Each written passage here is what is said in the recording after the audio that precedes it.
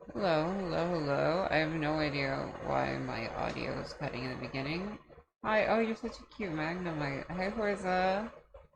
That's Horza.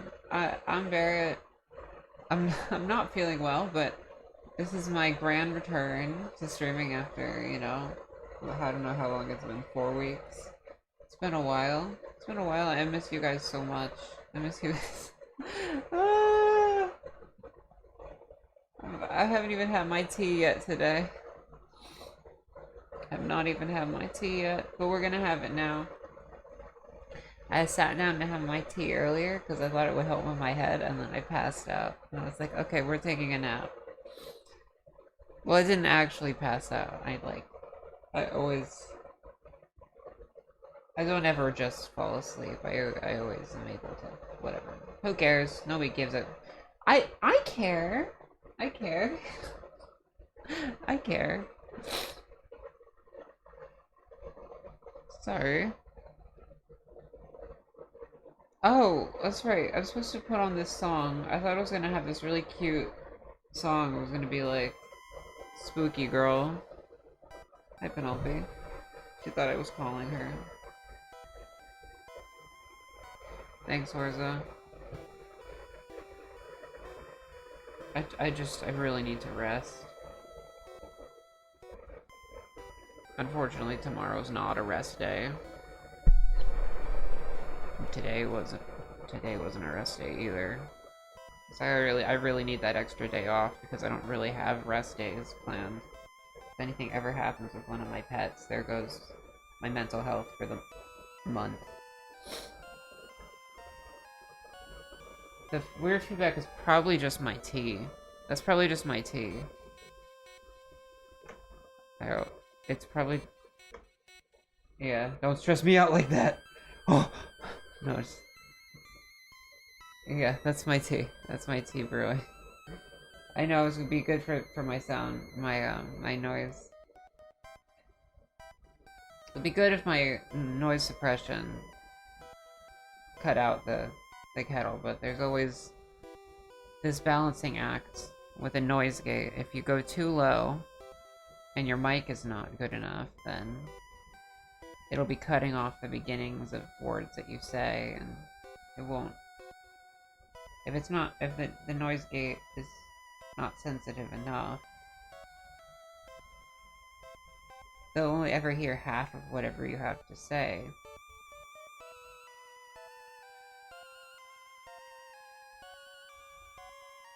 Yeah, I guess a successful noise gate probably would have removed that from the equation.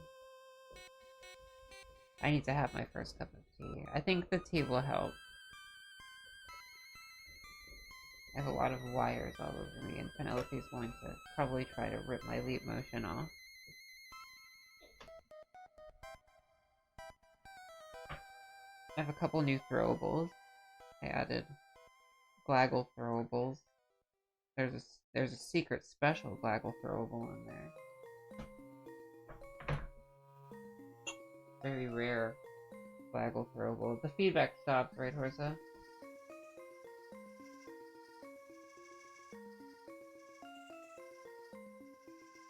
I don't think it was feedback. It was really just my kettle. Yeah, that was just my kettle.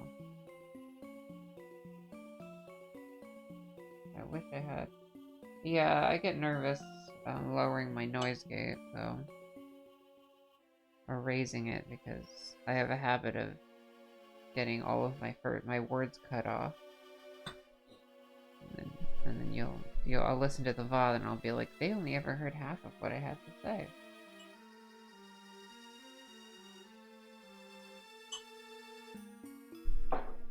I could use better noise suppression. But I actually don't really like the sound of it.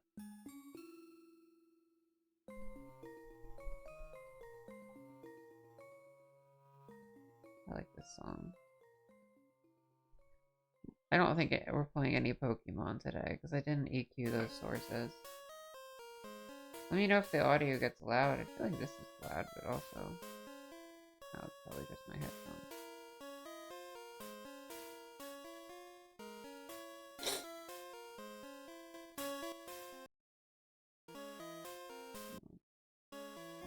trying to make it quieter, but I don't think it even goes quieter.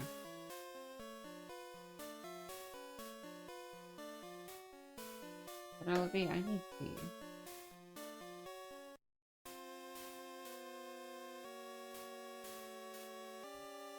You're gonna hear it for a little bit because this is gong fu.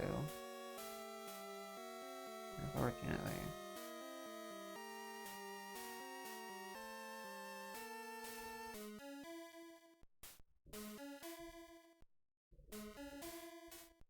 I guess I could try. I don't know.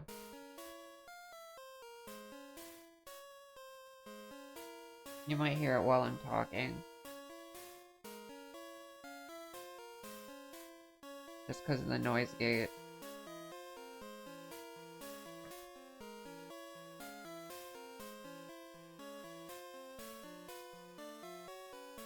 Love audio engineering is my passion. It's not really. It drives me insane.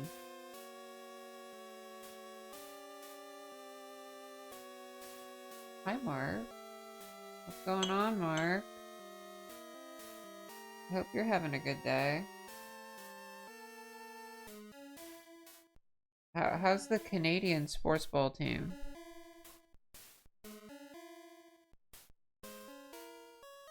I was happy about Canadian sports ball because you won't talk much because you're reading your car manual. Congratulations, Mark got a car, guys.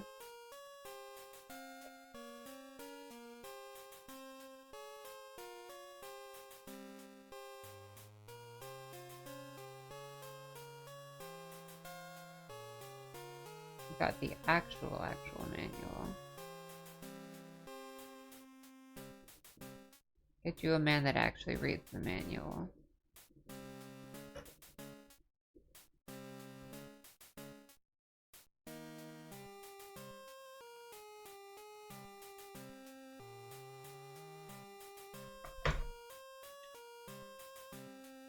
Okay.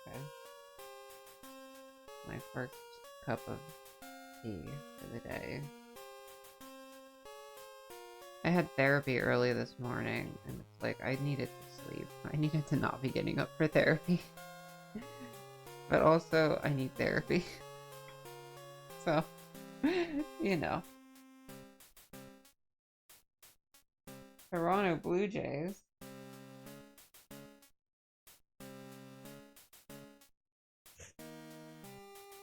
Oh, I love tea.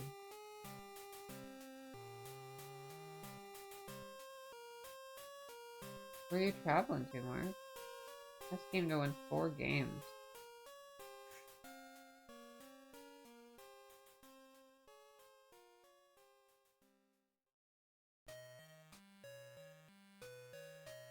I love tea.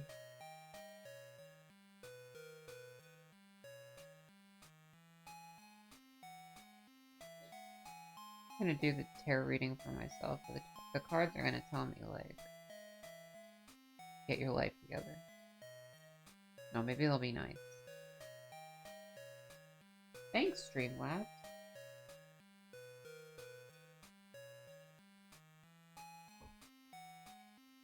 Why is it that you follow the Toronto Blue Jays again, Mark?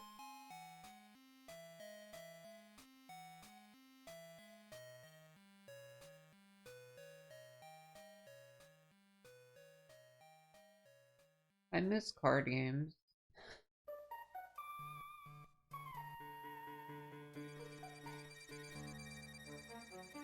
I don't know if I'm gonna be able to play card games tomorrow. Taking my lizard to the vet. I'm gonna come home and be like really tired. Unless I get a good rest tonight, that would be pretty cool.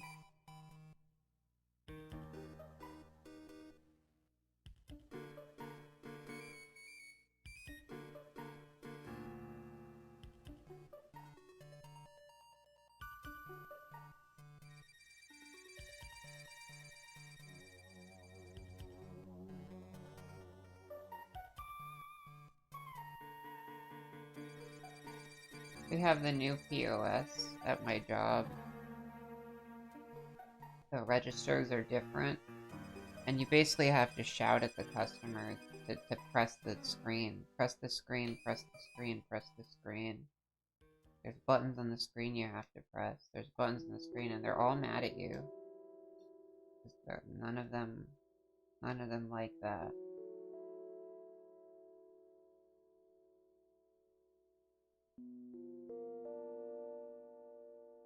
The hated one. Oh, it's the World Series? Let's go, sports.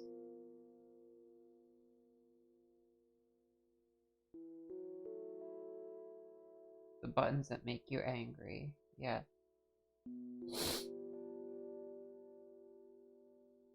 I used to be so good at register because I would just do everything for the customers and I was just a perfectly happy, servile, you know, little twink, you know, on the register.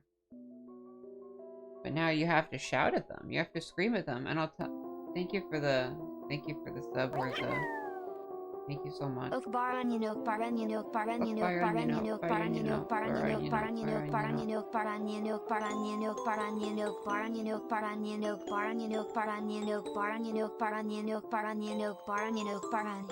have the rolling onion. That was one of my first emotes.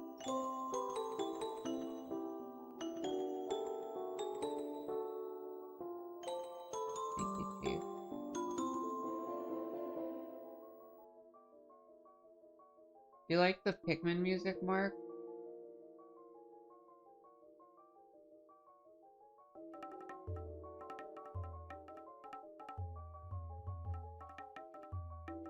I've always really liked this music.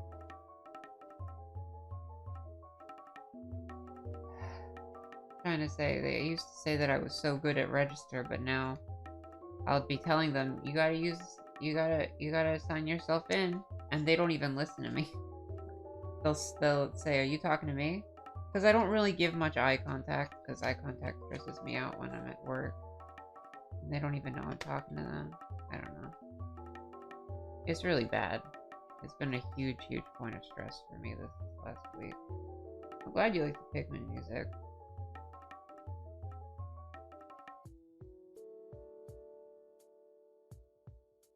I'm gonna do a tarot reading for myself while I have some tea.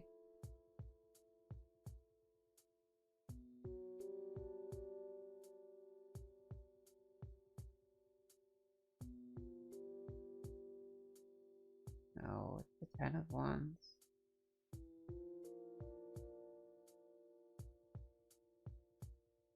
Punch them, then they'll know. That's a good idea, Mark. I'll think about that. I have a coworker that would do that, but I wouldn't do that.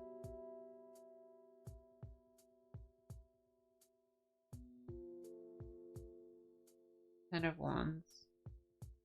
Feels like I'm in over my head. But, you know, probably because of all of the good things I have going on. All of the power that I have. That's what it is. That's what I have.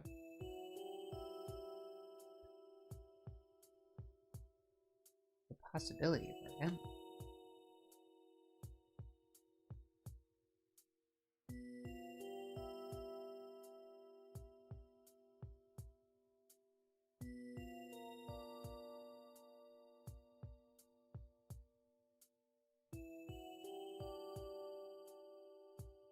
Why is it that color?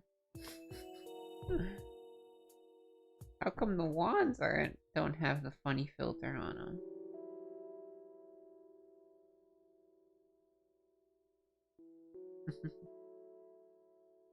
I feel so sick.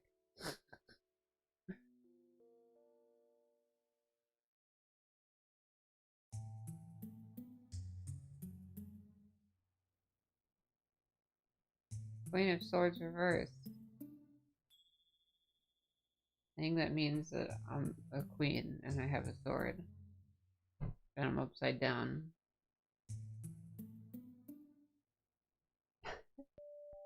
Oh my god. I don't like the sound of this. The card I just drew for my future.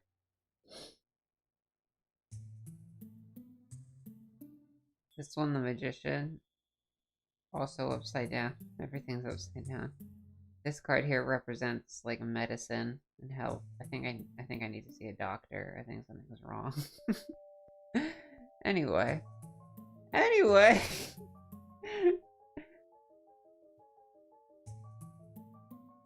Good times.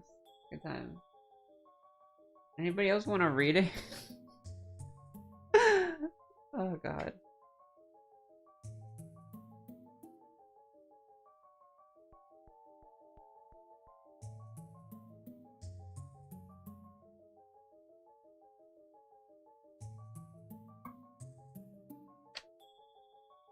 Yeah, low-key should not be live right now, but it is what it is.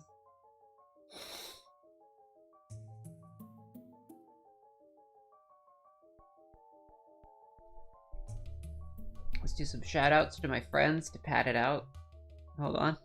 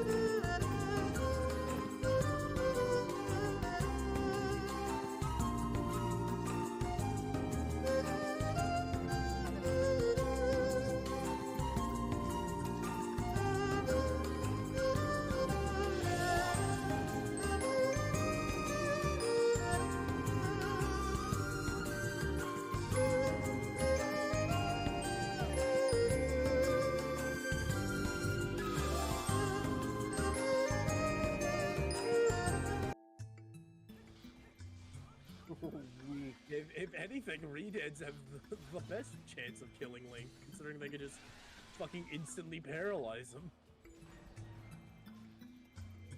Yeah, but have you ever had to manage them? They get into a fucking argument and you're just paralyzed and have to watch the whole thing. I like how this time you avoided the being racist to your own minion allegations by providing a reason why you'd be mad at them. Like, yeah, fuck I can't leave the room. Door's stuck. That's what you get. That's what you get. I'm now imagining that video, but instead of the knife, it's just the sword. Ganon's big ass sword. I can't. High roll here. 20.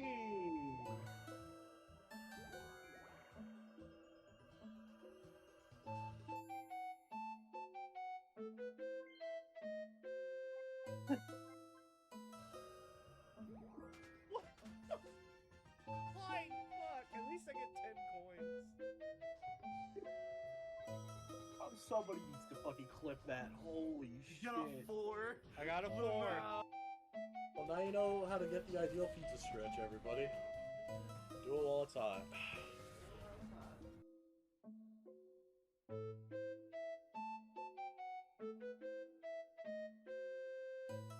Let it stay here for a minute so somebody could clip it. Oh. Hi. It looks like the clip stopped playing, which means I have to actually make content now. Okay, no, wait. Here we go. Meow. Ignore the infinity in front of you. It's just my Stan's ability.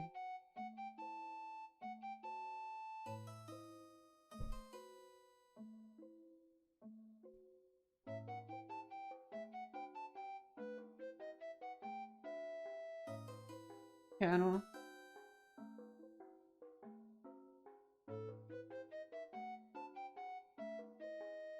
Picture in a picture? What are you talking about, YouTube? I've heard talk of clips.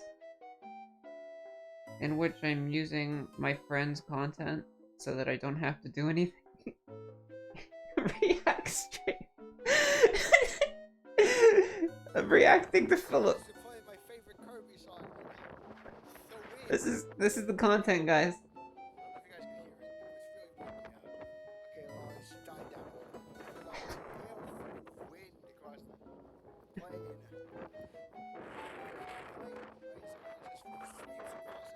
I have no, I have no idea what you're saying, Mark. I'm so sorry. I can't hear it. I can't hear it over the Pikmin. Wait. Stop, Pikmin. It's so... I picked the worst clip. I can't hear anything you're saying. Like an atmospheric wind. The wind is like an atmosphere. What? Wait, what were you saying there about the atmosphere? Mark, what were you saying?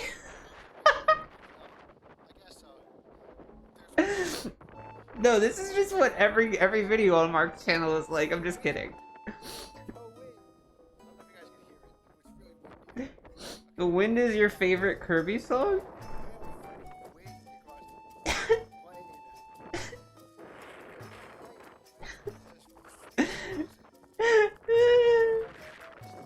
I needed to laugh.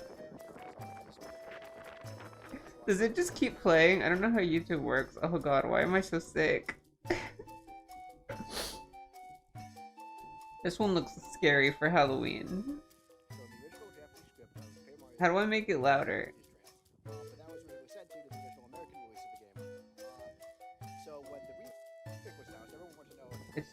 It needs to be louder.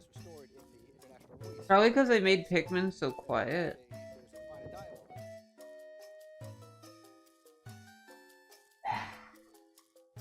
Nice. We talk about how abnormally strong the wind is. Let's go to a video.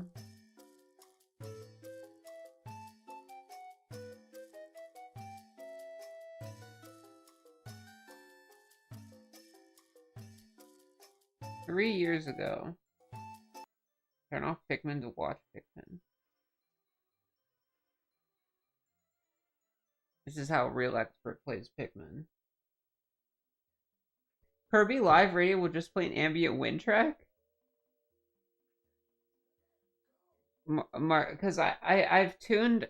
Well, the reason the audio is weird is because I have... Music tends to play very loud, so I have the default set very quiet, so it doesn't overpower me when I'm talking. But I think your content is quieter than the music. I like Pikmin. Mark, everybody just go subscribe to Flight Ship on YouTube. Just go subscribe to Flight Ship. Do it right now. Do it. Do it, or the Smoky Prog is gonna come and crawl all over you. I think the name was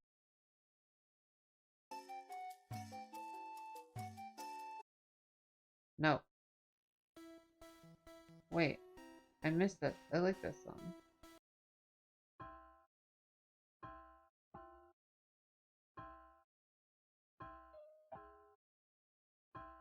Whoa.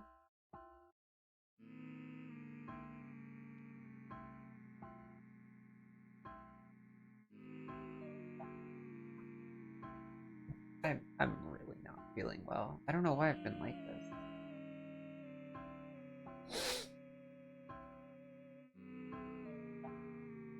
Mostly either shorts or live streams. Here you go, everybody. Recently it's been Persona 5 Golden, Persona 5 Royal, Persona 5, yeah, Persona 5 Royal. Good content. I like the silly things that you guys talk about. It always makes me feel better.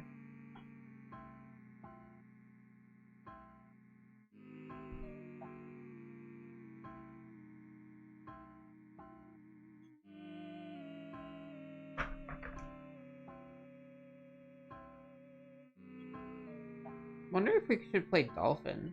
What if we just played Dolphin? What if we played, like, some game on Dolphin? That would probably make me feel better, I think. And then maybe if I manage to continue to feel better after a reasonable amount of caffeine, I could play something scary. I love this song. Can we just listen to the song? I love it.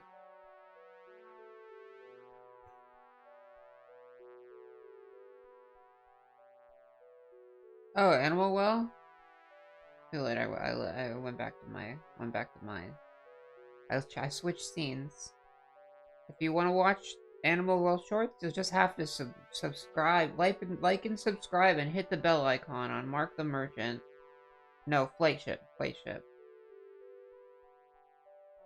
On YouTube.com.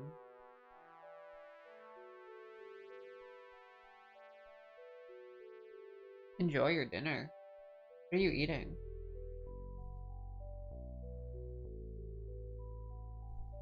Probably should cook something.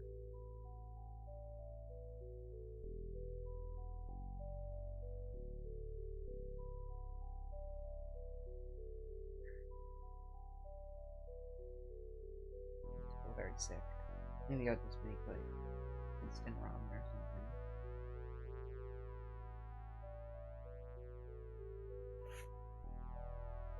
Really what I need right now is this tea that's in front of me. It'll probably help me with my headache. And maybe I'll go grab like some crackers or something to help with my stomach. I'll be right back.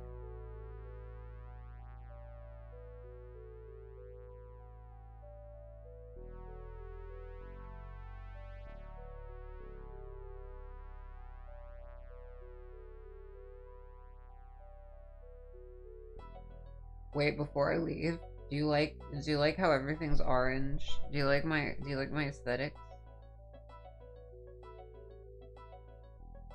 A delirious... What is delirious sleep?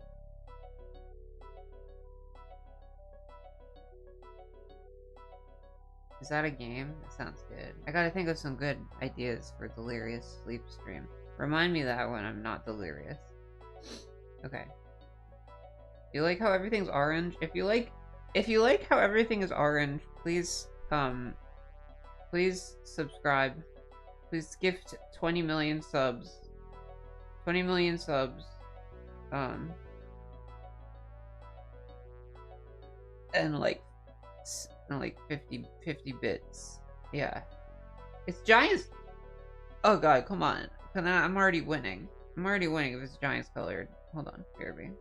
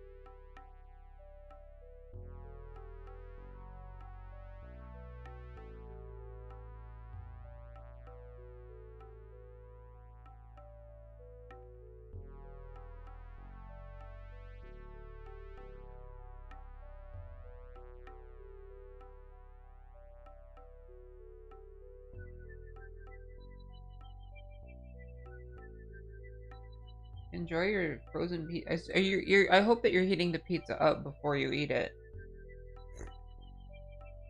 I don't think I could eat the pizza frozen, personally.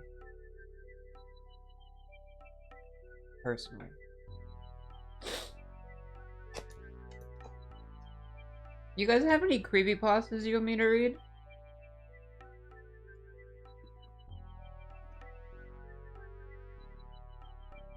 It's like Halloween. It's kind of like Halloween.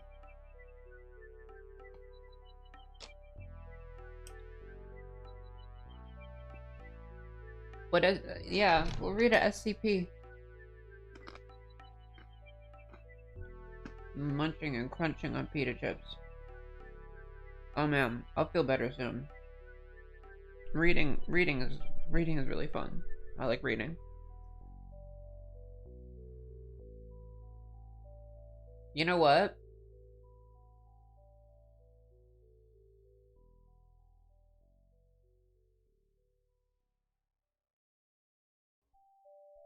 I'm thinking of how long is the yellow wallpaper? 72 pages.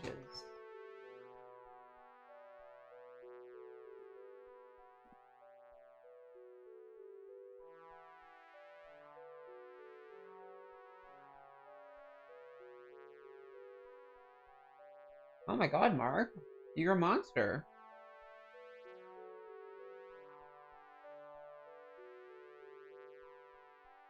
Yeah, let's just read a SCP.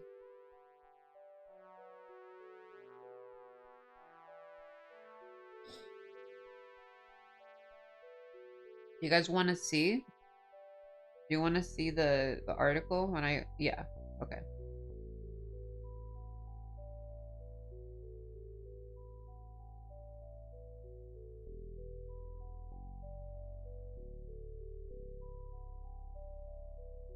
Let's do Infinite IKEA. Do you like Infinite IKEA? SCP-3008? You guys read it okay? I can make it bigger. Item number. SCP-3008. Object class. Euclid. Oh, this is great. I would love to just read scary stories. I think that's a good idea.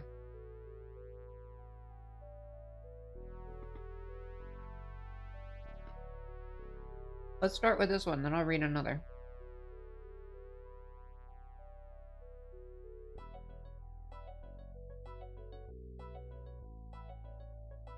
If you're not familiar, Euclid class is like contained. It means it's contained, stably contained. They have the procedures that they have are in place, and if, you know, as long as everything's done correctly, nobody's gonna die. Okay, anyway. Special containment procedures. The retail park containing SCP-3008 has been purchased by the Foundation and converted into site redacted. All public roads leading to or passing by the site redacted have been redirected. The entrance to SCP-3008 is to be monitored at all times. No one is to enter SCP-3008 outside of testing, as permitted by the senior researcher. Yeah, some level of unpredictability, but usually if they follow the procedures, usually a Euclid class is more or less contained.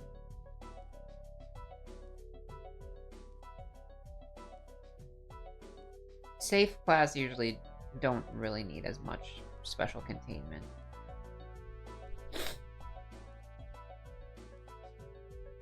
Humans exiting SCP-3008 are to be detained and then debriefed prior to the administration of amnestics. Dependent on the duration of their stay in SCP-3000, a cover story might be needed to generate prior to their release. Yes, most of them were just objects. You're right. Any other entities exiting SCP-3008 are to be terminated. This is a formative piece of literature. I mean, I feel like a lot of the backrooms just can be traced back. All that backrooms lore can be traced back to SCP-3008. Honestly, this is an important piece of literature, in my opinion. Okay, I'm having another pita chip.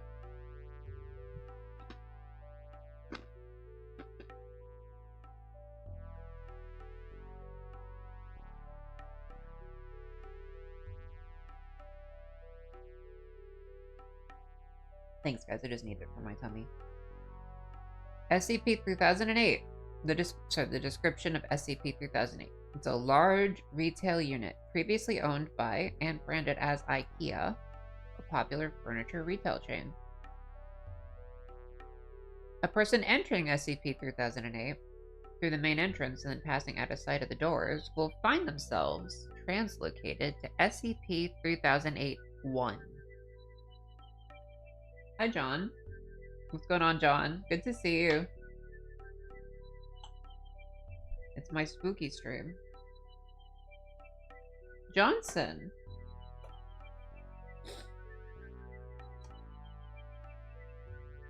Yes. Yes, indeed. Yes, I'm 3D today.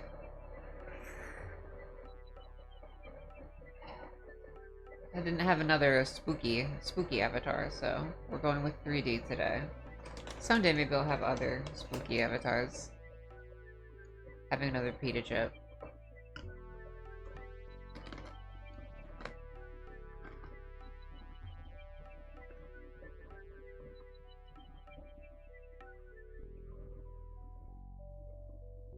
Today I'm having pu'er tea. I'm waiting for its effects to heal me of my migraine and nausea. Well, actually, nausea is a symptom of migraine, I believe. I've been very bad with my health. I've been making very bad decisions. And I continue to make bad decisions. But I'm gonna try to make good decisions. We're talking about how when somebody enters this place that, you know, formerly was branded as IKEA, they're transported. Yeah, submerged castle theme place. Well, I think a good decision that I made was asking to work less hours, because it's just too much for me.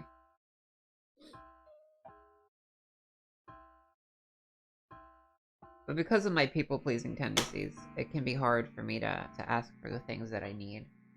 So when people get mad or whatever, I feel...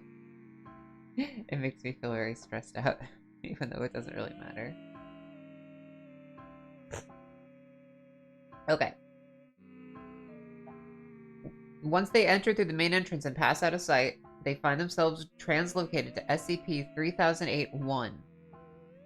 This displacement will typically go unnoticed, as no change will occur from the perspective of the victim. They'll generally not become aware until they try to return to the entrance.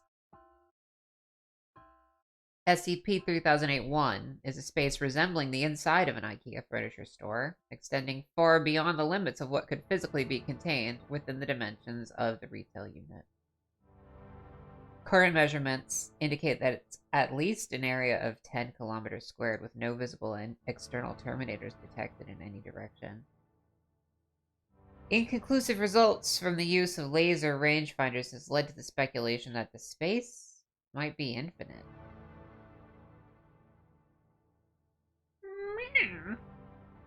Yes, there should be a Fleshman SCP. There he is.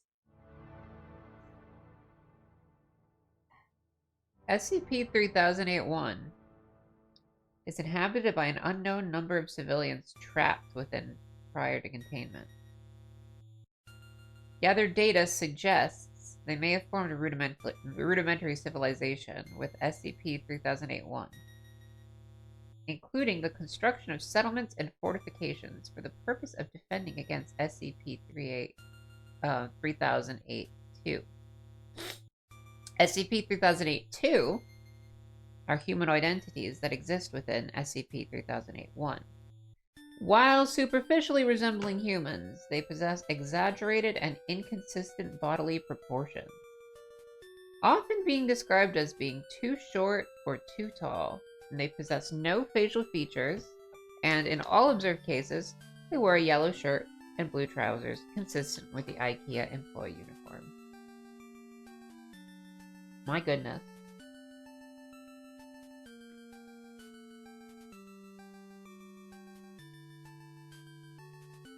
SCP-3008-1 has a rudimentary day-night cycle, determined by the overhead lighting within the space, activating and deactivating at times consistent with the opening and closing times of the original retail store. During the night instances of SCP-3008-2, during the night instances, there should be a comma there. During the night, comma, instances of SCP-3008-2 will become violent towards all other life forms within SCP-3008-1.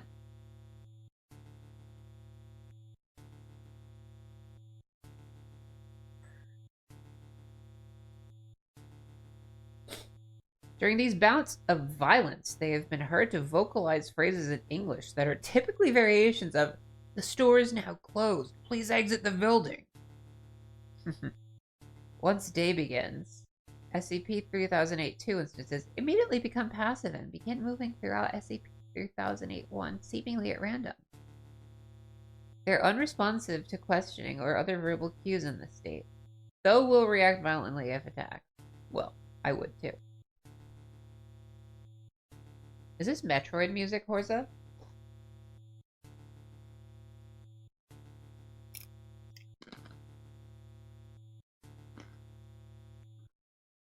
Having another pizza chip.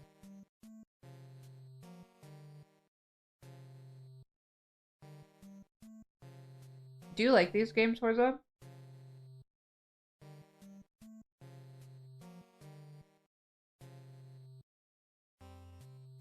Ooh, SCP-3008-1 is known to have one or more exits located within, though these exits do not appear to have a fixed position, making it difficult to leave SCP-3008-1 once inside. Using any other door besides the main entrance to enter the structure or breaking through the walls of the retail unit leads into the non-anomalous interior of the original store. So you could break through the wall into regular IKEA, or you could use any of the doors beside the main entrance. Any other door besides the main entrance.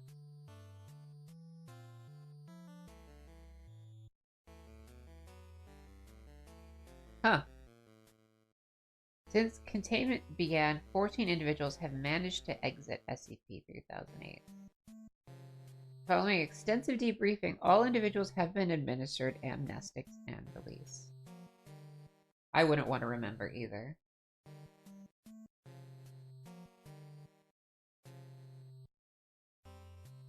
Oh, we have some incidents, unfortunately.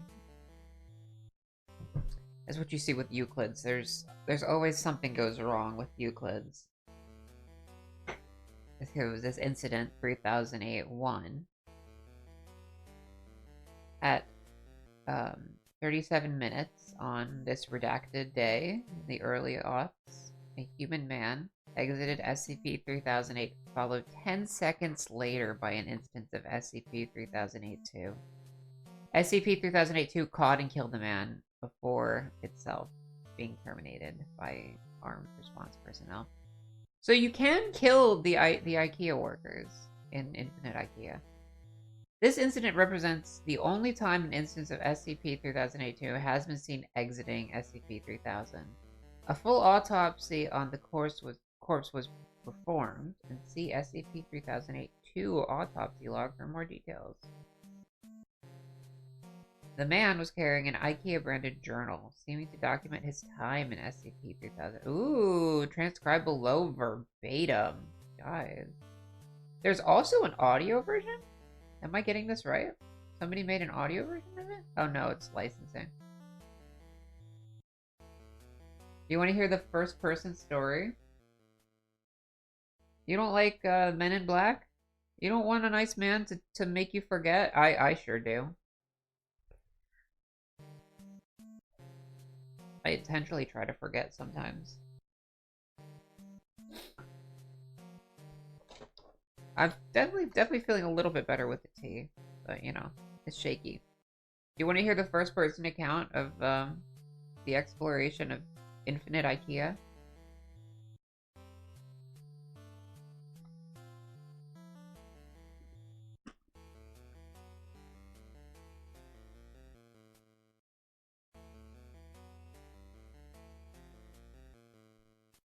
I don't think you would want to work at the SCP Foundation, Mark.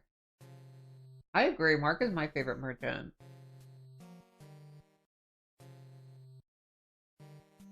Oh, the audio thing is just part of the roleplay, it's not actual audio? Oh. Okay. I'll read it. Okay. So the guy got trapped in IKEA and they found his journal after he got killed by one of the IKEA workers. Do you want to see a picture of them? Okay, some people have drawn pictures.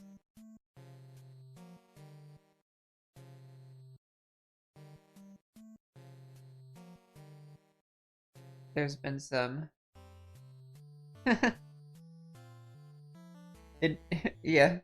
They definitely give kind of like Attack on Titan, Slender Man, strange creatures.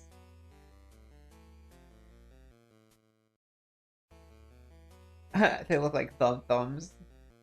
The image was deleted. I don't know why they give him the wrinkly faces. I like the muscly one. I'm looking respectfully. Okay, anyway.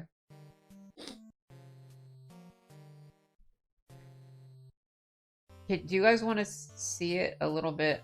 There we go. This looks better, right? Doesn't it? So, I'm writing this document. What I can only assume is my sudden descent into insanity. I can't possibly be that bad a navigator. And yet, as I write this, I've been trapped in IKEA for 2 days. Haven't seen another person the entire time I've been here. Thought it was a prank at first. Turn the place into a maze, get all the people out, see how long it takes me to get lost, and everybody has a good old laugh. Realized that wasn't the case when I tried to backtrack. Everything had changed. So I ended up lost. Instead of the exit, it was just row after row of old bookcases. So I'm trapped in IKEA. It sounds like the setup for a bad joke. The lights went out at 10 p.m. Nearly gave me a fucking heart attack. That loud electrical thunk sound, then pitch blackness. Place is full of beds. Though my phone has a torch on it, but no damn signal. So I found a bed and went to sleep. Spent most of the next day trying to find my way out with no luck. Did find a restaurant serving those meatballs though, so at least I won't starve. That's probably the punchline to that joke. Anyway, they were still warm and fresh, but I haven't seen anyone around who could have cooked them. Made my way back to the beds before the lights cut out since it's too dark to search with them off. It's 9:10 a.m. now. The lights came back on a little while ago. Sure, I've searched the entire area around where I came in now. The exit obviously isn't here, so I'm gonna pick a direction and hope for the best.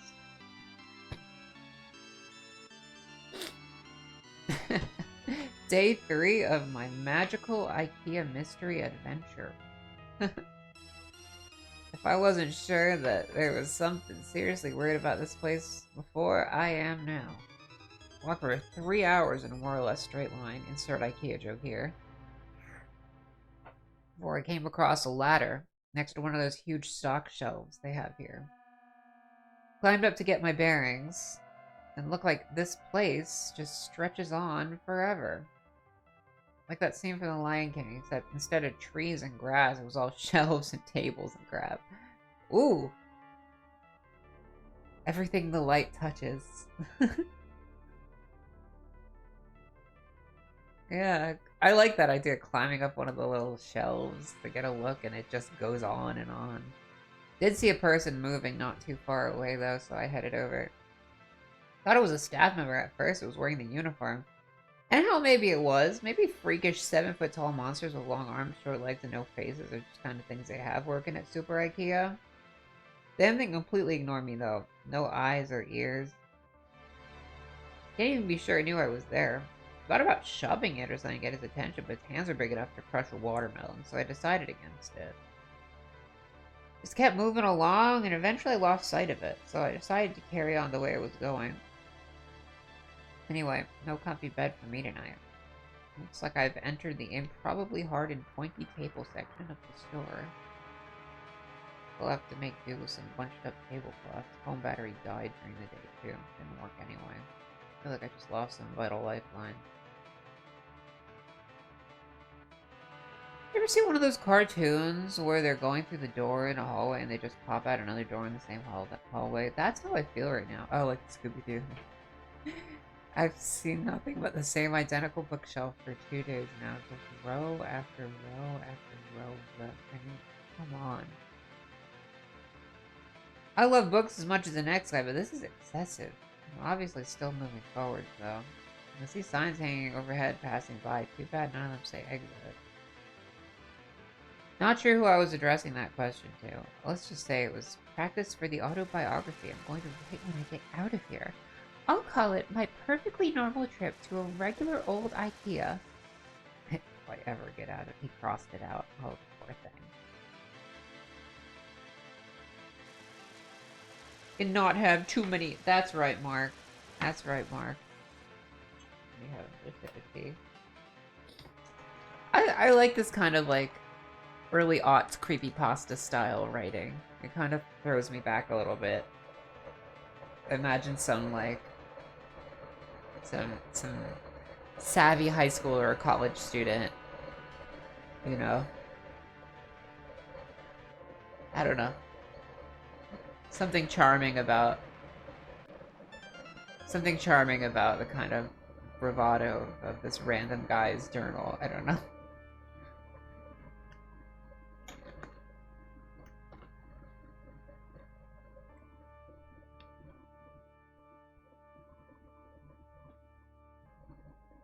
Having more pita chips, I apologize. I love reading if you guys ever have any other stuff you would like me to read. Today might just be a good reading day because I don't really feel too much like gaming. Any kind of scary story, anything like that. Sorry for making you guys pick my content.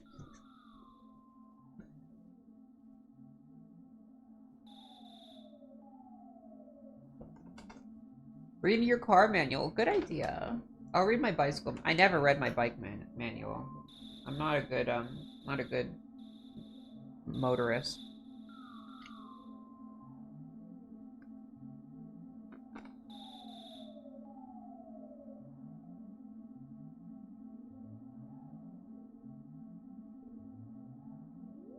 I'm definitely feeling better after having some tea.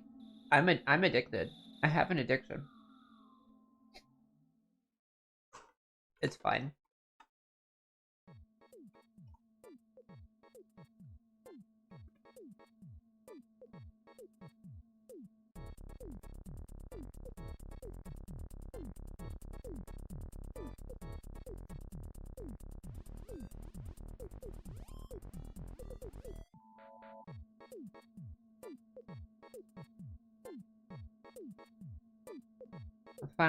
I'm finally starting to feel like a human again. I hope you guys are having a beautiful day. All of you. I hope that you have a very spooky Halloween. Anything I could do to make it more spooky, please let me know. I'm here. Okay, there we go. Looks like this gentleman found some other people. Finally! Found some other people! Yeah, turns out I'm not the only poor bastard trapped in here. Lucky for me, I guess. My 6th night here. 2 of those staff came at me in the dark. Oof. Different from the first one I saw, but still messed up. I heard them coming. They were saying that the store was closed and I had to leave the building all nice and polite like. I'm not sure which part of that was weirder. But they don't have mouths, or they were apparently trying to kill me while they were saying it. Came at me like rabid dog. Enjoy your car manual, Mark. So I legged it. Sprinting through IKEA in the dark like a fucking madman. I saw it when I cleared another stand, those giant stock shelves all lit up with torches and floodlights. They built a whole town in there. Got a massive wall built out of shelves and beds and tables and whatever else. I swear to God, it was the most beautiful thing I've ever seen. Anyway, I guess they saw me coming. Or maybe they heard my girlish crossed out, manly bellows of fear. Because they had a gate open and two people were there waving me in. I heard the staff thing slam into the gate behind me after it closed, still politely informing us all that the store was now closed. They wandered off eventually, though. They call the town Exchange, because that's what's on the sign hanging from the ceilings directly above it, Exchange and Returns. All lit up against the night using lights they found and plugged into power lines. And there are beds and food and people, over 50 wonderful people with regular-sized limbs and a full set of facial features. It's now my 7th night here, and the first one not spent in darkness. A full week living in IKEA. There's probably a TV show in that somewhere. Now that I'm around other people, I'm starting to feel more normal. Maybe normal isn't the word. But after a week with only the sound of my own footsteps for company, I was becoming increasingly sure that I'd just gone nuts. I was tied up in some padded room somewhere, banging my head against the wall. But no, I feel quite sane now, thank you very much. Apparently, there are other towns out there. Some with more people, some with less. I found that fairly mind-boggling. How can that many people go missing with no one noticing? Surely someone would have noticed that everyone who goes to IKEA seems to fucking vanish. Or maybe it's not everyone. Maybe we're just the lucky ones. Ooh. The lucky ones who get to vanish. Oh, I understand. You're being sarcastic. You're so silly. You're so silly. You say that you're lucky to be lost in infinite IKEA, but you mean that sarcastically. Oh my god, guys, I have such good social skills.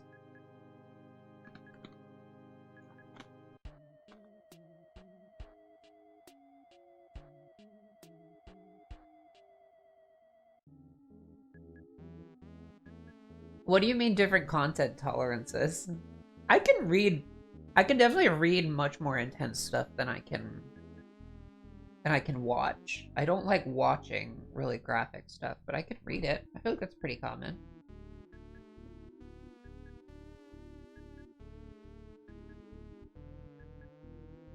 My dad is airdropping a photo? Hold on. Whatever.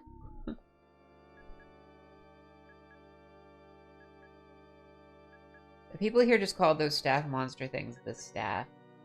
Apparently they're fine during the day, minding their own business, walking the aisles. As soon as those lights go out, though, they go fucking bonkers. But during the day, people go out to find food, water, whatever else they need. Apparently there are restaurants and shops around that randomly get restocked. No one knows how. Maybe the staff do it. Apparently they aren't very good at their job, though, because restocking sometimes takes a while, which means the food needs to be rationed. Got a little bit of, like, survival, post-apocalyptic horror there. Maybe if they weren't so busy chasing people around in the dark, they get more done. Anyway, when the night comes, the staff go nuts and everyone holds up inside the walls. Apparently it's the same everywhere in this place. Whatever this is. The IKEA, from whence all other IKEAs sprang. I don't understand what that means. The IKEA. Is that what's that a reference to? Or maybe we're all still in the regular IKEA. This is all some fever dream brought on by mind-numbing boredom. Who knows? I don't get that.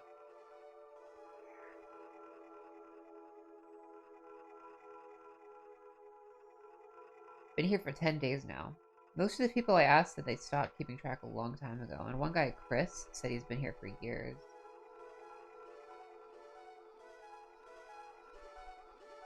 An old term for the first of it ever? Really? Like the flagship? A prototype? Like the Starbucks in Portland, Horza? Am I using this correctly? The Dragon? Oh my god. Backrooms. Yes. Oh, that makes sense. Because the Backrooms fiction comes from this story. Yes. Okay, okay. Been here for 10 days now. Most of the people I asked said they stopped keeping track a long time ago. One guy, Chris, said he's been here for years. Years. Illegible scribbles. Somebody got upset. Apparently, there are rumors of people who do manage to get out.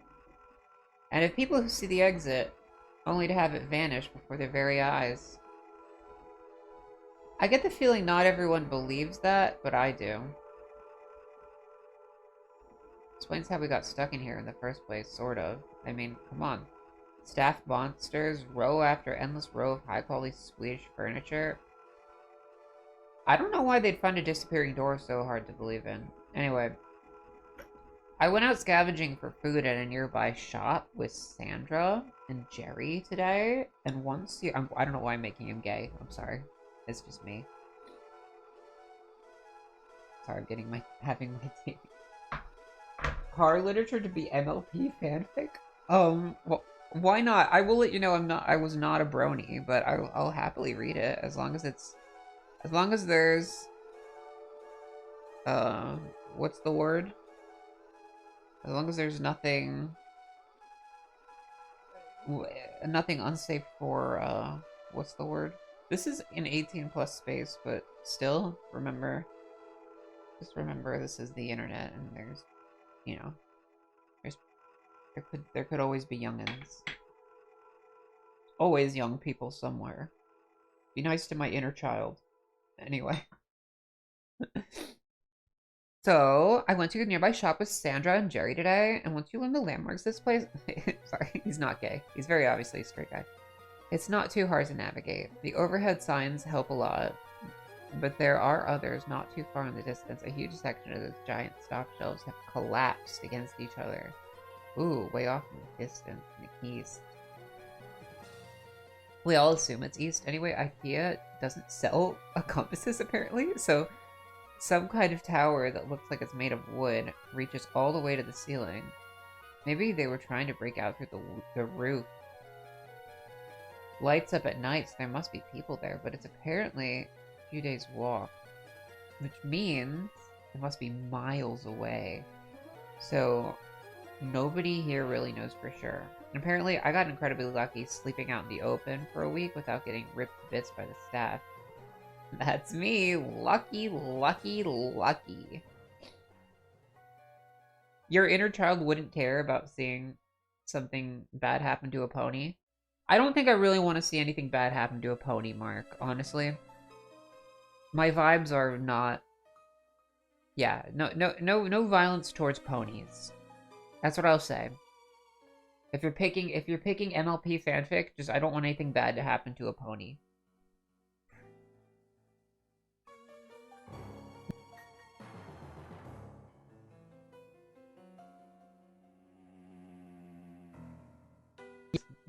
In pain. Difficult to do. No, you can have bad things happen to random straight guys.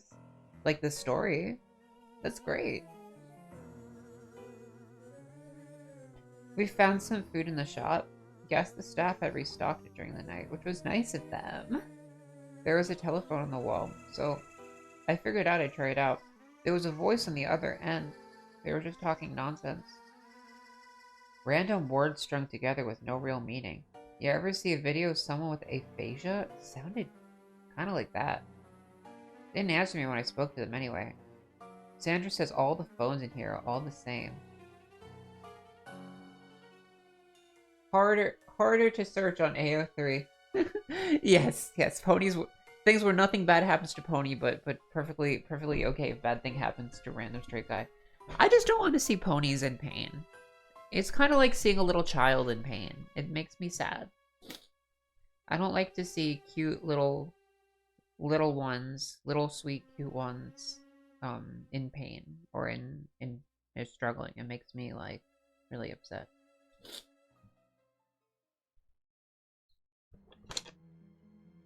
But you know, honestly,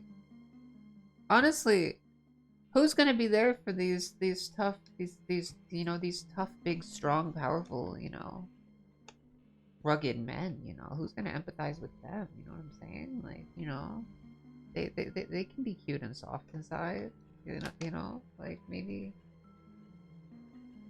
there isn't really an equivalent that makes you upset. You don't get upset when you see somebody in pain. I guess it's not right that I'm more sensitive to seeing cute little things in pain. I guess that's not necessarily good. Because, you know, big, strong things also need somebody to empathize with them.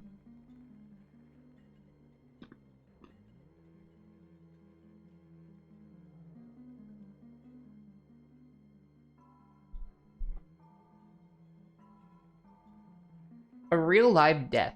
That sounds oxymoronic, Mark.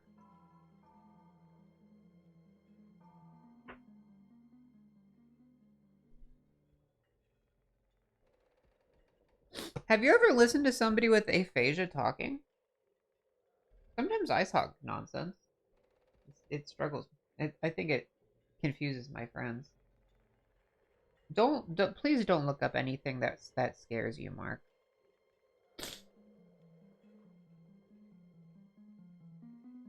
So there's phones where people just saying blah blah blah on the phones.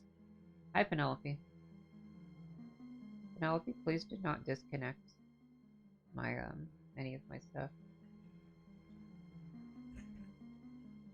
I agree. I really struggle with horrible socials. That's why sometimes I avoid live action, honestly. So you have it on Vimeo and nothing better. Twitch, also Scratch. As quickly. Penelope's a real fan, Mark, just so you know. Penelope played your Pikmin stream in my ear.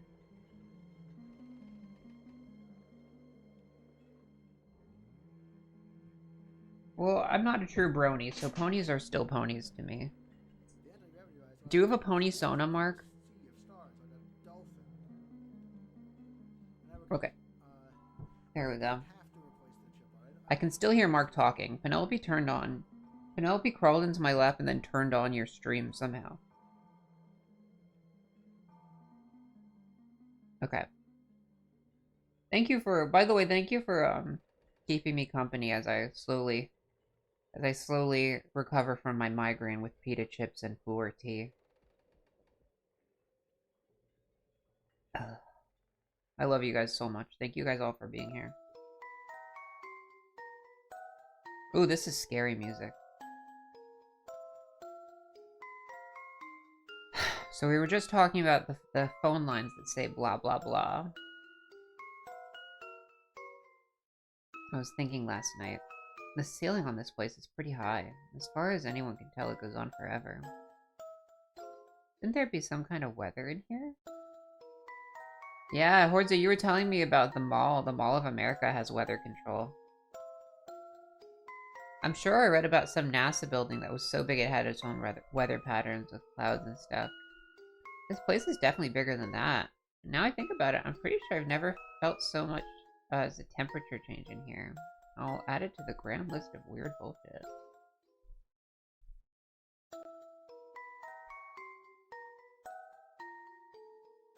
I'm sure we can find something that you'd like.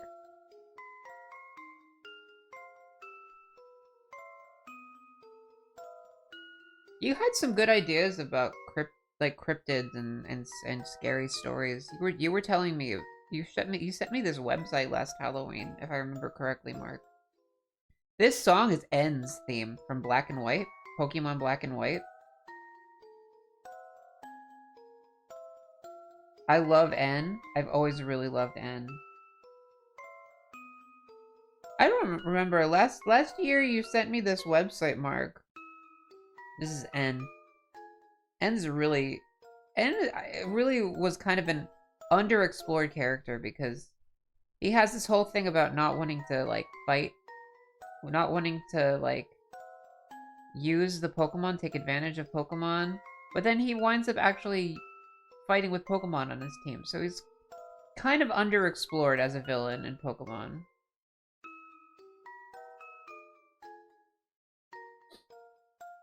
You sent me this website with scary stories and like old like scary. I remember there was the one thing where you would tie a ribbon to a banana tree, tie a red ribbon to a banana tree to like curse someone, to curse yourself,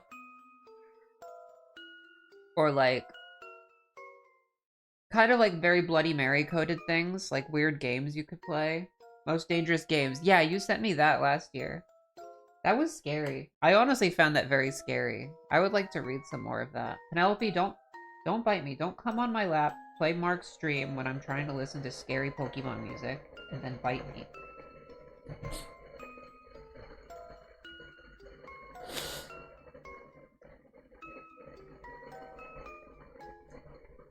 Horza, if you're listening, you always tell me how the Mall of America has its own weather control, but apparently Infinite IKEA has even better weather control.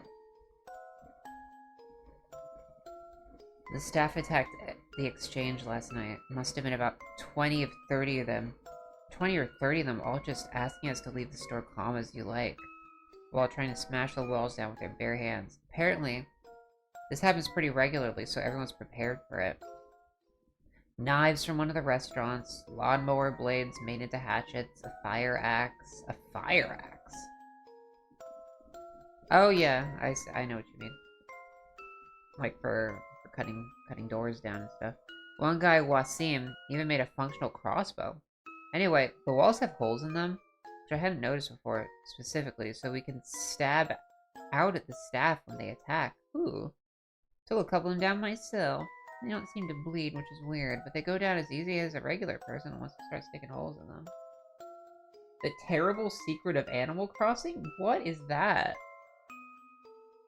Ooh, there are scary Animal Crossing towns. We should do that. You're working on a deck? Is it another theme deck, Horza? I hope it's fun. I liked your Terra deck. I played against Horza's Final Fantasy deck a couple of days ago.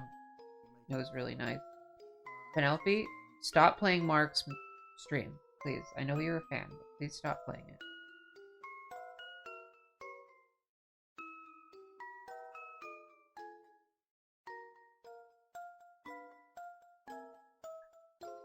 Oh, I know that terraforming deck. I don't really care for it. I guess Penelope's a real fan of yours, Mark. I don't...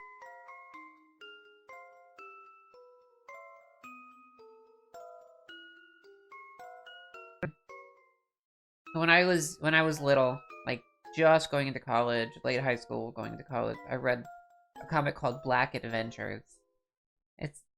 It's definitely dated because the first couple pages they were using this thing where, you know, I don't need, I'm kind of showing my ass here, but it was like doubles on 4chan or trips or doubles or whatever would get to pick what the next frame of the comic would be, and obviously it went the exact direction that you think that would go. But then they eventually made, you know, a little cute little yaoi comic out of it. The art style was just very cute, and they made N into this kind of bimbo. Which I remember kind of liking. It was just kind of, you know, it was of its era, I guess. There wasn't a lot of Pokemon boys love content back in the day. Now there's probably plenty Pokemon boys love. Okay, enough of me showing my ass. Figuratively. We had to haul the bodies away in the morning. Apparently the dead ones will attract more during the night, so we had to get them out from the exchange. We have a couple of those trolley things they used to move big boxes around, so we loaded them up and took them over to pickup. Apparently, people just name everything in here after whatever sign is hanging overhead. Pickup was Grizzly.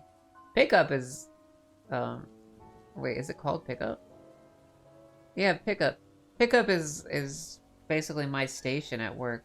What they call the register I work on.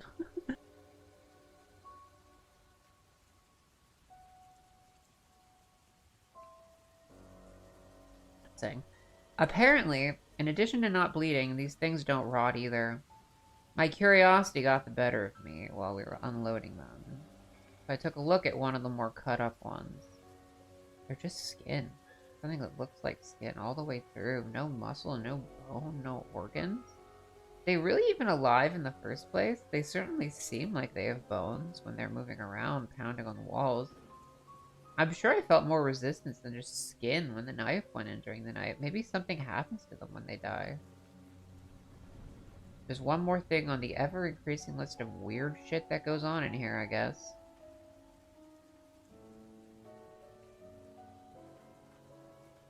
Something occurred to me after the staff attack the other night.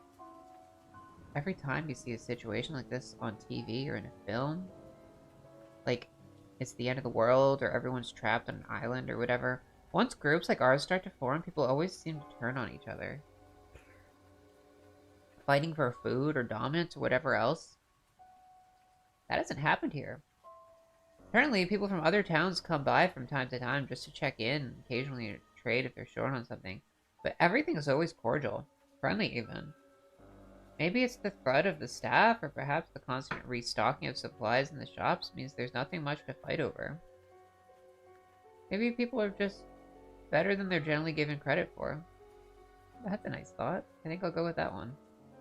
That's so sweet! A little bit of human positivity in the scary backrooms fic. Oh my god, I love that.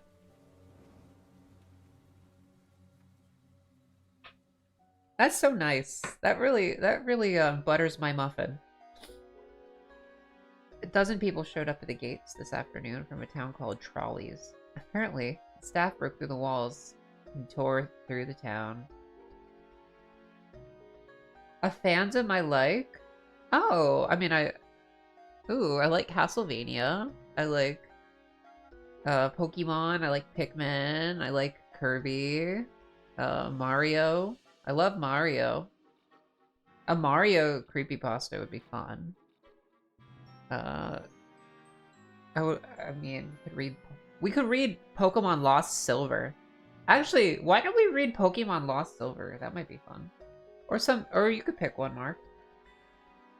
I'm inclined to read Pokemon Lost Silver, if you don't.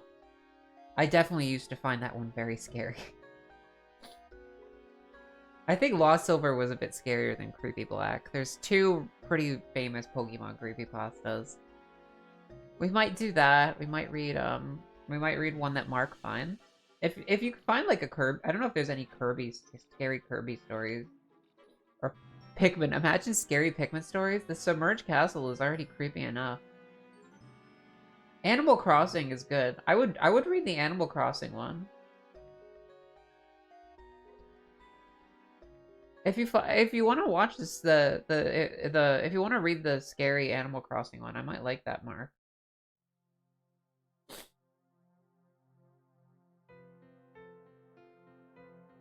So people showed up at the gates from a town called Trolleys, and apparently the staff broke through the walls and tore the town apart during the night.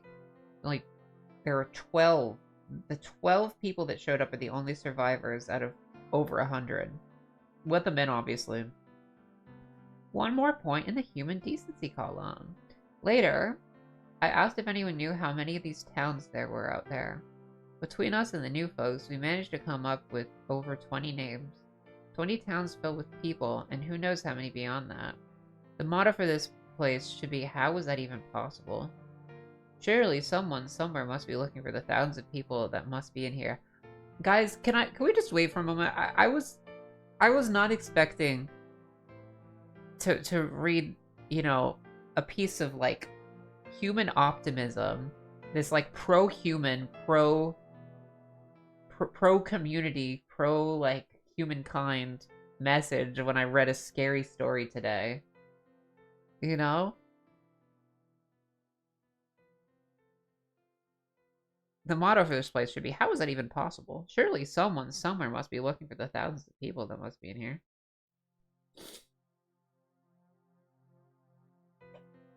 You guys like Majora's Mask? I definitely want to play with you guys someday. One of my... I mean, I want to play so many different Zelda games. I'm a huge Zelda fan. I don't know if there's any Zelda creepypasta out there. Oh, wow. I've been here for a little over 2 months now. Not that much changes, as it turns out. A couple of new people showed up. Same story as the rest of us. Nice little trip to IKEA and set on their travel in Billy Bookcase's House of Faceless Weirdos. The staff attack the exchange once or twice a week. We kill them, haul their bodies off. Sometimes they hurt some of us first. They killed a guy called Jared a couple weeks back. It was awful, frankly. Turns out, regular humans still bleed in here, even if the staff don't. We tried our best, but none of us are doctors. Jared was a good guy. He deserved better. We all do. It occurred to me a couple days ago after that, none of us were really looking for a way out of here. I don't even know where we'd start. Huh. Oh yeah, we could read Ben... well, Ben Drowned is kind of fusion, isn't it? Because Ben Drowned has videos.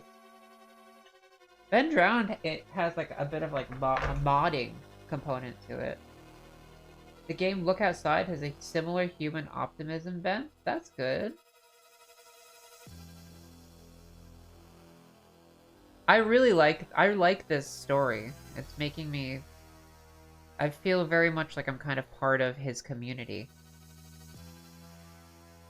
Hola. ¿Cómo está? ¿Has leído este?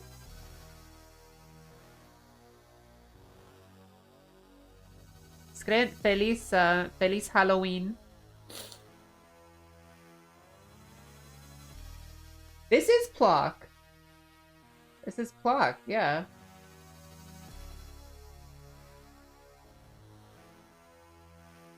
Okay, we'll read the Animal Crossing creepypasta after that. Espero que todo está yendo muy bien, Scren.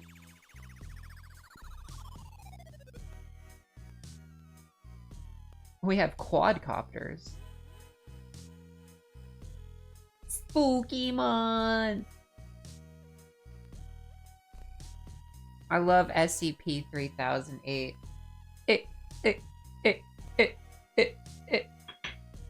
Mark turned me on to this this spooky album of Plock sounds.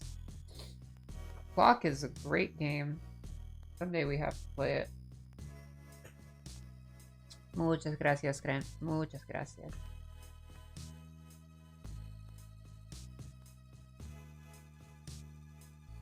One of those quadcopters things with a camera attached buzzed past us. Buzzed past the exchange today. I thought it meant someone was finally looking for us, and that help was on the way. Apparently, it's not the first time this has happened, though. Same thing happened a few months ago, and everyone is still here. No idea if it saw us. Didn't stop if it did, it just kept flying until we could no longer see it. Okay, based on recovery time of this journal, this entry appears to line up approximately with our first successful test pilot of a drone inside SCP-3008-1. Analysis of footage shows a walled settlement under the sign labeled Exchange and Returns. Attempts to relocate the settlement failed. Origin of previously sighted drones is unknown. Ooh. So there's other drones. There's somebody else is studying. Maybe. Do you think there might be like a Russian version of the SCP Foundation or something? That would be fun. Couple drones. They're hinting at there being other research foundations out there other than SCP. That's kind of interesting. Or maybe different SCP sites that don't really communicate with each other, kind of like American intelligence agencies. I started talking to people about stuff they missed from home during dinner today. Probably not the best idea I ever had. Everyone seemed pretty down after. A bunch of people here have families. Husbands and wives, kids, dogs. Franklin apparently has a pet llama. No, I'm not sure I'll buy that. Whole groups of interests on the SCP site. Oh yeah, could be one of the other different groups. I remember reading a fiction about the artists who made these really interesting anomalies. That was a really interesting fiction. Scary Mario music, guys. Apparently, some of the people here have some seriously odd gaps in their knowledge. 3 of them have never heard of the International Space Station. 2 seem to think Redacted was the Prime Minister. And then 1 of them apparently never heard of the Statue of Liberty. I believe them too. They seem just as confused as the rest of us. Oh, okay. The more I thought about it, though, the more it started to explain a few things. What if the reason no one is looking for us, all us missing people, is because we haven't all come from the same place? Okay, no, it's just an SCP foundation of a different reality. Mark. This is gonna sound weird, but maybe that should be the motto for this place. What if all the people here come from different dimensions, realities, whatever you call it? Seen enough TV shows to know the drill. Terra comes from a place where there's no Statue of Liberty. They didn't launch a space station where Wasim is from. If everyone here came from different places, even from ones that seem identical, there'd be no huge missing persons panic, no mass surge. It would just be a blip. Single missing person in a world of non-stop news. Well, that was a fun train of thought. So it's only just a couple people that go missing. And it's infinite because it's every IKEA ever, in every reality.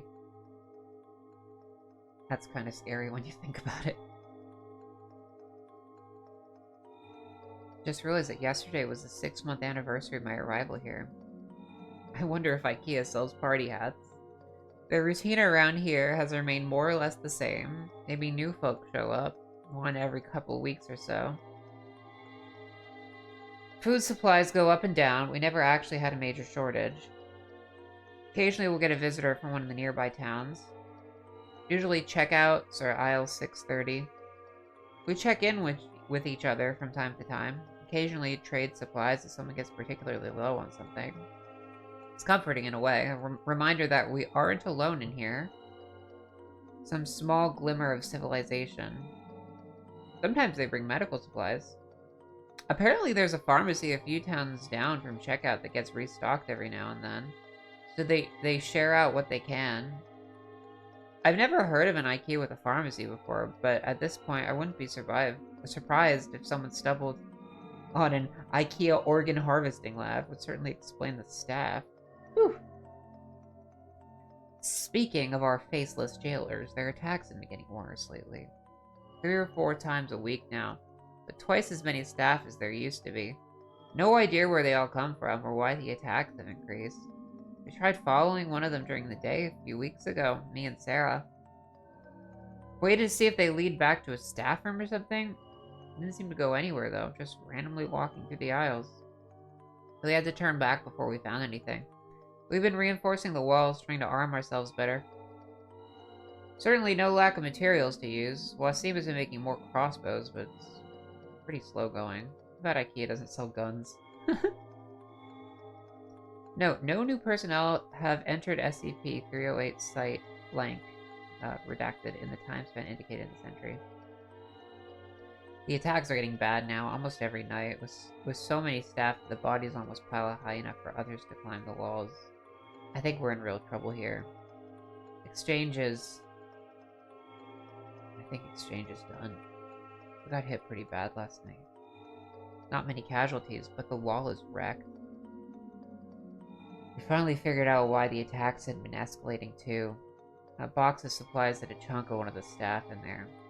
No idea how it happened, but apparently a piece of one will draw them as well as a full body. Too late now in any case. Too many bodies for us to haul away and still have time to fix the wall before night. Candace has called a meeting. I suspect there will be talk of abandoning exchange, maybe try and get shelter at checkouts or something. It's already getting late though. I don't think we'll have any time to make it. Maybe some of us will. I was fine for that first week out in the dark after all, but then how often can I keep getting lucky? I'm only writing this for a sense of closure, I guess. For me or for anyone who finds this, if this is the final entry here, I hope whoever's reading this is doing so from outside of this place. My biggest fear, if I do die tonight, I'll just wake up again in the morning. Oh god. Oh god. Note, this is the last entry. It is assumed that while attempting to reach the checkout settlement, he was separated from the rest of his group by a pursuing SCP-3008-2 instance and happened upon the exit. And of course, he was mauled. By the only ever instance of SCP-3008-2 to leave, what's the word? Leave the item? Leave the SCP item? That was scary.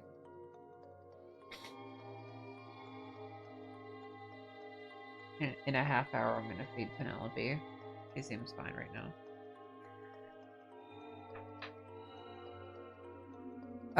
My migraine is more or less gone. That was a scary migraine. That was really bad. Woo!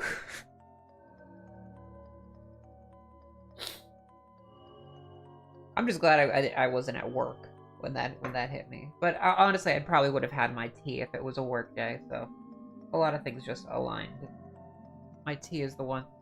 Maybe is it considered a migraine if it's really just related to a stimulant addiction? Who knows?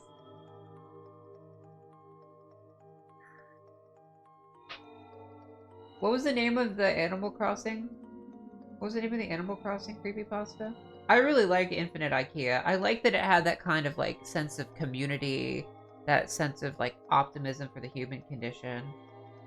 I don't know if there's. I don't like that implication that maybe somebody hid a chunk of the staff in a box. Oh, the terrible secret of Animal Crossing. That sounds good.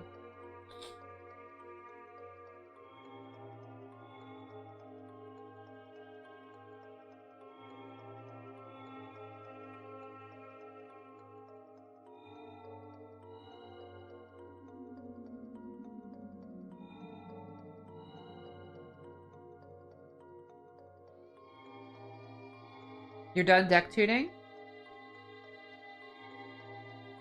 Mayo Clinic. A migraine is a headache that can cause intense throbbing pain or a pulsing feeling usually on one side of the head. It often happens with nausea, vomiting, extreme sensitivity to light and sound.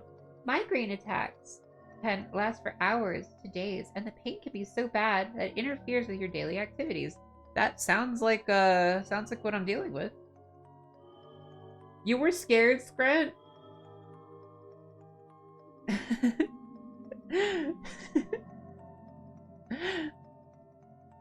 I'm glad it was scary, Scrant.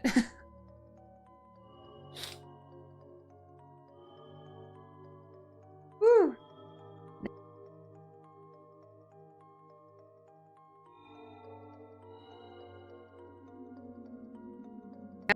I'll scale it for you guys. Is this a good scale? Can you guys read it okay at this scale? I'm glad you loved it.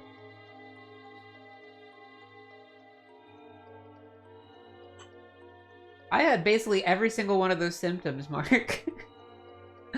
Light sensitivity, yeah, sound, light sensitivity, nausea, vomiting, throbbing pain on one side of the head. Yeah. That sound. The only thing I didn't get was an aura. I don't really get migraine auras. Which is very, very fortunate. Scren, si quieres alguna creepypasta, Lo puedo leer.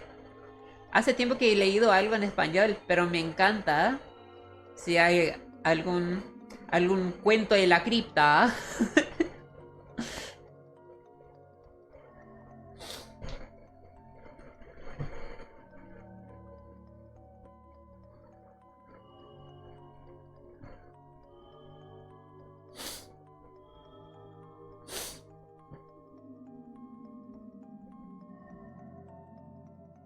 Oh, muy bien.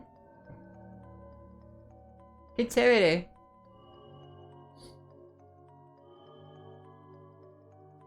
Gracias, Kren. Okay, we're gonna do... I don't know, I'm not sure. This looks like a bit of a long story, Mark. Oh no, a lot of it's pictures. A lot of it's just pictures.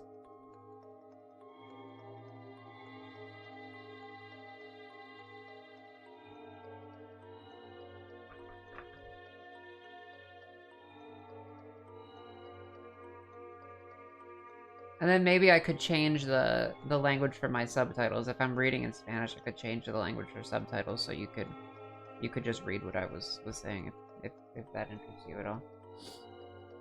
Because I have a translator that would subtitle. If I was reading in Spanish, the translator could give you subtitles in whatever language.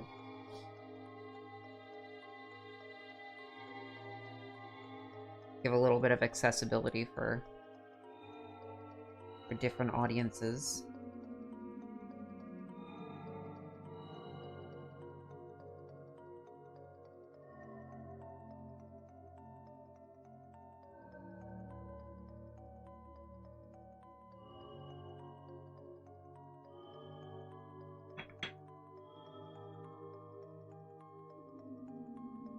Okay. Ready? This is gonna be the terrible secret of Animal Crossing.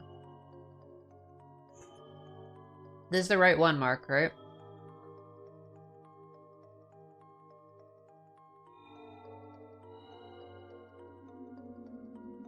Part 1. Welcome to camp. I've always heard a lot of good things about Animal Crossing. I've never owned a GameCube. When it was re-released on the DS, it received such positive reviews that I decided to give it a shot, despite the fact that it appears to have been created for small children Oh my god! A little bit of casual ableism. I love it. Down syndrome and ADD. My goodness.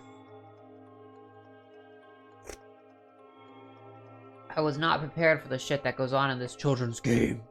It's serious business. You're nervous? Oh god, you're nervous, Mark? Is it that scary? The result is this. I've documented a journal of Billy, a young, happy lad who appears he's going off to have fantastic adventures at summer camp. The following images have not been altered in any way other than to rescale them or identify which dialogue option is being chosen. This is a literal and practically contextual account of what happens to the poor bastard sent to Animal Crossing. Oh god. This is a true story of Billy. I mean, what year was this? Not that it's okay, but what year was this written?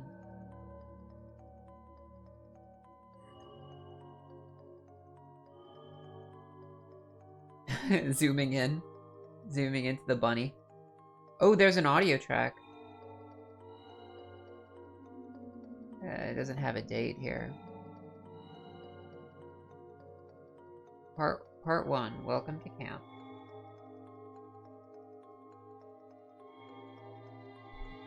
I'd never heard of this particular summer camp, but it was cheap and we were broke. The camp sends us their personal cabbie. I tossed my suitcase in the trunk and we take off before my mother even gets a chance to wave goodbye. Like the beginning of all shitty horror stories, it's pouring outside. Something wrong with the cab driver. Some kind of glandular problem. What do you mean? Glandular problem.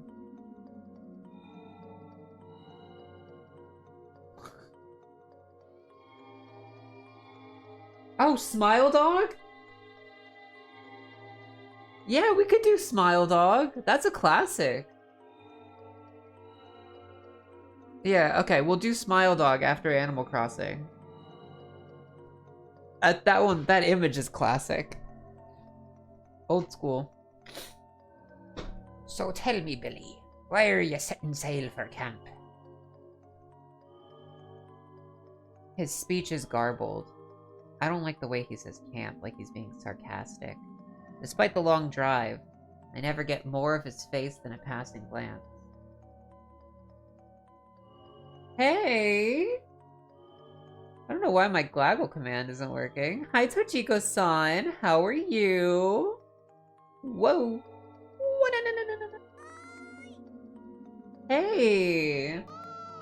Whoa! I'm just wanted to check my Glaggle command's not broken. I thought I did something. Let me fix it. I'm very good, Tochiko-san. Oh, because Tit's closed. 1 second. I'm gonna fix the. Yes, I'm very.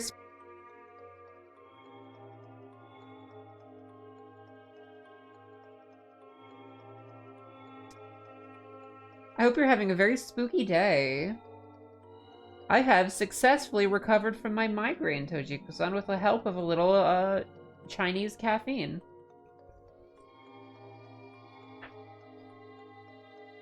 I'm so glad to hear you're having a good day. I love your Chikorita, your little Chikorita. Look. Ow. How come it didn't show up? I gotta move it. I gotta move it. Oh, I'll move it. I'm sorry. A little bit of scuff. What's a stream without a little scuff? Ow! Owie! There you go. I'm just gonna... Thank you for the sub! Thank you so much for the sub, Tochiko-san. How come my throwing system's not...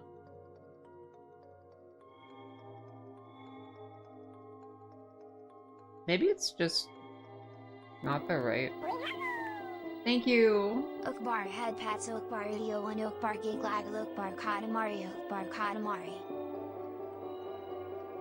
I wonder why the throwing system isn't showing up. Thank you again for the sub, Tochiko-san.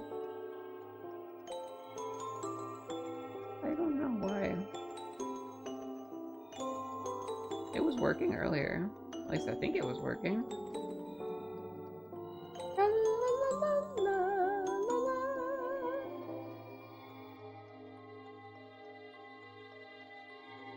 Very interesting. Very interesting. Very curious. Trying to make my throwing system show up, but it doesn't want to. Allow transparency? Whoa, there it is. When I do allow transparency, it shows up.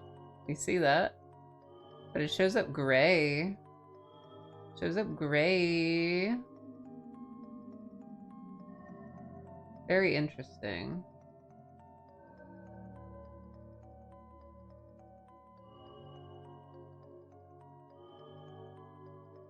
Apologize. I thought my Glaggles would look great. Apparently not.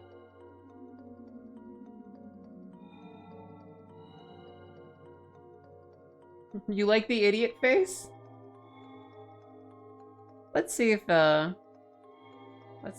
we can see the... Yeah, you can't see the throwing system interface. Very interesting. Very interesting indeed. It is the idiot face! Yes, it is. I'm confused as to why the throwing system is not showing up. You think they look good? I'm so glad. Yeah, for some reason, my screen capture does not want to capture the throwing system. Something very bizarre is going on. Maybe I'll add a window capture, just so you can see it. I want you to see. Da, da, da, da, da, da. We're reading scary stories. What should we call this?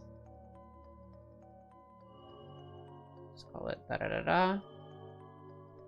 Da da da da. Is it? Can you see it? No, that is a screen cap. That is not the Switch integrated throwing system. That's very bizarre. That's not supposed to be a screen cap. It's supposed to be a window capture. Some very interesting things are happening right now. Some truly bizarre things are occurring to the stream. Isn't this great? I'm gonna say it's not great, actually. Yeah, I've never had that break on me while I'm live like that. Very strange and concerning.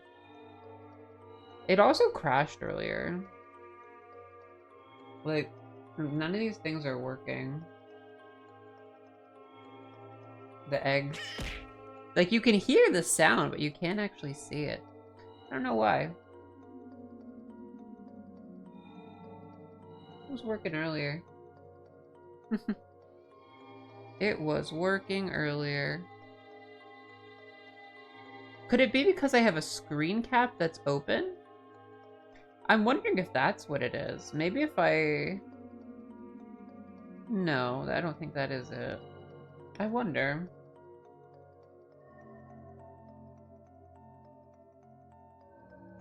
Whatever.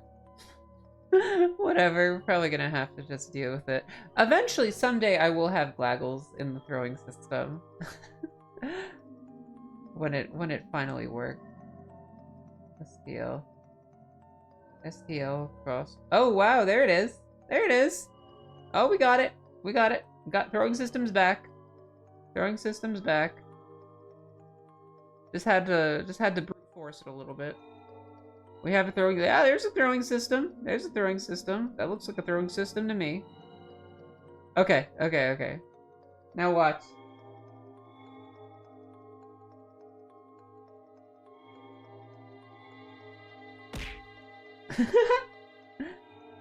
It was supposed to make its noise. Keeps hitting me with the idiot face over and over again. Ow!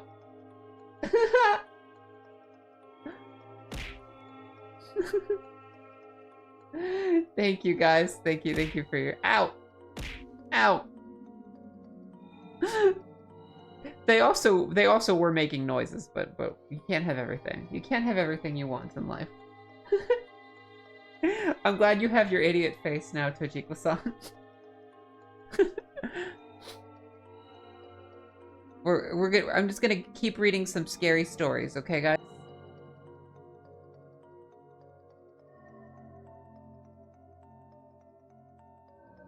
We're reading a scary Animal Crossing story.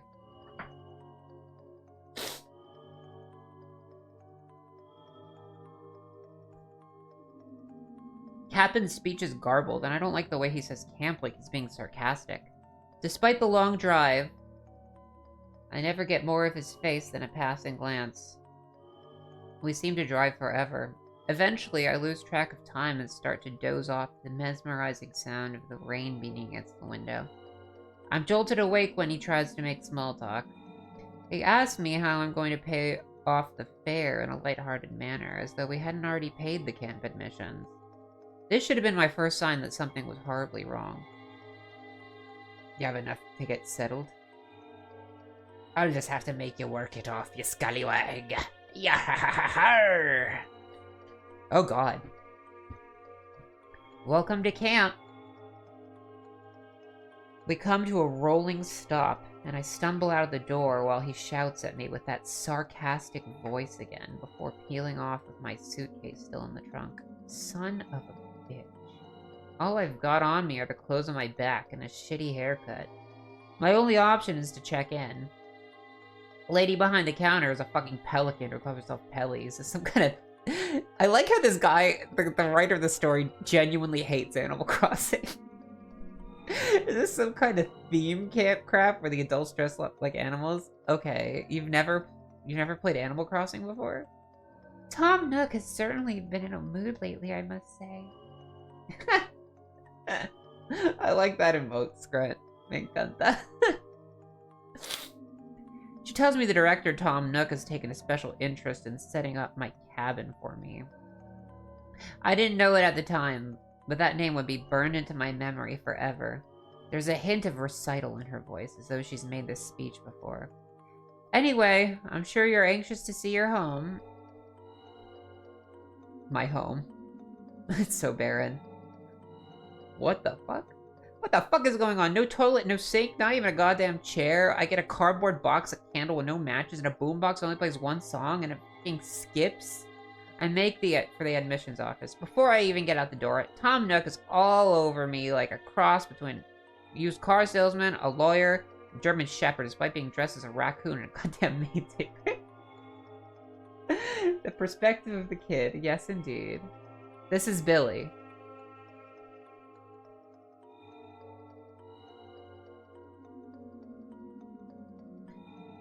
So what do you think? Looks quite cozy and comfortable, huh? You'll get used to it soon enough. Not to worry, huh? Why don't you come to work part-time at my shop, huh? Well, then I'll be waiting for you by the store. Come on by. Hi again, Mark. We didn't really get very far. Before I can get a word in edgewise, he tells me I bought this piece of crap shed. I owe him a ton of cash, and I better pay him back, seeing as how I don't have any money. He'd be happy to let me work in his little sweatshop wonderland, so he expects to be stopping by right now. And then he's gone. I stumble around for a while in a stupor, trying to get my bearings. Camp isn't huge. There aren't any paths or trails. It's just a featureless pile of dirt with a few trees. I wander past a run-down clothing store before I notice a shantytown reject with a hand-scrawled sign that reads Nook's Cranny. It occurs to me just to be honest with Nook. Just be honest with Nook. I didn't buy a cabin. I'm just an 8-year-old on vacation. Big mistake. Alright then, first things first, you'll need to change into these work clothes. If you must know, everyone who works here is required to wear a uniform. First off, I want you to plant some trees and flowers around my shop. Don't think that you can dilly-dally just because I'm not watching you. I'll be waiting for you, so don't take too long. And let me know when you're done. Just SOB plays for keeps, and within seconds I'm putting on a work uniform, lugging a huge sacks of fertilizer out the door. It's after I've started to plant my third sapling that panic sets in. There's something seriously wrong here. Why aren't there any other campers? Why did Nook say everyone who works here wears a uniform, even though there are clearly no other employees? Was he talking past him? If I work for Tom now, why haven't I signed any paperwork? And why is there only one old, used cabin in this entire walled-in campground that isn't the home of a counselor dressed like some kind of furry?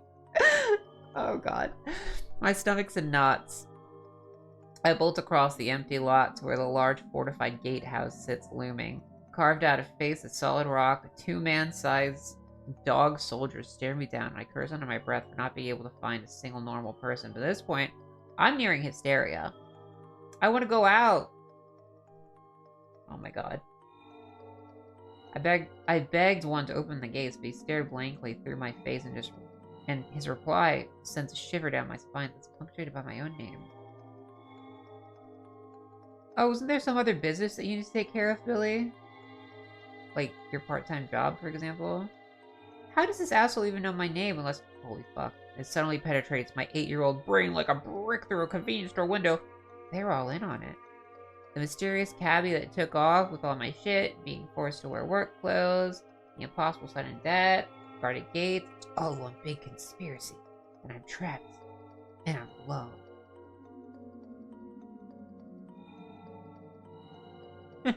This is the perspective of the Animal Crossing character. Part 2, Hell Week. I cried myself to sleep that night. There was nothing I could do. I was a child out of my element in a world I didn't understand.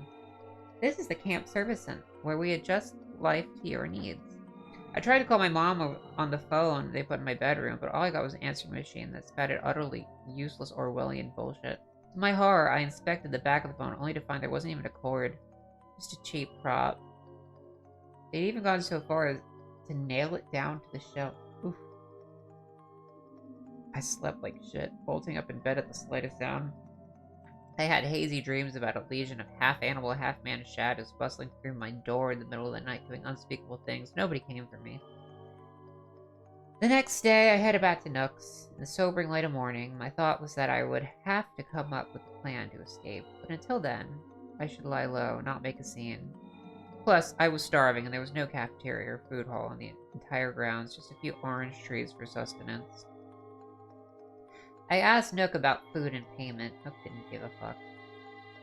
All he worried about was making sure I was constantly working from sunup to sundown. Over the next week, I was sent on a variety of errands for Tom, and delivered shit to every resident in camp, who all had nice, well-furnished homes, though I could never figure out what they did during the day. Occasionally, I'd see them randomly roaming the grounds like zombies, but in general, they stayed locked up in their houses. One day, Nook made a fatal mistake. Yes, you can write on this stationery.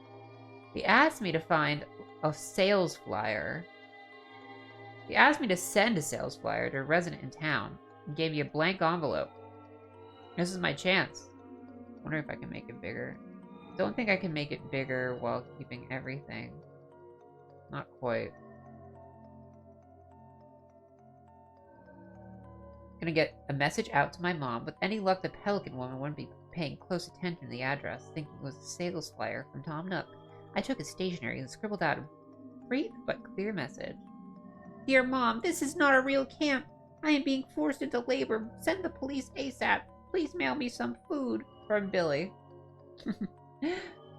Clutching the letter in my clammy palms, I forked it over for delivery, sweat cliff-hanging from my brow. All I could do now was wait. I didn't have to wait long. To my surprise, the letter was sitting in my mailbox that evening, from my mom, the very same day. Oh God. Dear Billy, summer is over and it's getting chilly. I slipped on some wet leaves today. It was unfortunate. Guess fall's here. Heart emoji, Mom. She sends an acorn. What's this, a fucking pun? I beg for food and she sends me an acorn? Is this some kind of sick joke? Oh no. Oh fuck no.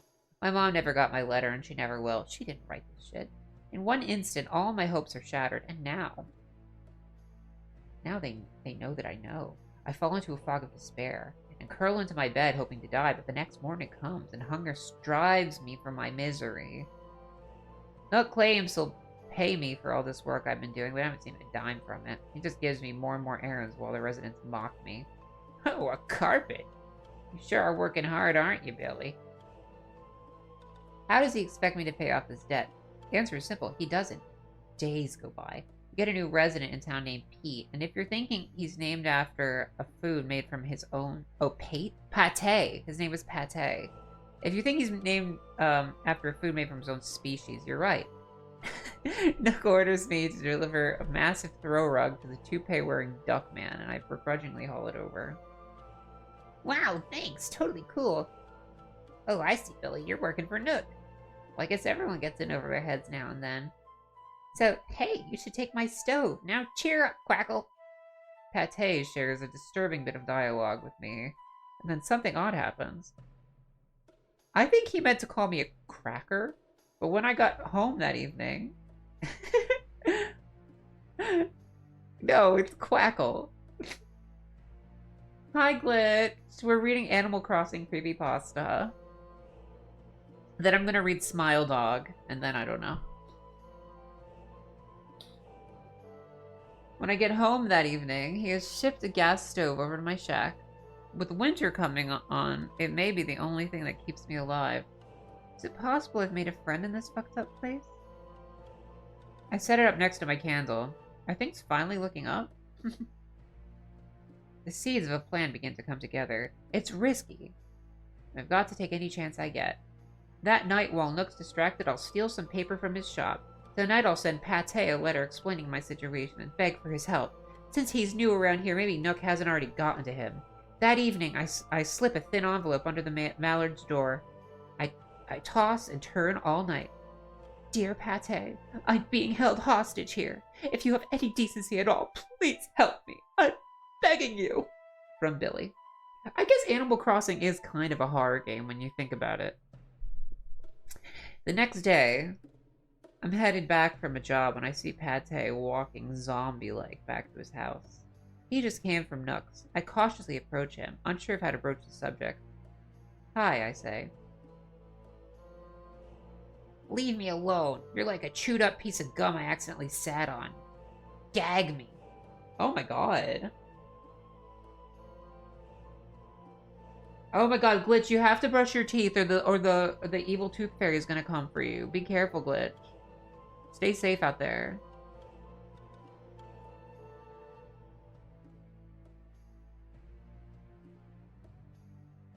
But out of the corner of my eye, I see the mayor gesturing to me as Pate hurries away. Timidly, I meet him.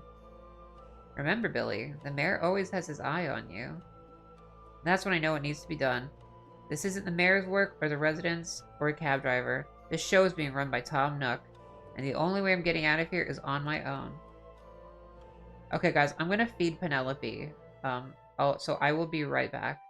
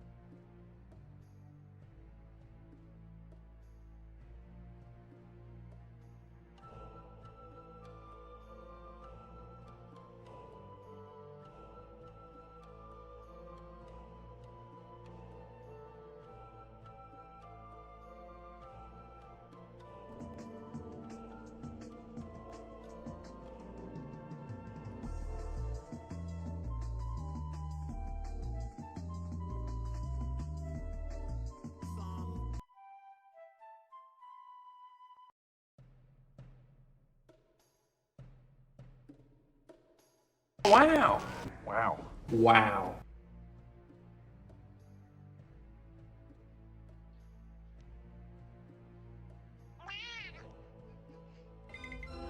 I am the cheese.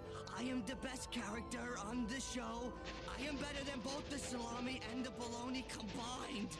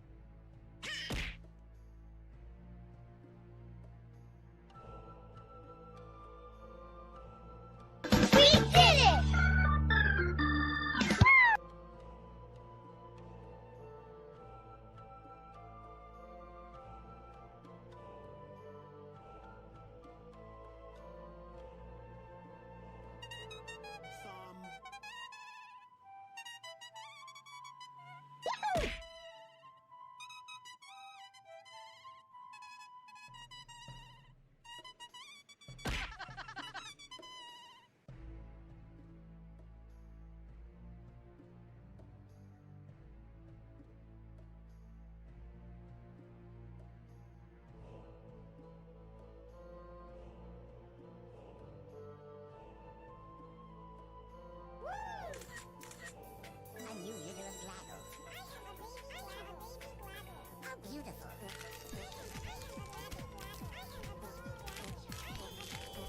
This occurrence is so joyous.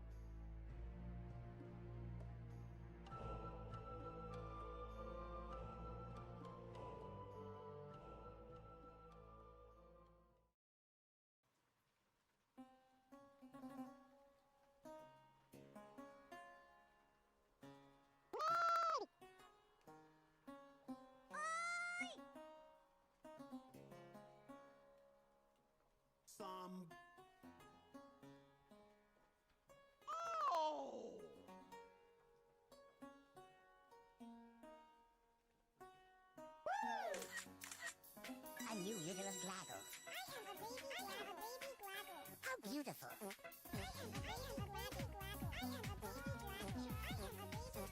This occurrence is so joyous.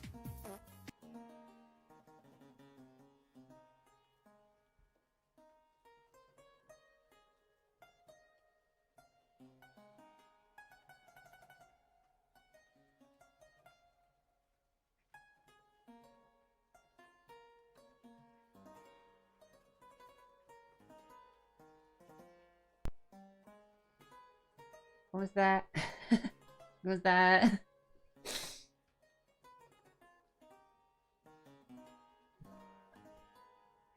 How are you feeling, Glitch? I remember you were having your own issues recently. I hope you're good. Thanks. Thank you. Let's see if the thing I just did works.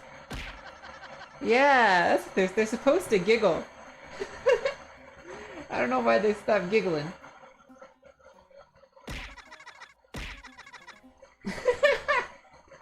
I don't know if the command works.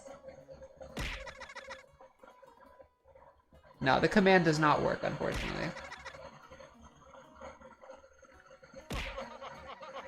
You've been sick all week.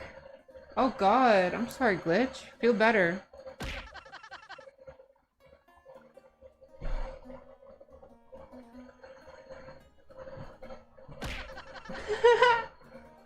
I'm glad you like the giggler.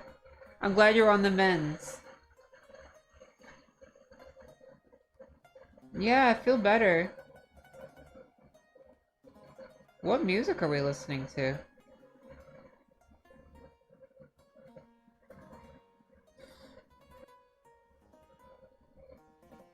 Put some rice on, because I definitely need to eat something, because I've been getting very sick. What is this? I wish this music could be popular again? Oh, this might...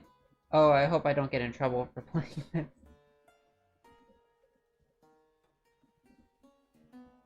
Let's go back.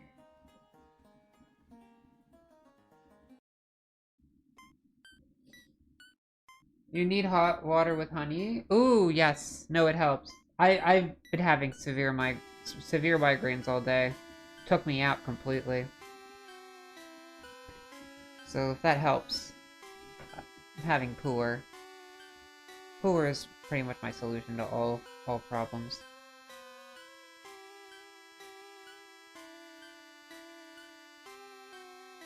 Oh yeah, you're right. You're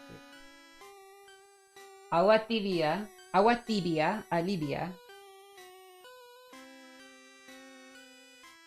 ᗷᗩᗩᗩᗩ, alivia. ᗷᗩᗩᗩᗩ. But tibia is more like room temperature, isn't it?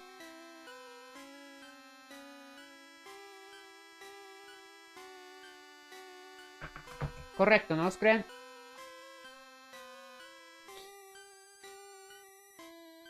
¿Verdad que el agua tibia alivia?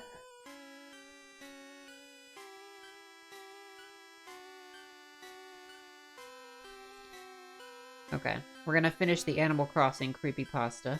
Look, we're about a fifth of the way through it.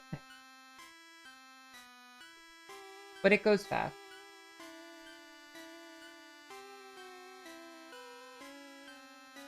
I don't drink much. I try not to drink anything cold because it just gives me chills.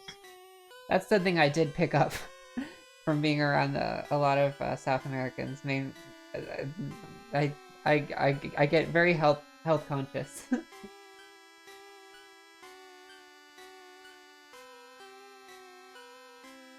Sí, de verdad. Así pensaba.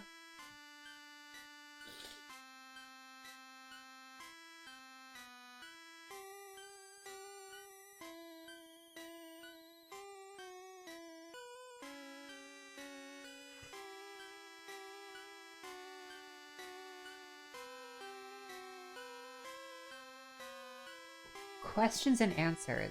It's time to man up. I've decided to confront Nook. I'm gonna demand he let me go, and if he refuses, I'll take him out and burn the whole fucking camp to the ground around me. One thing I wasn't prepared for was his response. Since I no longer have any work for you, I'm afraid I'll have to lay you off. Huh? What's that? Your mortgage? Oh, well, of course, you'll still have to pay back every last bell of it. Since there's no more work for you to do here, you'll have to find other methods. Con miel. Gracias. Debo tomar agua con miel. Ayer lo hice, pero eché ron. Eché ron en el agua con miel. Era miel, maracuyá y mandarina. Eché ron y por eso me desperté con migraña. Por supuesto me desperté con migraña. Ouch.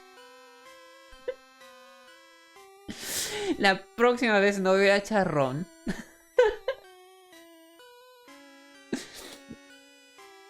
I shouldn't be complaining too much. Okay, you're reading Discord, Mark? That's good. Well, thank you for the recommendation. I'm enjoying the story. It's starting to get scary, though. Ow.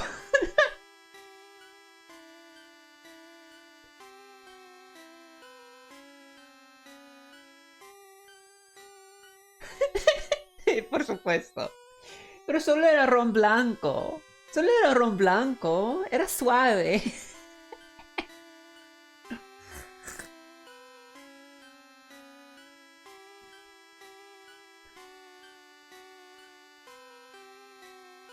He acts like it was his idea. Like he's doing me a favor. All I have to do is pay off his house and he'll personally drive me home. I don't even want to know what alternate methods he thinks I should use to make money. In typical Nook fashion, which I've come to loathe, he continues to smooth talk me. He wants me to know that he's still the boss, he's still in control. I don't give a crap. I don't work for Nook anymore, I'm leaving. What's this? I see that you do not have anyone on your friend roster yet.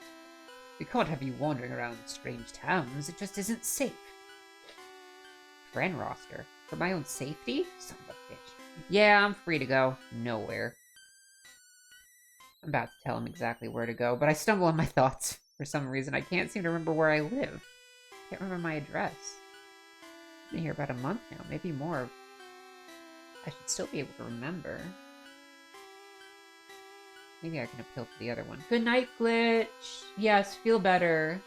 Feel better. And if you have water with honey, oh, that's so pretty, Glitch. You're like Tojiko-san. You're so good with the emotes. Just remember not to put rum in it. Oyasumi.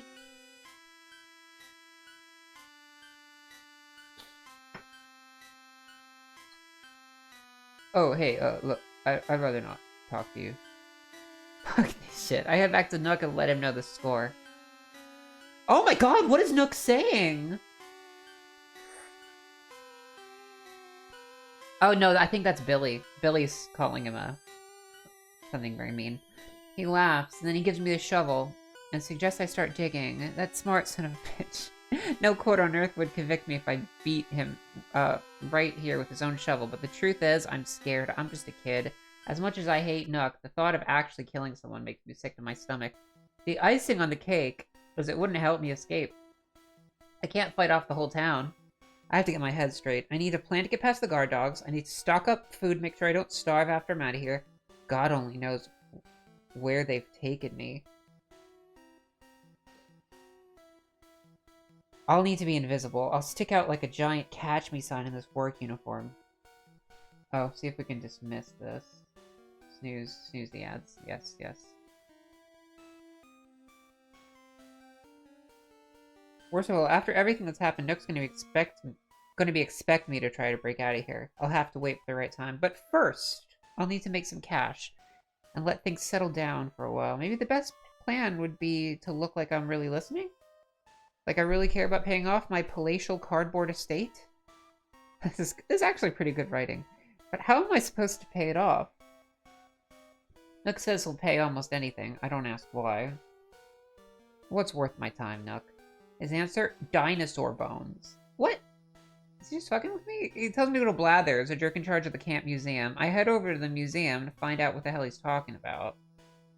Well, if it's fossils you wish to know about, please do not hesitate to ask. The goal in creating this space... terribly sorry, my babbling again. So, to fill the exhibits, I will need cooperation with our fine residents here, what? While I listened to the owl's patchwork explanation, I couldn't help but wonder, why would there be dinosaur bones in a flat field on a beach? What exactly used to be here before this camp was built anyway? And now that I'm thinking about it, why would anyone build a museum that doesn't have anything in it? The only reply I get from the owl is a shallow snore. Owls don't fucking snore. Terribly sorry. I start to dig randomly, and now I know Nook thought it would be hilarious to suggest I dig my way out. Only a foot below this topsoil is solid fucking limestone. And that's as deep as I'm gonna get. How am I supposed to find anything like this? A few hours later, I'm starving, exhausted, and pissed off at myself for becoming another one of Nook's goddamn lives. I'm about to pack it up and wash off in a waterfall when something odd happens. I hit something. Check out what I dug up. A fossil. Could it actually be? It's hard to tell. It's covered in dirt and kind of abstract. With the sun setting behind me, I sprint back to the museum to show the narcoleptic curator. Ahoo! This particular sample was a challenge to identify with certainty, but I am now confident that it's a seismo skull. Indeed it is. Ooh! Indeed, I would like your permission to keep it in my possession as a donation. It seems authentic, but I'm skeptical. This greedy asshole thinks I should just donate it to his echoing monument to failed ambition. He clearly couldn't give a wet fuck if I'm filthy, hungry, and broke. I tell him to piss off. I've got raccoons to defraud. Nook's already closed for the day, but tomorrow will mark my first step on my trip out of here. 8 a.m. sharp, I make a beeline for Nook's. Let's see, altogether, I'll pay 5,000 bells for everything.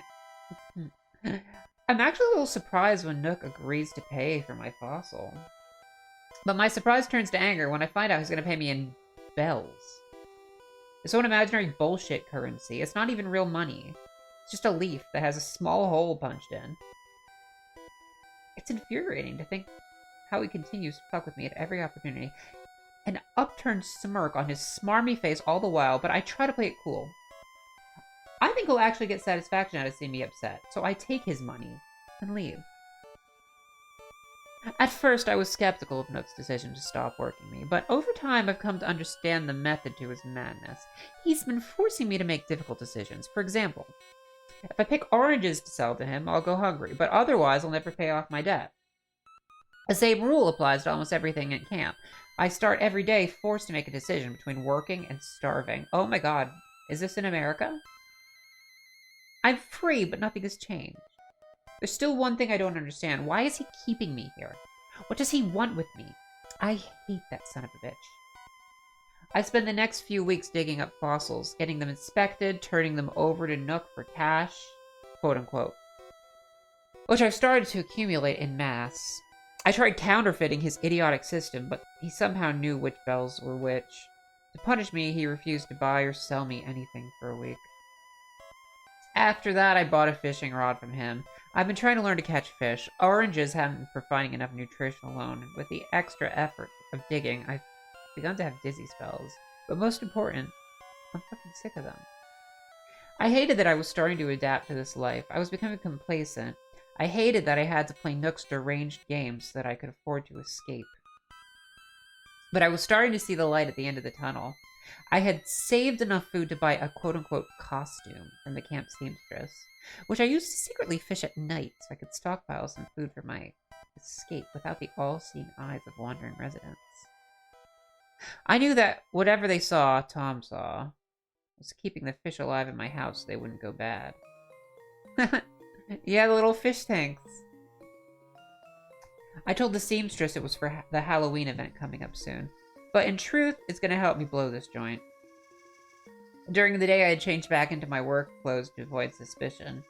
In the meantime, I kept busy digging up fossils, bringing them to Blathers, and selling them to Nook, starting to lose track of time. And this pushed me more than anything to keep going.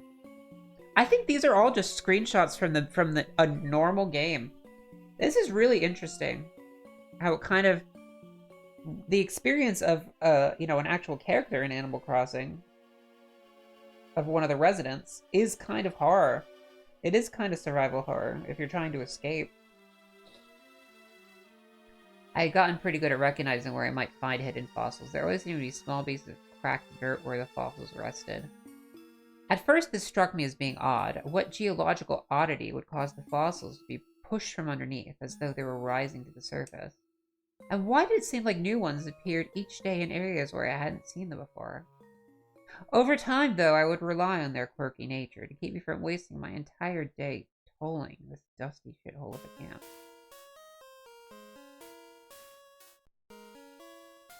Are we shuffle? Are we on shuffle?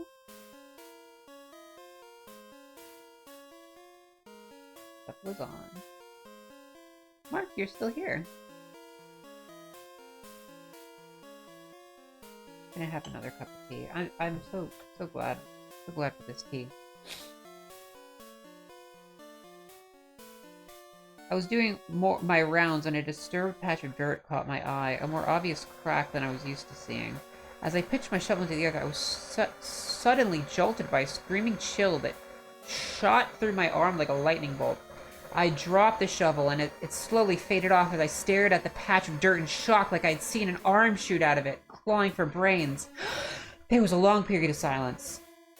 Nothing happened. I resumed digging, and soon hit something lurking just beneath the topsoil. It was a crude statue. Like some kind of ancient graven image. I caught myself muttering out loud, "What the fuck is this thing?" when it snapped open.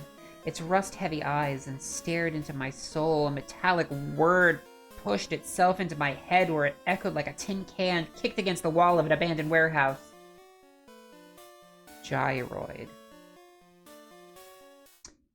An unexplainable emotion tore through my battered brain like an unholy mixture of unbridled, terrible, and insatiable curiosity. It was the kind of feeling that made idiots in horror movies open their backlit door, even though they know a maniac is waiting on the other side to chop them into little bits.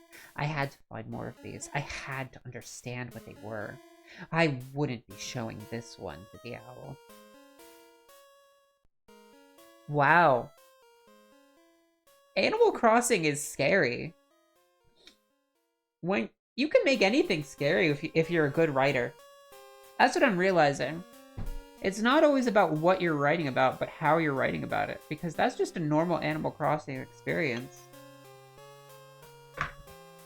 This whole story is just perfectly normal day in Animal Crossing.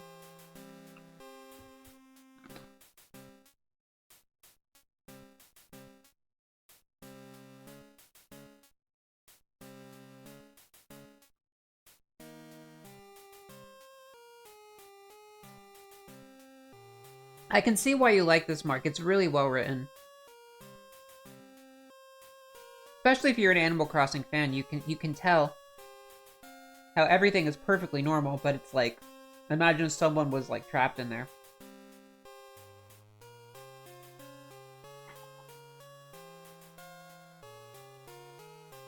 Okay, let's start all over. Things have been strange for me lately. All the pieces are in place. I'm ready to put my plan in motion. I've been obsessing over the freaky gyroid statues. Since the day I dug up my first one, I found several more scattered around the campsite, hidden, buried. I wonder how many there are under here. For now, that's the concept. I see. Oh, and after months of backbreaking labor, I paid off Tom Nook's debt. Oh! Wow. Good job. My home loan's all paid off. It wasn't the great accomplishment I thought it would be, though. Nothing surprises me anymore. I went to Nook to get my daily dosage of bitter disappointment, to find that he had used his ill-gotten gains to remodel his shop. Welcome, yes, welcome to the grand opening of Nook & Go. Yes, when I heard you repaid all of your home loan, very prompt of you, yes. I knew I could trust you to pay it off, Billy, but that reminds me. Isn't your current house just a tad cramped? Oh shit, here it comes. We could build even a larger home. It could hold much more furniture, yes? Oh my god. Smaller is cozier. I make a half-hearted attempt to be diplomatic. Oh, Billy, always the joker, I know a young up-and-comer like you, Billy. You couldn't possibly be satisfied with a house that small, not likely. So the roof on your newer, bigger house, what color should it be, What new house? Well, I plan to be finished with your rebuild tomorrow. I bet you can't wait, Now then, there is the matter of the cost of your little project. For materials, labor, taxes, and of course permits. The total came to 1,200,000 bells. And don't feel rushed. Take your time. Pace yourself. That's just fine, yes? He wants you to be saddled with debt as long as possible. So I expect to see more of you in the store here. Oh, yes, indeed. He asked me what color roof I like, and before I know it, there's laborers banging on my walls into the night. Motherfucker. I slept under the stars that night, cold and numb. Now I owe him even more money. He wouldn't even take no for an answer. Where is he getting the cash for this kind of operation? Was he able to sell the fossils, which he paid me for in leaves, for real cash to some shady third-party person, not third-person party. But otherwise, the writing is amazing. Maybe the fossils are real after all. Was this his plan for me? To mine free archaeological child labor? It didn't seem devious enough for Nook. I get back to the grind. I gotta find more gyroids. I've made a little shrine to the gyroids in the corner of my recently engorged house. When I found the first one, it would make an occasional noise. Now I have a small collection of them. And I've started to see images in my head, where I hear solitary, tiny words echo through the living room.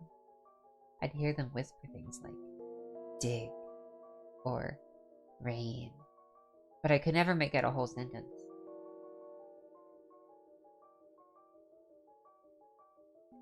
I would come home to find them in different positions, like they had moved when I wasn't watching. Now that there's several, I hear their voices more frequently, as if they talk to each other. I'd wake up in a cold sweat at night and creep downstairs to look at them, but they were always motionless.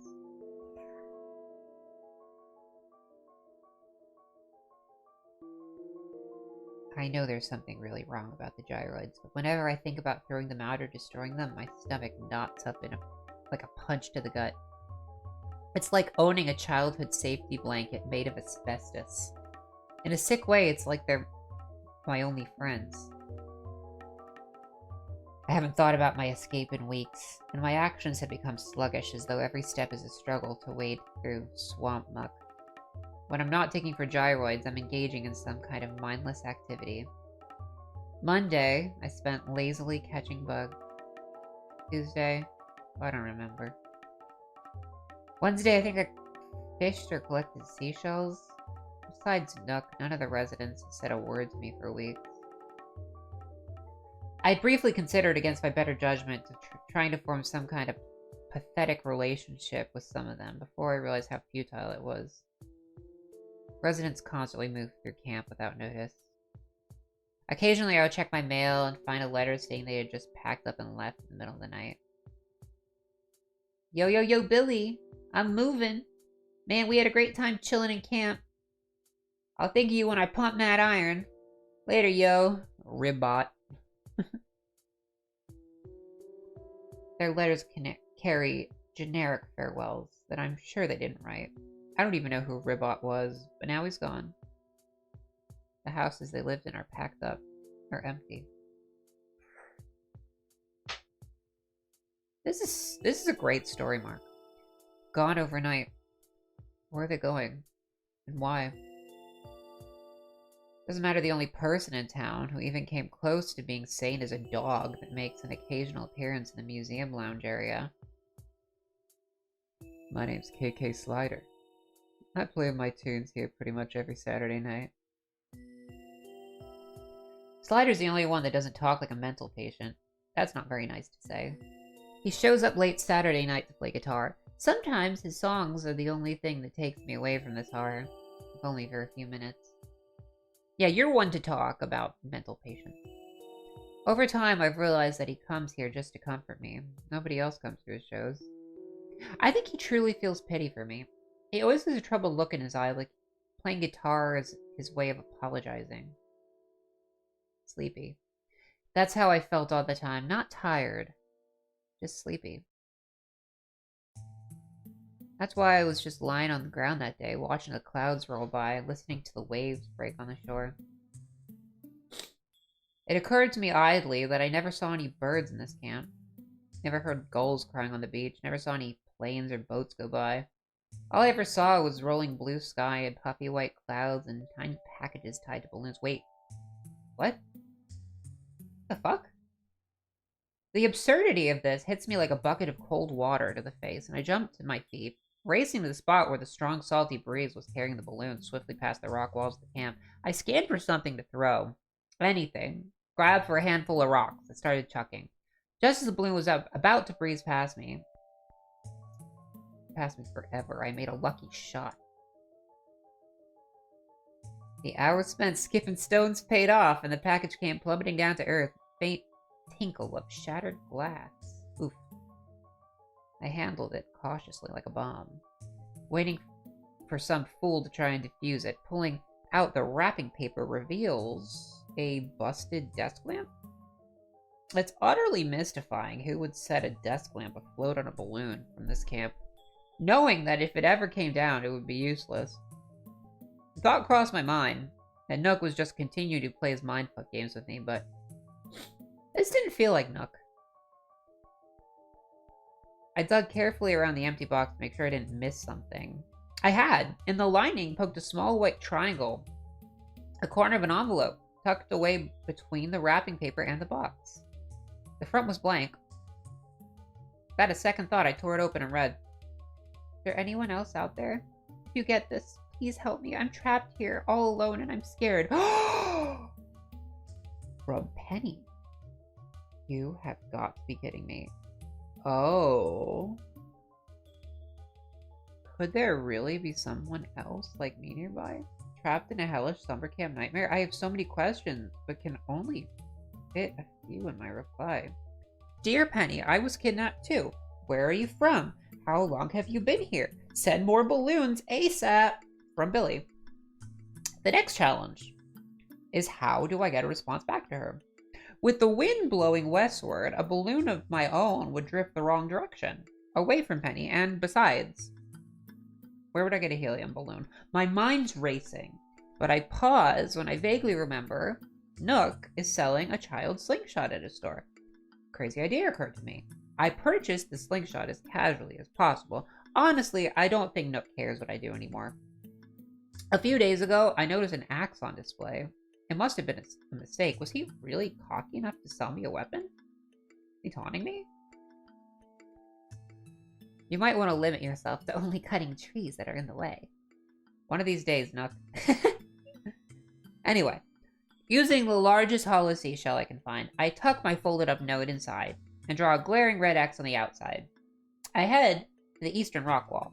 With all the strength an exhausted child can muster, I raise my slingshot and let my message in a seashell fly over the artificial-looking wall. I was lucky. It cleared the peak. On the wind, I could faintly hear the crumbling of loose gravel as it tumbled down the other side. I prayed my hunch would pay off. And once again, I was forced to wait. Forced to rely on the goodwill of a stranger who would inevitably let me down. You're so pessimistic. Sorry, I was just double-checking something.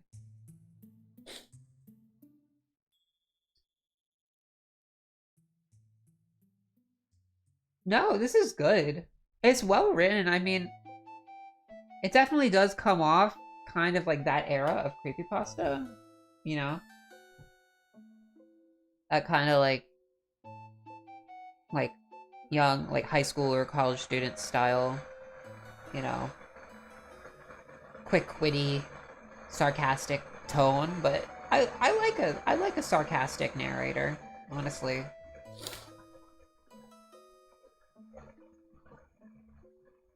When I wasn't digging, I was staring to the east, praying for the slightest hint of sun glistening off a shiny, inflated orb. I ran through all the hundreds of scenarios that would lead to my inevitable disappointment. Maybe Penny was caught and punished. Maybe she doesn't exist. Maybe she's actually hundreds of miles away. Maybe she never found my letter.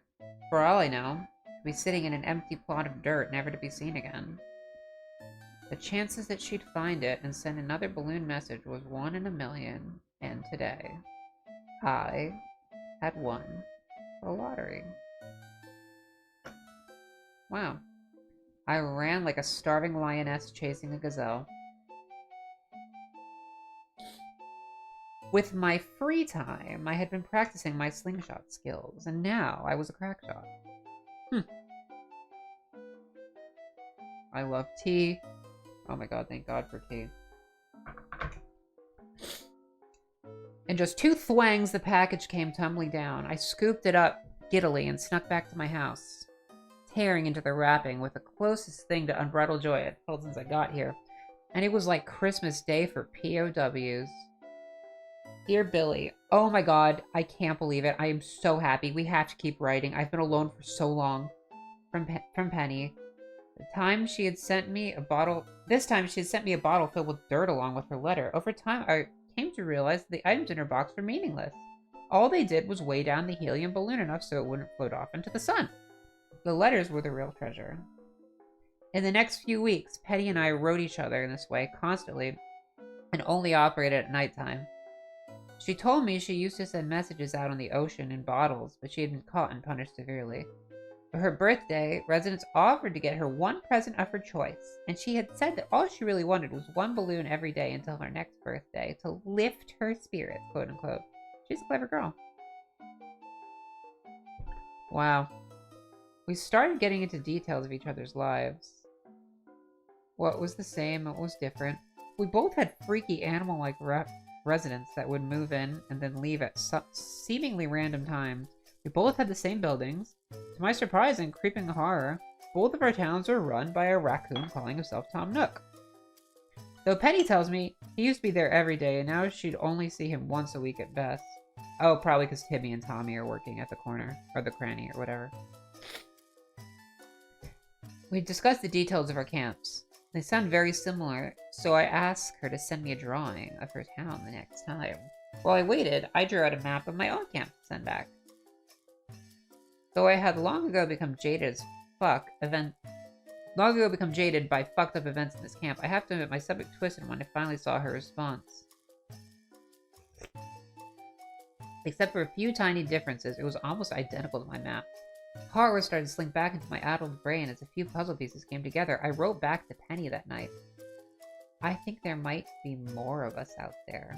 A lot more. We have to find out. From Billy.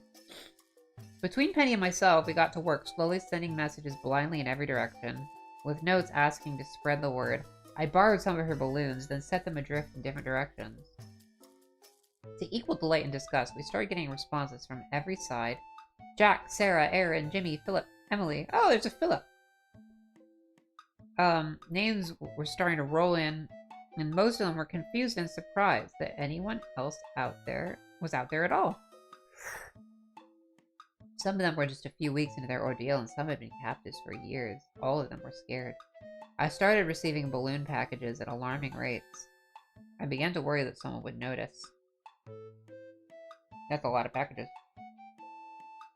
We requested maps from our new friends in an attempt to figure out where we were, or a way to escape. As various drawings started to come together, I never got used to the fact that they were all virtually carbon copies, all walled in outdoor cages. I was surprised to find myself start to get excited. Maybe between all of us we can do it. Maybe we can really escape from this hell. But something was bothering me logistically. Something didn't make sense about the maps. I decided to conduct an experiment. I had borrowed a lot of blank patterns from our seamstress, who was starting to get a little suspicious of my newfound interest in fashion. On each square, I began piecing together the maps I had gotten, drawing their locations as closely as I could figure. I used blue to show the beach area, and brown lines to show the camp walls. Little white lines marked the gate leading out of each camp. It turns out the camps shared walls, which luckily for us, was the only thing that allowed Penny to find my messages. Put a big X over my camp and an O over Penny's. Over time, the bigger image started to form in my head. Trying to figure out where everyone was located in relation to each other was turning out to be tricky, and I had to break into several larger sheets. I needed space wide enough to lay all this out to get a good look. In the dead of the night, I dragged out my creation behind the museum, where nobody would see me, and I started to put together the puzzle I'd stitched together thanks to the work of dozens of small, bruised, and bleeding hands. Crap, how big is this place? Oh god, no. Please don't be right. It's a fucking island. Oh my god. For the first time in months, I fell to my knees and cried. Wow. Hurry up and wait. The same pattern over and over here. The rise before the fall. Everything seemed to be looking up, getting better. Yeah, Philip reference, yes. Everything seems to be looking up, getting better. You know, you can see the proverbial light at the end of the tunnel, and then the hammer drops. And you're pounded to a level you didn't know you could sink to before. But somehow life goes on. I was so lucky to have Penny. If I was alone, this new knowledge might have been the end of me. Might have made me finally give up, roll over, and die. Instead, we shared our misery, and in some indescribable way, it made things livable, even at the worst of times. Alone, we were just scared children, but together, we felt like we could handle it. Even Nook. Some time passed before we could figure out our castaway conundrum. We don't know what they did, but neither of us managed to stay awake for our fateful cab ride to camp. We both suffered from zero visibility as our cab driver maneuvered through a torrential downpour. The only possible answer was that something happened to us in that cab. Some kind of gas? Or fume? That caused us to pass out and lose time? Something that the frog-like cab driver was immune to. And who knows how far we actually traveled. But then, there's the question of how we arrived at an island.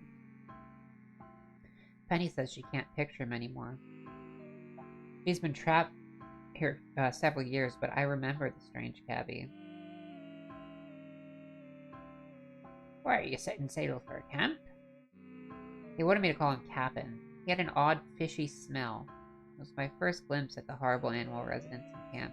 He had a salty accent, like a crusty fisherman past his prime. The only explanation that makes sense is that the man runs a boat.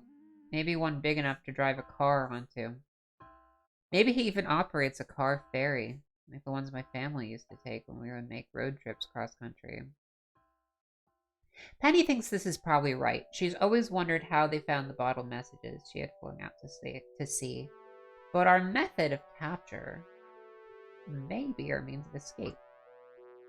Looking at the map we stitched together, there seem to be two logistical locations where a ferry or boat might be docked. On the western or eastern tips, where there didn't appear to be an enclosed camp. Stealing their boat would have been our best bet. We'd have a reliable gateway, and with any luck, they wouldn't be able to chase us. We just hoped it didn't have sails. We knew we couldn't take all the other captives with us. Even with all the other children on the island, we were outnumbered 10 to 1. It was obvious that we'd have to send help later. First, we needed to escape from our own camps. And I had been failing at this pretty consistently. Even with the prospect of real escape and Penny's friendship, the gyroids hung like storm clouds in the back of my mind. How could I escape and still take them with me?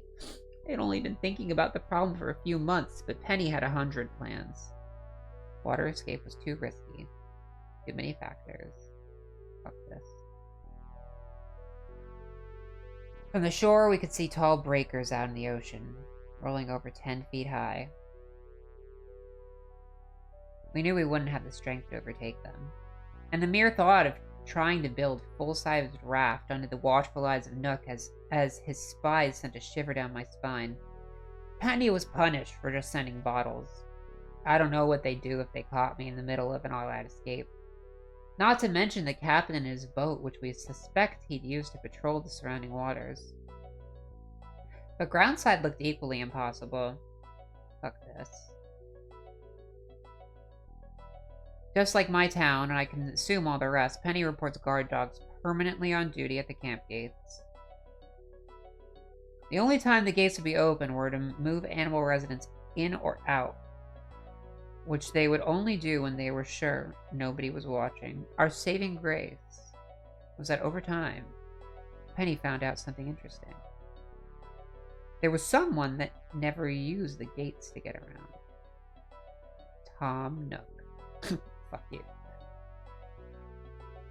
We need to know how Nook traveled between camps after he closed up his shop every evening. Penny's problem was that he was almost never in her town anymore, which is where I came in. I wondered why I saw so much of Nook. If there were different camps to watch over, are there Tom Nook copies all over the island? That seemed far-fetched. Even after the fucked up things that we've seen so far, no. What probably happened is that Nook will concentrate on fresh meat, spend most of his time on new campers until he's managed to break them, or feels confident that they're too stupid to understand what's going on. I've been giving him trouble, so he may have been sticking around longer than usual. I would never have figured all this out on my own. Between the two of us, we came up with a plan, and we put it into action the next evening. It's go time. With his little hat, little fishing hat. So cute. Nook doesn't use the gates to get around the island. And we don't want the guard dogs messing with the plan. As inconspicuously as possible, I spent the day digging for fossils, quote unquote, in front of my campsite. Betty helped me come up with a design for a pit trap that I laid over those holes to camouflage them. Ooh. If the guards were to come charging out the gates, that should slow them. My next problem was that once Nook emerged from his shop in the evening, it would be tricky to shadow him. I'd have to stay in camo and avoid any residents that were still roaming in the camp in the evening light. I tried to take cover behind trees and make quick dashes if I was going to remain unseen. Okay, we're not going to use that word. Realizing their love for ableist word bullshit festivals, I put up a notice on the bulletin board that I hoped would keep some of the more stupid residents indoors that night. Written by Billy. Hi, everybody! Tomorrow night is the Stay Indoors Festival. I hope everyone will be able to attend. Third problem was that once I escaped, I couldn't just abandon the town without putting everyone on alarm. Once I knew where to find Nook's secret escape route, we'd have to find a... Yeah, the journal said 2007. Yeah. Huh. Yeah, it is definitely that era, but it is well written, aside from the ableism. At least in my opinion. The third problem was that once I escaped, I couldn't abandon the town without putting everyone on alarm. Once I knew where to find Nook's secret escape route, we'd have to find one for Penny too, hopefully in a similar spot. Then we'd have to make another effort to find the dock, steal a boat, and it was all very risky and complicated, and honestly, the longer we waited, the more my nerves got to me. I wouldn't allow myself to imagine what would happen to us if we got caught. A moment of truth. I couldn't risk being seen, so I strained to hear the beep and whoosh of the automatic sliding door that would mark Nook's departure. As I hit around the corner of the Nook and Go, the sun setting slowly on the horizon, I began to get jittery and paranoid. I jumped at every rustle of the leaves and buzz of evening insects, and I constantly glanced back at the town gates, fully expecting the guard dogs to come charging out of the corner, hurdle the pit traps, and sink their spears into my aching chest. So I waited. The longest night of my young life.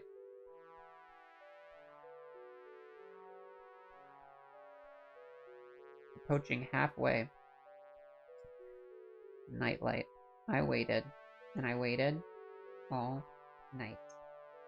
Nook never came.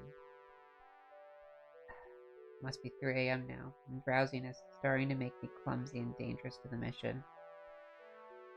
Quiet as death, I slinks around the corner of the store and peered into the inky blackness of the shop. Terror seeping into my imaginative brain. At first, I thought I could see shapes shambling in the dark recesses, and I almost lost my nerve before realizing it was just the ever-swinging arm of a grandfather clock Nook had on display that day. The closed sign had been turned. Sorry, we're closed. Our hours of operation are 8 a.m. to 11 p.m. The door was locked. The shop was abandoned. I swore under my breath. Utterly perplexed by Nook's twilight getaway, could he possibly have known I was watching? Could he really have been that quiet? He's some kind of fucking raccoon. After all, a thief in the night. I strained into the distance, hoping to see a hint of a shadowy figure skulking away, but there was nothing. I'd failed, and I was beginning to grimly make my way back to my house when I remembered the pit traps. As I began to clear away the evidence, an odd red glow made its way into my peripheral vision. I looked up, slightly curious, slightly panicked, to see that the night clouds were reflecting the soft red glow, though from far away, it seemed to be pulsing slightly. I love the little DS. The sky was lit up like dawn, but it wasn't morning, it was the middle of the night. That's when I heard the siren, faintly in the distance. Like a foghorn, or an air raid siren you would hear during a military strike. Auga! It was enthralling and terrifying. This possibly had something to do with our plans? Why tonight, of all nights, I quickly gathered up my work and dove into my house, half expecting the door to be busted down by angry residents with machetes and pitchforks. Cautiously, I peered through the slightest cracks in my door. To my relief, the residents were just as surprised as I was and started to come outside to look. Though after only a few minutes, the red light had faded off. I boldly went out to join them, as though I myself had been roused from bed. There was some murmuring and a few odd glances, but eventually, the party died down. Tangy, all the cool kids are asleep right now, huh? Meow. You need your beauty sleep. Calling me ugly.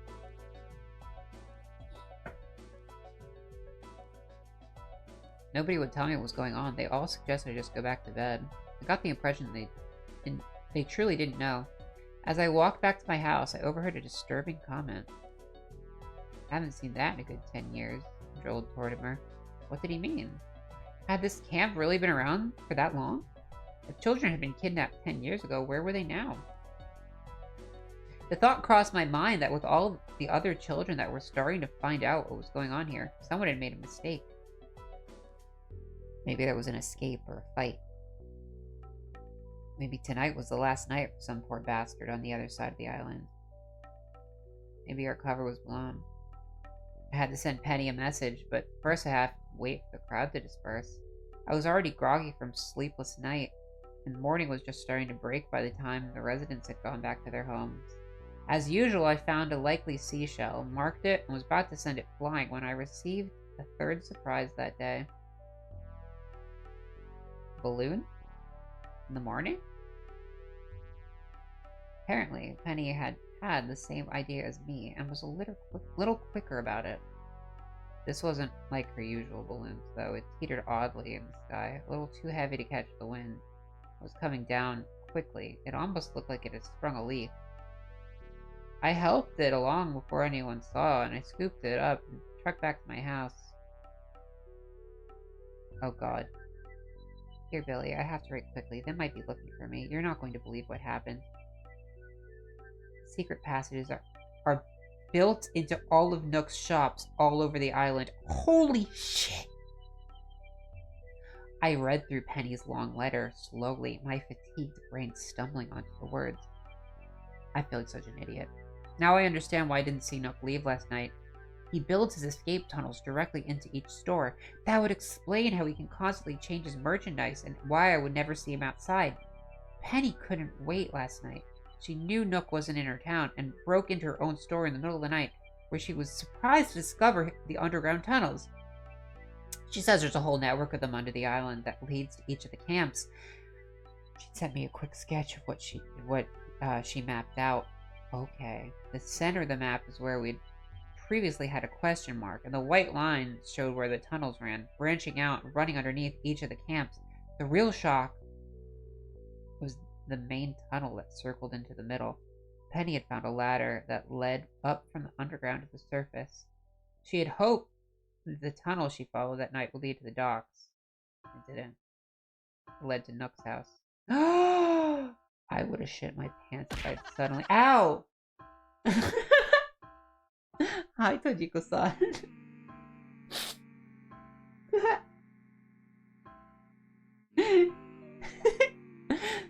Scary Tom Nook! I would have shit my pants if I suddenly found myself at Tom Nook's doorstep and probably run away in fear, but not Penny. She broke in. Nook built this house in the middle of the island, and the area I coincidentally noted with a giant question mark. Penny says it's lavishly furnished, but completely unprotected. Nook is quite confident that nobody would be visiting anytime soon. What she wrote next is what blew my mind. As Nook slept in his master bedroom, she found his office and rifled through his personal folders. She stole every scrap of information she could find and was about to take off, and that's when she saw him. Oof! Tojiko-san, that glaggle scared me! Woo! Glaggle jump scare. I can only imagine the unbridled horror of looking up to see Nook watching you from the shadows of his own house, rage burning like coals in those dead eyes of his. She ran for her life, broke through a window, tripped the alarm that lit up yeah, that doesn't look in-game sprite. Yeah, I know. That lit up the sky that night. I think it's like an artist's rendering. She kept running. Somehow, she found her way back to her camp, but she knew she was in trouble. Nook had seen her. Dear Billy, I don't know if he recognized me, but I can't risk it. You're the only one I can trust with this. From Penny. She didn't even have time to read what she had stolen. Oh my god. It's all right here in the box. I peeked into the box. I could immediately see that it wasn't the usual garbage. From Tom Nook. She wasn't lying. In my hands, I held the answers to all my questions, documents that would tell me the reason I was here and how to escape. The box was overflowing with bent folders, printouts, and forms outlining every action Nook made. I had Nook's personal files. Oh, we're doing it. We're doing it. Gonna have another sip of tea. We have Tom Nook's personal files, guys. I pondered the box that contained the documents while my brain screamed in horror in the back of my head as though it was trying to destroy itself through sheer force of will. I was stuck in a loop between desperately wanting to know the truth and trying to jump out of my own skull and drop itself gleefully in the ocean. Wow. His brain wants to jump into the ocean, and then I began. The folders contained innumerable business papers, formal contracts with various laborers and contractors to provide construction, the purchase of a private island, various receipts, though I never find a document that says exactly where the island is located. I get the sense that at the time it had only just been discovered. Apparently a long time ago Nook bought this island. It's hard to tell for sure, but judging by some of these dates, it looks like he used to be a real hotshot real estate agent that did exclusive work for the rich and powerful. Kind of douchebag you'd see on highway billboards. Makes me wonder how he got away with looking like a fucked up raccoon. From these papers, I get the impression Nook wasn't a one-man show. He spent the latter part of his career working with a Japanese businessman who invested a large amount of money to purchase the island. They had made several trips to the island together to plan out construction. Interesting Tom Nook backstory here. Very interesting.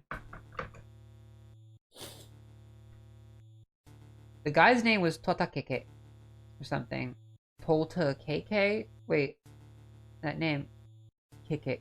Holy fuck, he's talking about KK Slider. Slider used to be Nook's partner? Was Slider a Japanese businessman? Or... Yeah, I guess they're saying Slider, KK Slider was a businessman.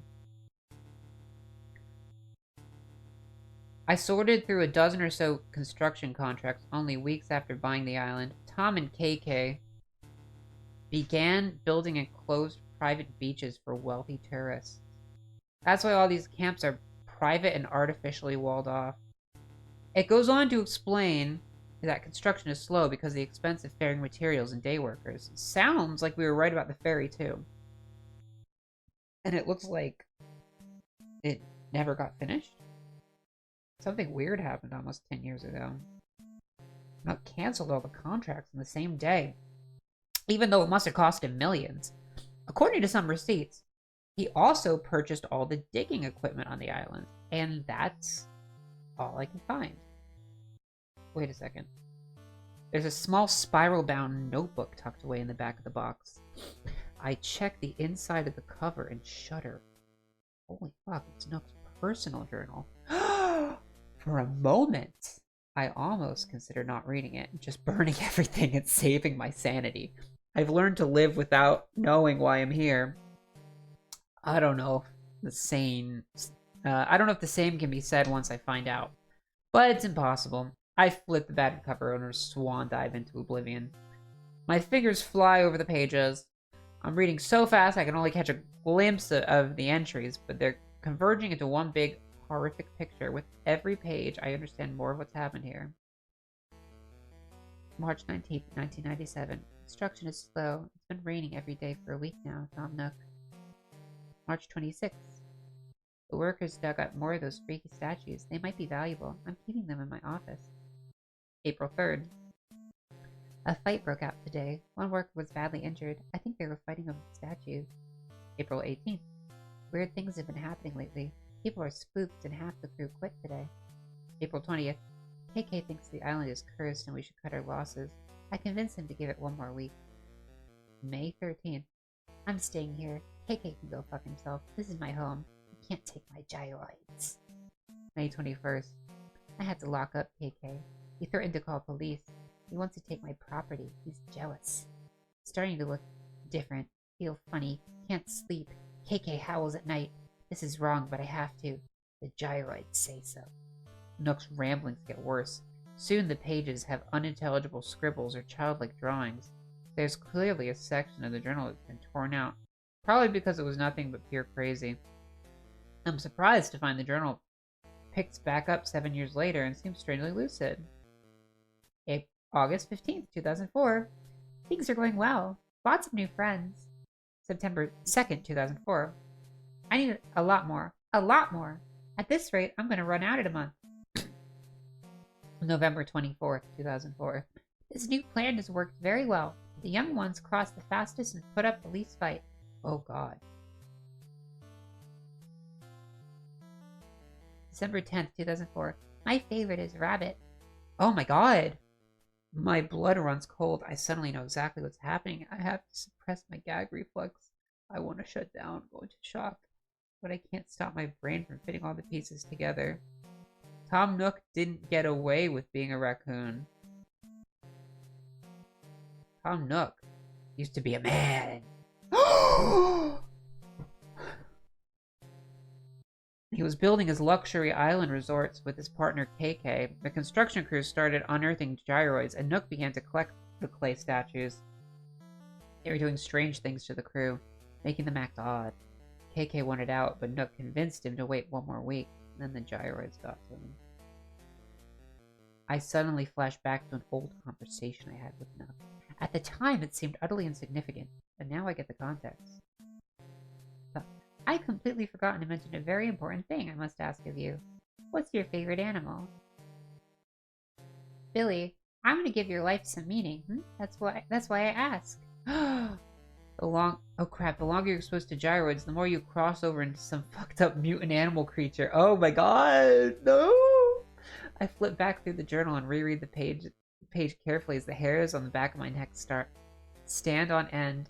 Nook called it Animal Crossing. Oh!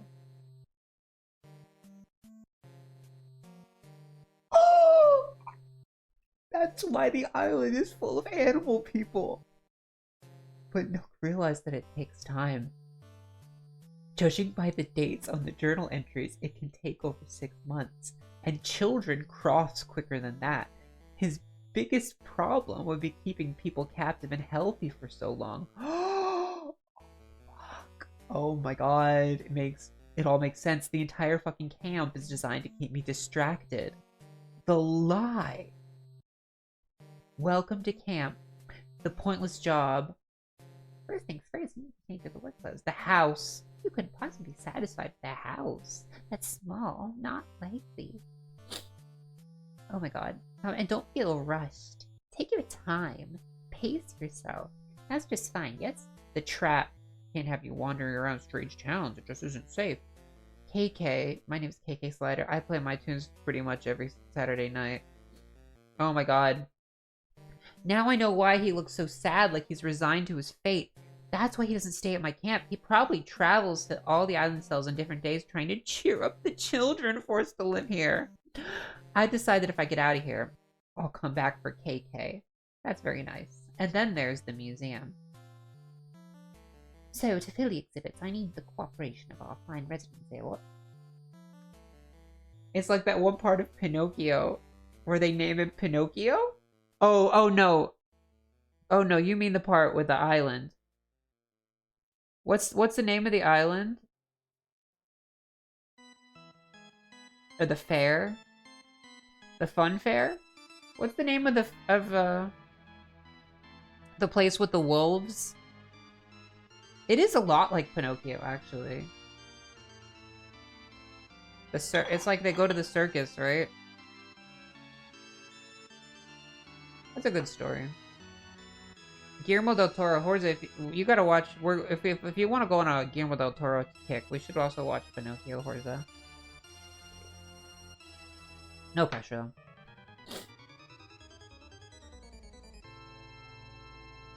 That's why it's empty.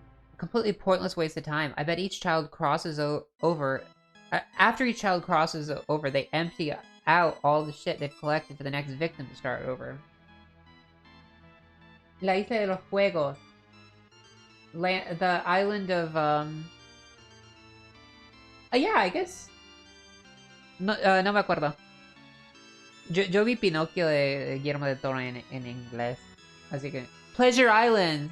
Okay, yeah. En español es Isla de los Juegos. In English it's Pleasure Island. ¿Viste el nuevo Pinocchio por Guillermo del Toro? Me encanta. Mi pareja y yo vamos a ver ¿cómo se llama? Frankenstein. Vamos a ver el nuevo de Frankenstein. Creo que lo veremos ese año. Creo.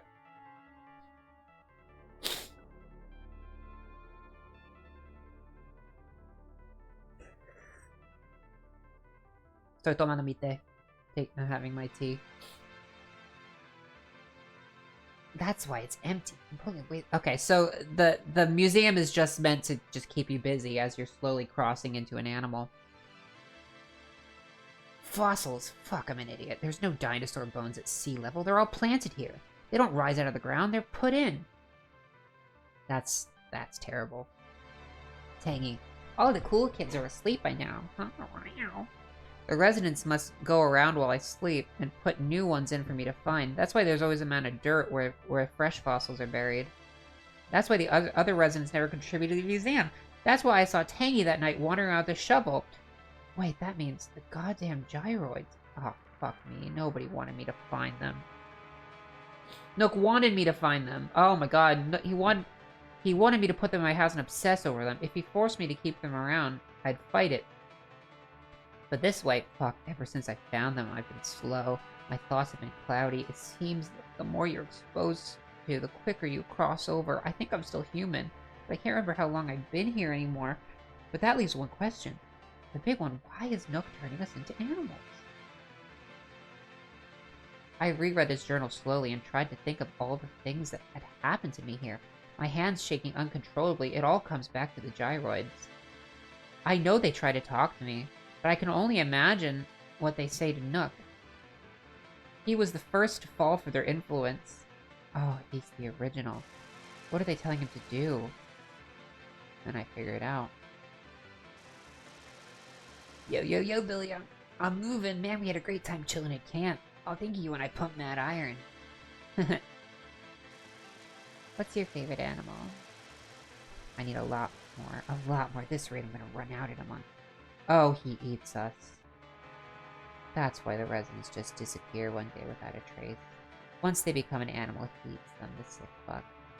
Are the gyroids telling him to do it? Is he just playing some kind of rabid raccoon behavior? Oh my god, what the fuck?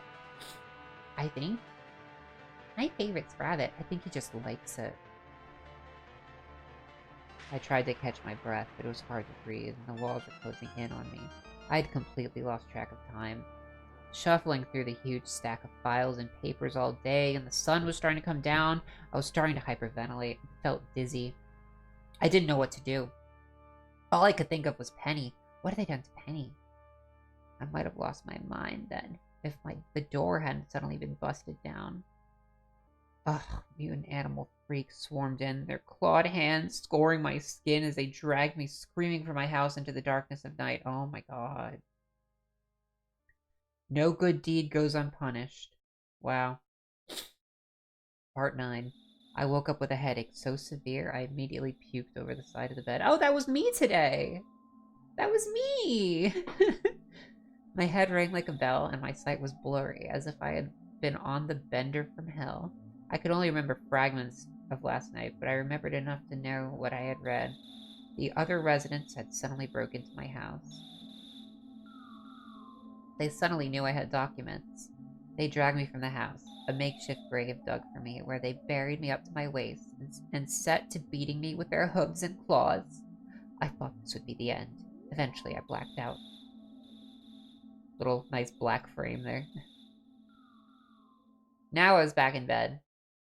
I was really having trouble focusing my vision. It was making me nauseous. I went to rub my eyes when I felt a patch. They'd beat me pretty bad and then bandaged me up. They didn't want to kill me. They just wanted to break me. The entire side of my head was numb with pain. Somehow my thoughts flew back to Penny. If they could just do this to me just for reading something I shouldn't have.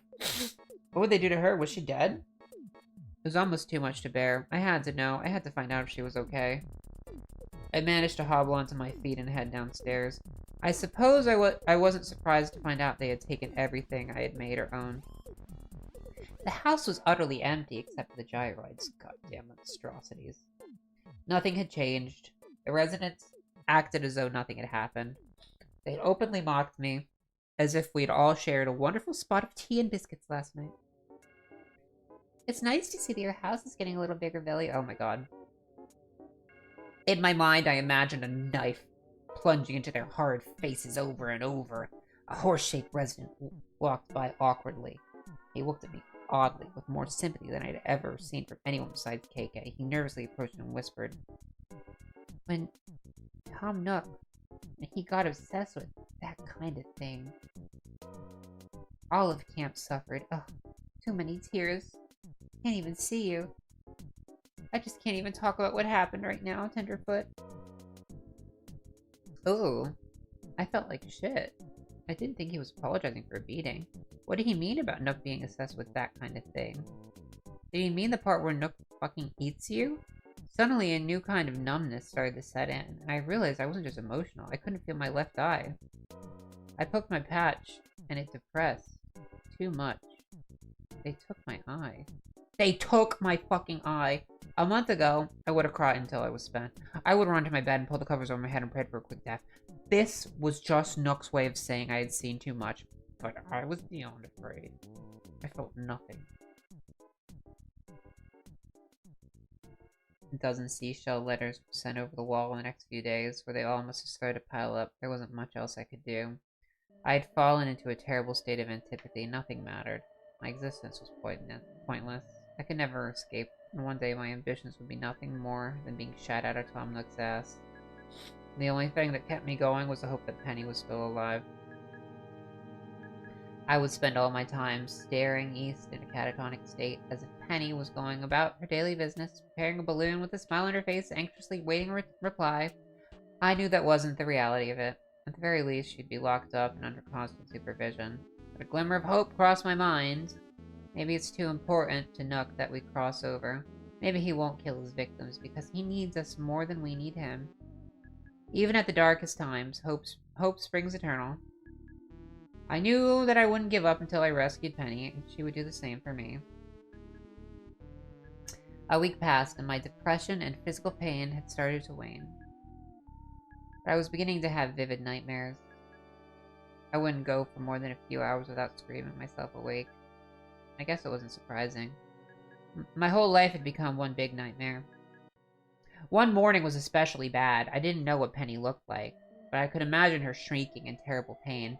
As I woke up in a panic that morning, the voice faded off into the morning light. I knew I couldn't wait any longer. I unexpectedly remembered that something had been picked out of me a few nights before. I knew what I was going to do.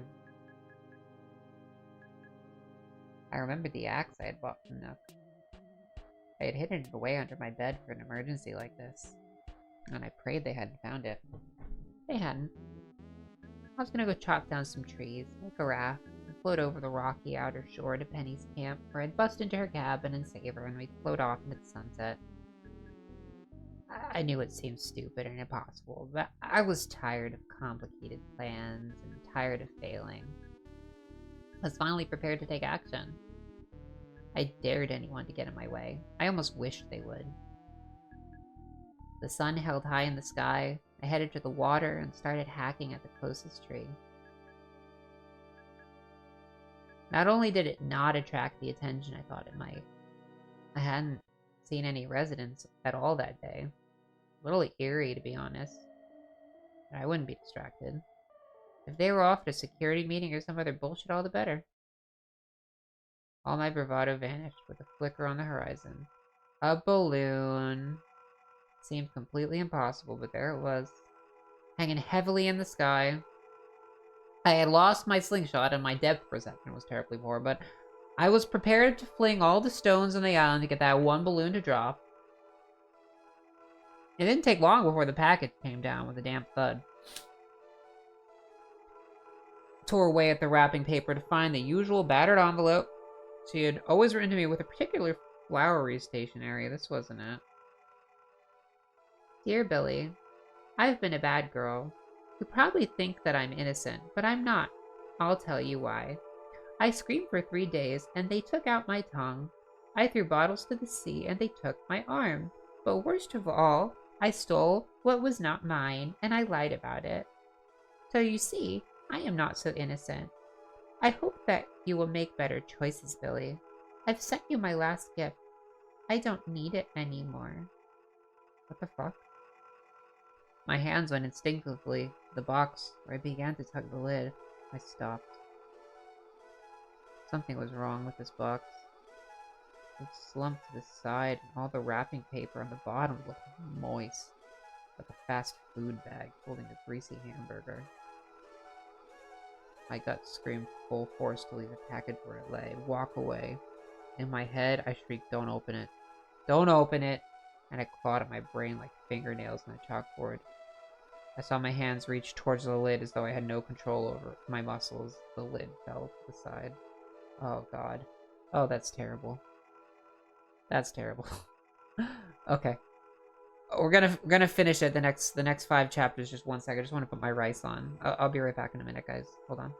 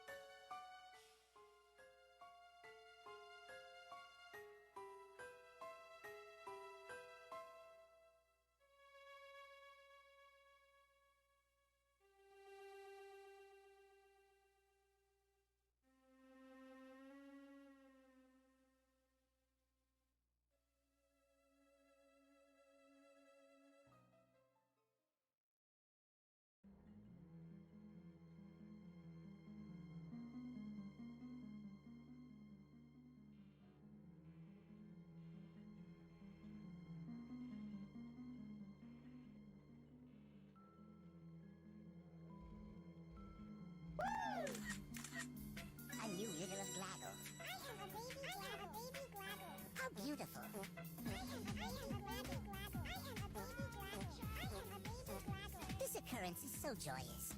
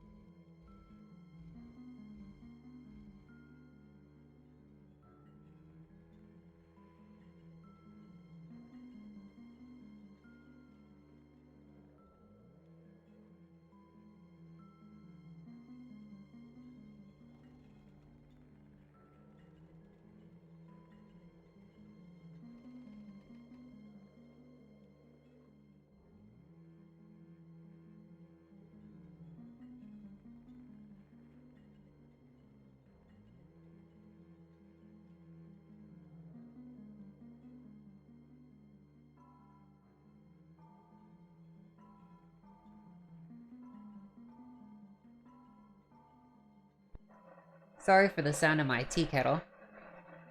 God, I don't even want to think about what was in that hamburger wrapper. The weighted companion.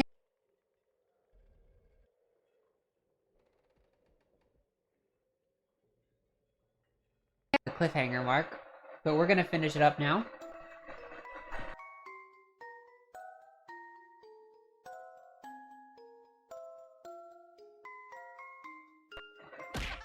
Ow! I know I shouldn't look. In my head, I went back and forth a million times. Should I look? Could I go on without knowing? I must have thought about it for almost 20 minutes, but it felt like 3 days. In my wildest fantasies, I just couldn't convince myself that anything good could possibly be in that box. But I'm just human, and whoever tied this balloon knew it. I peer cautiously into the box's depths, awaiting my one good eye to confirm its frantic suspicions. A severed limb, an AWOL organ, a whole fucking head leering at me askew. My heart raced as I glimpsed at the contents. A thick red goo covered the bottom. Bulbous chunks provided some unwelcome depth. I could feel my adrenaline kick in. I blinked, confused.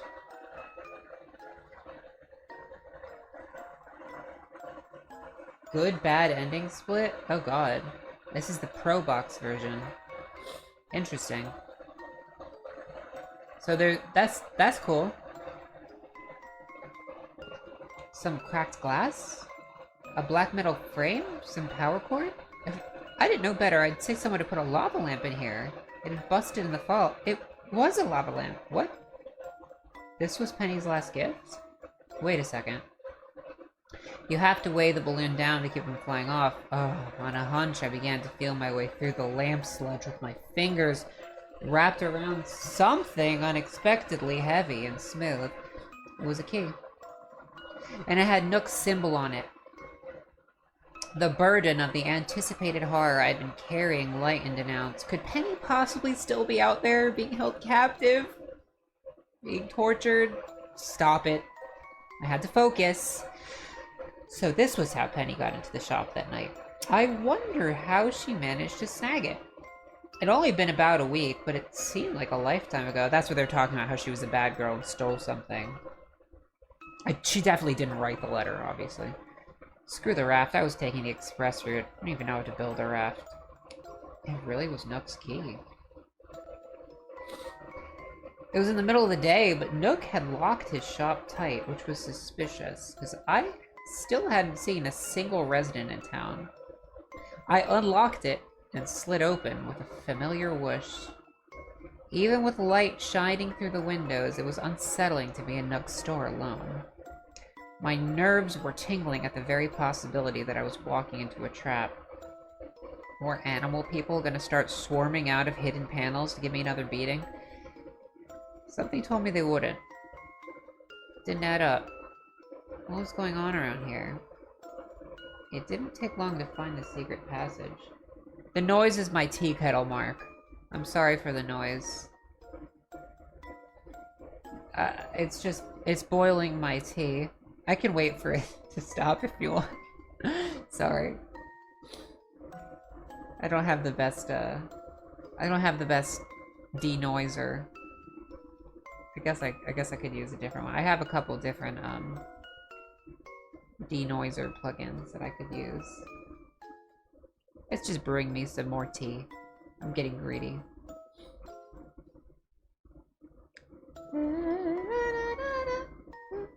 No, it's the blowing wind. It's the scary wind. Woo!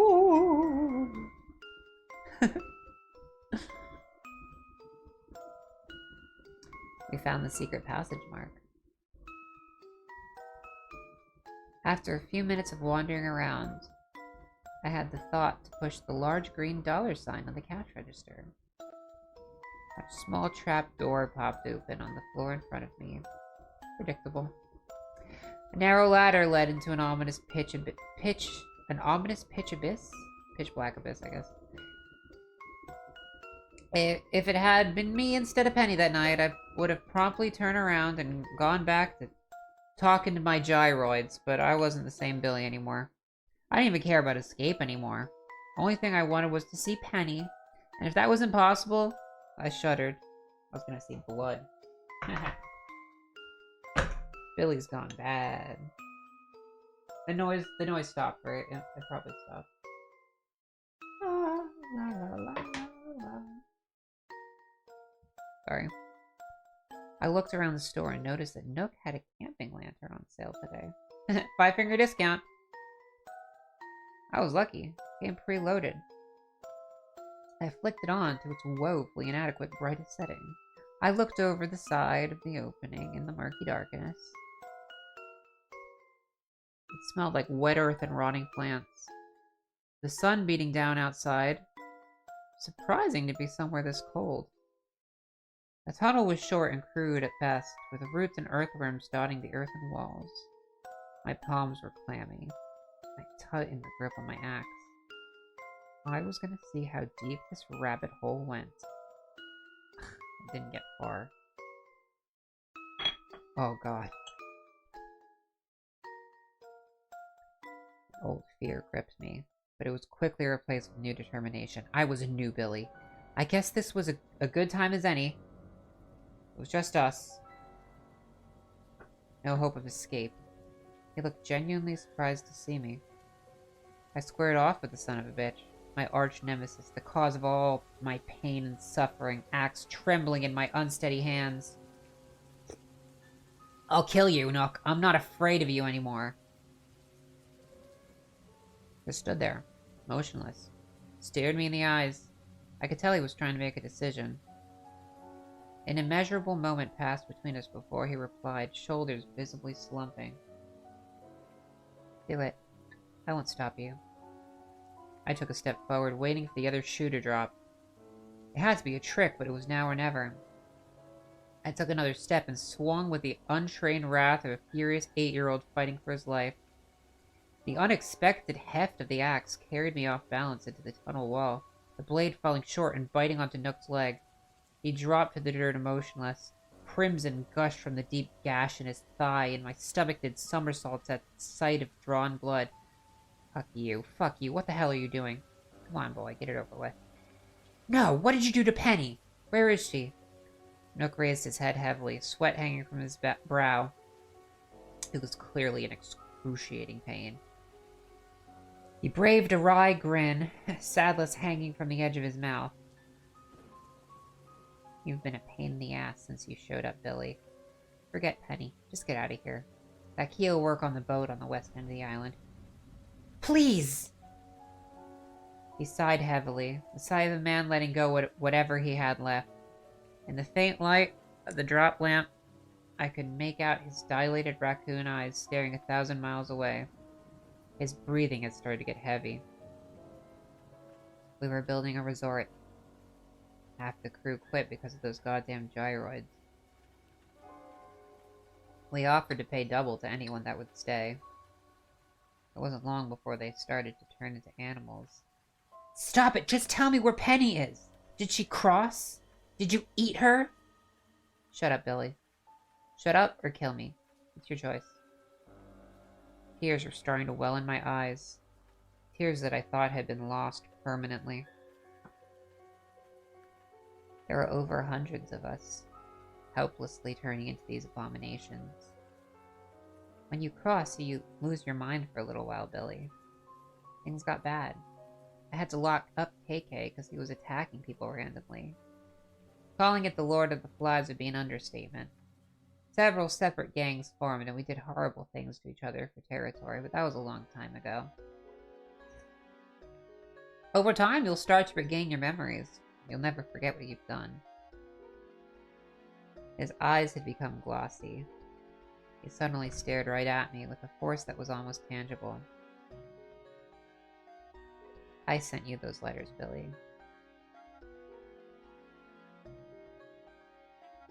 I almost had an aneurysm. I choked on my strained reply. Liar! You're the leader! You're controlling everything! You just want to keep children here until they cross and you eat them, you piece of shit! I read your papers! I read your journal! Eat you? Thought you were smarter than that. What? What? You can't escape this island, Billy. We're hundreds of miles off the coast of Japan. The island isn't even on any maps. Oh, you're welcome to try. I hope you make it. God knows I've tried. Look what I got from my effort. He tapped his right arm against the rocky dirt wall. Hollow clack of plastic echoing the tunnel. Fake arm. Can't believe I never noticed. And it was hard to tell. It was plastic beneath the matted fur he had attached to it. For the first time, I noticed a slight effort in his voice. An inability to form sharp sounds. No tongue. I'm not the leader. I'm just in charge of the cells. In the early days, they used to torture the new kids, but I was able to convince them it would be easier this way. I tried to make all of you as comfortable as I could. Most of them are happy and stupid enough that they never even know what's going on, even after they cross. Sometimes we get kids like you. This can't be right. It's another of Nook's fucking lies. He's just trying to keep me confused, guessing. After all this time, how could he claim to be looking out for us, trying to make our lives better? Indignation coursed through my veins. You're a liar. I don't believe you. Why would you pretend to be Penny? Why would you give me your own journal? Why would you have been sending me mixed messages like that creepy fucking letter that you put your key in? Yeah, you're right, Mark. Perfect timing. It's like the universe knows.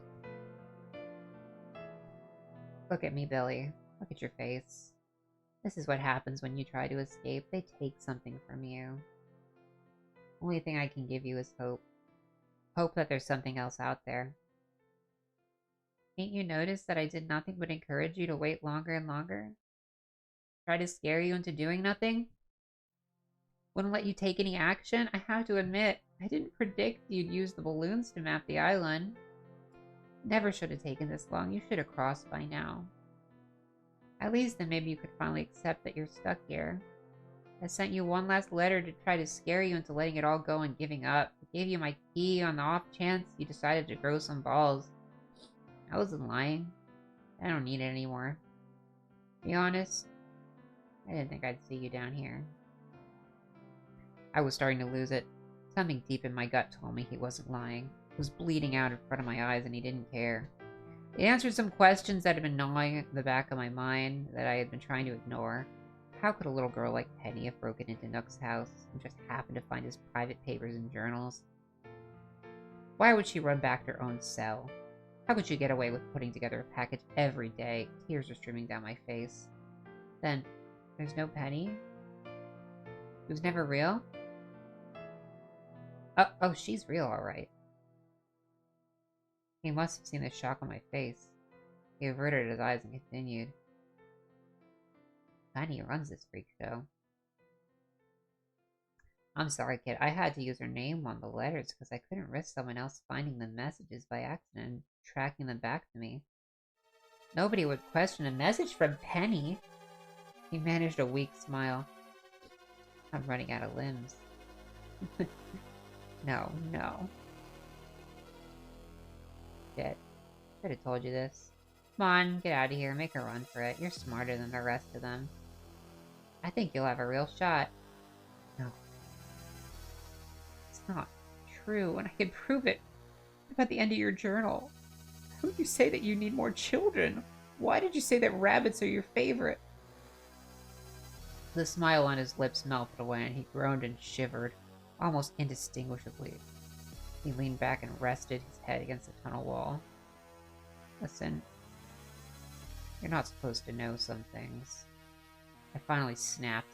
I punched him hard across the face and grabbed him by the collar, pulling his face to mine, and I screamed, "You think you've suffered? You think you're a saint because you tried to make this hellhole comfortable?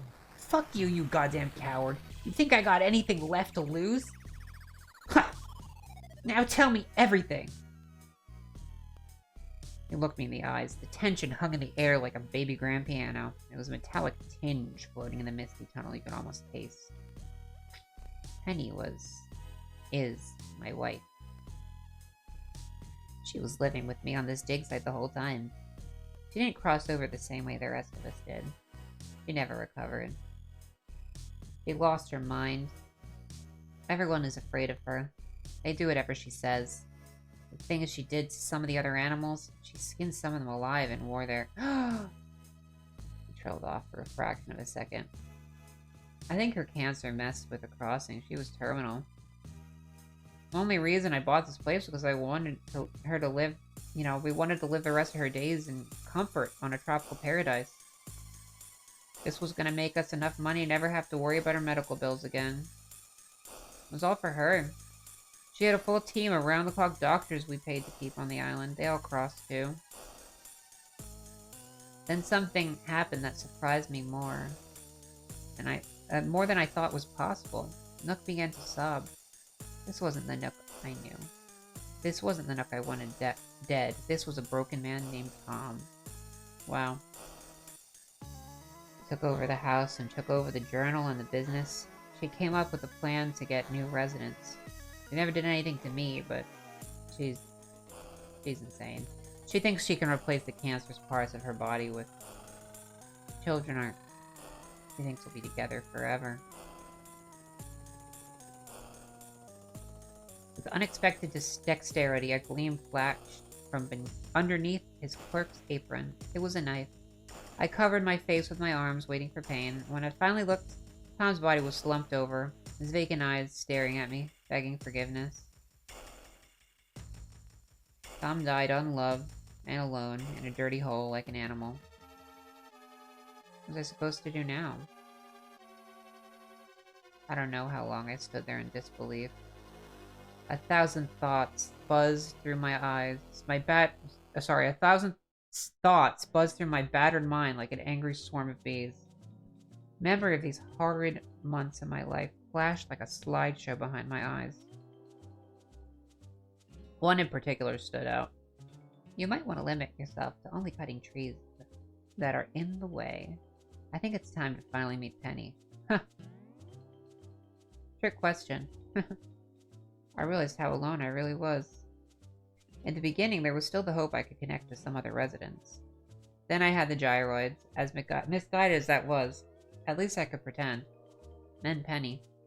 Now I reason the man I hated this whole time. was my only friend, and I had practically killed him myself. Wow. Maybe I could escape. Maybe I'd be luckier than Tom and get away in the night and travel hundreds of miles in the right direction without running out of fuel and land in a foreign country that could send me back home. Maybe. Or I could be caught, mutilated, and sent back to camp to wait for some crazy B-word to come take my organs. Nah, there's only one way out of here. I used the map, quote-unquote, Penny had sent me of the island's underground to find my way to the house in the middle of the island. To call it a house is an understatement. It was a mansion. And I came from up the tunnel to see it from the back, its ominous silhouette accentuated by a halo of occluded sunlight. On the other side of the house, I could make out the murmur of a large gathering, the kind of low-dinner mob make. I wonder if that's where all the residents had gone when they were here. Even sneaking around to look would have been suicide. Lucky for me, the back door hung open like a mouth of a giant angry gyroid waiting to swallow me up. Did Tom leave this door open for me? There was no going back. My hands hurt from the death grip I had on my axe. The house was a complete disaster. Trash covered the floor and previously elegant furniture was smashed into pieces and pushed up against torn wallpaper. No lights were on in the gloomy foyer. The house appeared to have had the same layout as all the other ones they built in camp, but this one was much larger. I knew where Penny would be. I made my way up to the 3rd floor. The bedroom door hung slightly ajar, and from inside I could hear the shuffle of movement. Through the crack, I could make out 2 large French doors on front of the room that were open to a balcony. It looked as though Penny was about to make an announcement to the crowd like some sort of deranged dictator. The hair on the back of my neck stood up. Was I really going to do this? I didn't even know what I was going to do. Run in there? Chop her into tiny pieces and try to make it back into the tunnels without anyone seeing me? There's no rational course of action left. There was just action. My arm reached for the door and it creaked inside. I saw her. She was sitting at a dresser, fixing her face. Tom, dear, is that you? Did you bring the boy I told you to fetch? Did you have to hurt him? Oh my god. Her voice shifted from a rational person to someone who had seriously lost her mind. Sort of gleeful malevolence only found in comic books. She turned slightly and caught my eye in her mirror. Oof, I almost fainted. Her face was falling apart. It was clear a hideous disease was eating her alive. Her eyes were wrong. One was dark black marble you'd expect of a mouse, and the other... Oh shit. It was my eye. I felt dizzy, and the room started to spin. My legs were about to buckle. At the last second, I pulled myself back together. I prayed that this would end quickly. One way or the other, I stumbled on my words. I wasn't even sure what reaction I was trying to get. Tom's dead. I killed him. Dead? Phew. That rascal was always getting into trouble. Now, where am I supposed to find a child whose favorite animal is raccoons? Maybe Nebraska. She didn't even care. She had completely lost it. I have to kill you, Penny.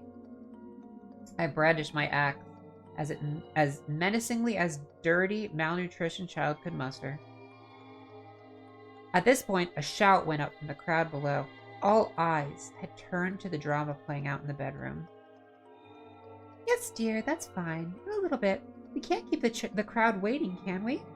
No, we can't. It's a good thing you showed up. My heart seized up. Oh god, what have I done? Tom knew what was going on here. He told me to run because he knew everyone was gathered here, and it would be a long time before they'd start to look for me. I had a real shot, he said. He knew it was going to happen here, and it was so horrible he'd rather be dead than play any part in it. I was so focused on the hideous freak that Penny had become that I hadn't noticed her personal guard dogs looming in the shadows behind me. They grabbed my arms with unnatural strength, twisting the axe from my hands. It fell harmlessly to the floor with a dull thud, and it stared at her like a skydiver with a faulty parachute. Come on, Billy. This'll be fun. The guards dragged me downstairs while Penny addressed the crowd from her balcony. I could hear her voice, muffled through the walls of the house. It was hard to make out complete sentences. What I could make out was this. She was very upset about her documents and journals being stolen. She didn't know who did it, but she was going to find out and I was going to help. She ordered everyone to line up. We emerged from the front of the house, the sharp sunlight making the figures before me indistinguishable and blurry until my eyes had adjusted. In front of me was a long row of children, most crying, some expressionless. Some were missing legs or ears or other pieces I couldn't plainly see. They were being held against their will by their respective guard dogs. Residents of each camp watching from behind, I tried not to fall apart, but I had a terrible premonition that I knew what was about to happen. Penny screamed like a banshee from the balcony. "Well, Billy, would you be so kind as to tell me which of your friends here stole my belongings?" She didn't know. She couldn't understand that Tom betrayed her, and now someone was going to suffer for his actions. There was no time left to think. "It was me. I did it. Leave them alone." Ow! Ow! Leave them alone! Poor, brave Billy. You've already paid for your crime. Don't make me add lying to your list of punishments. I know you were in your own camp, so it couldn't have been you. I'm very busy, and I'd really like to know who sent you those papers, Billy. It was Tom. Tom did it. He did everything. Please just let them go. Penny motioned to the first child in the line. The boys' guards looked panicked but resigned to do Penny's will, but grudgingly they dragged the boy, screaming, to the back of the house. Penny turned and left the balcony. Several minutes passed. Blood-curdling screams filled the air. Ah! The screaming stopped abruptly. From inside the house, the dull thumps of someone heavily climbing stairs could be heard. Penny returned to the balcony with her prize. She held out her arm and waved around the arm she was holding. "Look, Harold's waving goodbye to all of you. Now, how about the truth this time, Billy?" The crowd collectively gasped, children intermittently screaming for their own lives. I doubled over, trying to heave, but my stomach had nothing to give up. Too much. I couldn't deal with this. She was making me choose who to slaughter like livestock, and if I didn't tell her what she wanted to hear, she'd drag each one of the kids behind her house. She was making a show of this so no one would ever cross her again. "Well, think carefully this time, won't you?" My mind went blank. We were all going to die here, gutted by an insane monster until no one was left. They'd ship in a new batch of children after, and it would go on forever.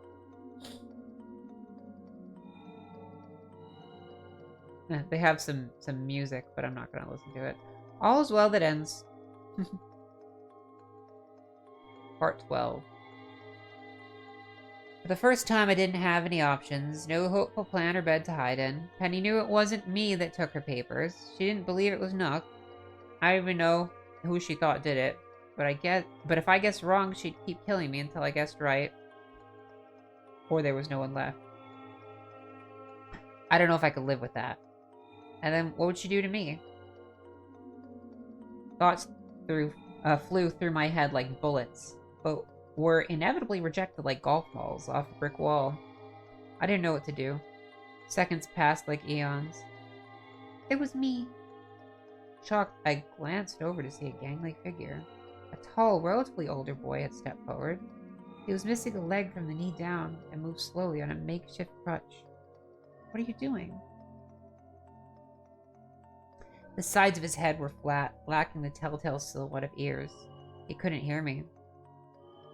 "Oh, Philip, you always were a troublemaker, Why don't we take a walk together?" "It's Philip!" Now I know why you remembered it. She giggled to herself at the thought of forcing Philip to hobble alongside her on a pleasant afternoon stroll before again leaving the balcony. Phil, I knew that name. It was one of the children that had sent back a message to me when I was first mapping the island. No guards dragged him along. As he shambled past and caught my eye, there was the briefest hint of a grin on his lips. I was beginning to think that everyone had lost it when I realized Phil had a plan of his own. whatever Phil was planning to do won't work. Penny would never believe that this boy, barely able to round the corner of her house, was capable of breaking in at night and running off with her documents. Philip, don't! It was already gone. The entire crowd was mesmerized, staring into the empty side lot where Philip had disappeared from sight, waiting for screams or for Penny to appear again from the balcony. And then what? Wow. Oh, different Philip. And then we choose another sacrifice and go on into the night. This was the closest thing to a shot in hell I'd ever had, and my body reacted before my brain could tell it to stop. I spontaneously twisted from the grip of the guard who had himself become transfixed by the anticipation of the scene. It made a break for the side where Philip had disappeared. Maybe between the two of us we could overpower the deranged mouse. Maybe without her canine entourage we stood a chance. We didn't. I turned the corner to see Penny hunched over the boy like a vulture. Both figures were covered in blood, but one was not moving. Philip was dead. Yet the blood was not entirely his. On the ground beside Philip was his crutch, the end of which had been sharpened to a dull point. I hadn't noticed before. In Penny's side, a deep gash oozed, inhumanly thick, dark blood. With the sound of footsteps behind her, she had stopped what she was doing to look. She had been digging through his chest with her clawed arm like a gleeful child rooting through a discount bin of video games, looking for organs she'd like to keep and tossing the rest haphazardly to the ground in front of her. Around her. My sight suddenly went blank, as if to save me from the inescapable trauma, but in truth it was because guard dogs had plowed into me from behind, knocked me to the ground. The key in my pocket dug heavily into my thigh before springing freely into the dirt. As my vision returned, I was shocked by Penny's gruesome visage hovering over me, key in hand, eyes blazing. "Where did you get this, boy?" There was nothing to say. Penny grasped me with uncanny strength for a mouth, and with a gut wound that literally dragged me through the mud, through the back entrance of the house and up the stairs, she shrieked to the guards, "Stay!" Back in the bedroom, she propelled me with superhuman force against a wall. I slumped onto the floor. She closed the doors and balcony and rushed at me, burying her claw deep in my shoulder to hold me in place. Her face pressed against mine, and my terror rose as I was forced to stare deep into my own eye. "Where is Tom? Why isn't he here?" My voice cracked. Her clawed fist was cutting off my windpipe. "Told you. Tom's dead." She slammed me hard against the wall. "You couldn't kill a fly, you weak waste of meat. Where's Tom?" I didn't know why. I hadn't realized it sooner, but Penny wasn't unaffected by Tom's death. She just hadn't believed me until now. Vitriol was beginning to boil in my veins. I exploded furiously. "Oh, wow, she thinks I'm a weenie. He killed himself. He killed himself because he couldn't stand the thought of having to live one more minute with a hideous failure of nature like you. He'd rather be dead than have to wake up every morning next to a monster." Oh my god. That's so mean. You're just trying to make her snap. I fear I wasn't already crazy. Penny's face suddenly twisted between unimaginable rage and emotional anguish before settling on something approaching neutrality. She let go of my punctured shoulder, small rivulets of blood trickling down my chest. Took a step back. Her voice buckled from that of a shrieking ghoul to an unfamiliarly human tone. "He committed suicide? Because of me?" I was transfixed by the emotional roller coaster playing out before me. Penny was looking past me now. Her eyes glazed over, her thoughts 1,000 miles away.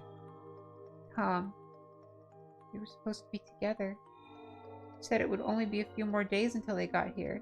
Just a few more days. We're supposed to be together. Forever." Her face, distorted as it was, had begun to display the sincerest appearance of regret.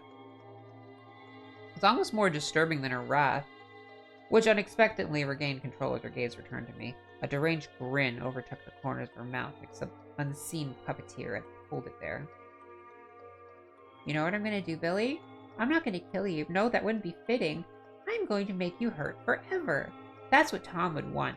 I'm gonna start with your hands and feet. Penny began listing the ways in which she would happily mutilate me for as long as possible. She had lost herself in bloodlust, dreamily gazing skyward while she fantasized about every possible way she could make me suffer. It was terrifying, and I believed every word of it. But Penny had made a mistake.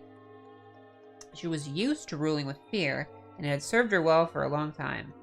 Penny never knew fear herself. She didn't know it the way I did. She didn't understand that she was a virus, that every shot she infected me with, she didn't realize she was a virus, and that every shot she injected me with built up my tolerance. This was her last shot, and it was one big one, but it couldn't kill me. I was the vaccine. This is very like, I came here to kick ass and chew bubblegum, and I'm all out of bubblegum.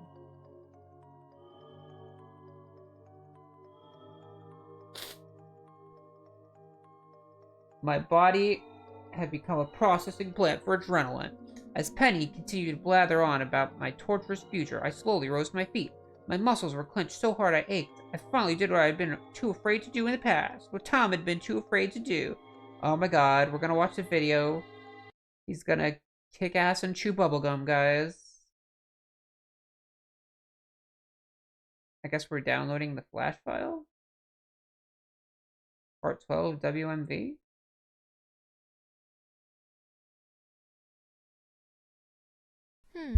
Maybe I'll take away your other eye.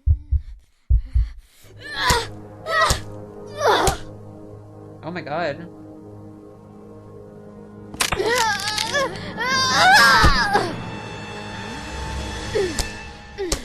You did it!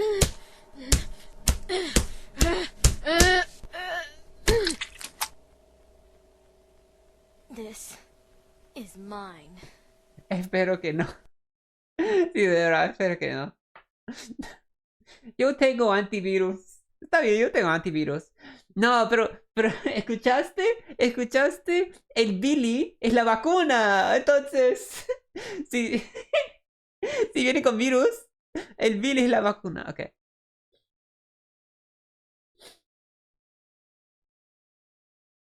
Anyway, I'll delete it.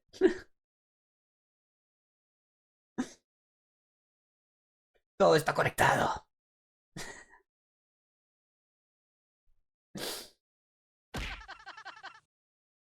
Yeah, R.I.P. Flash.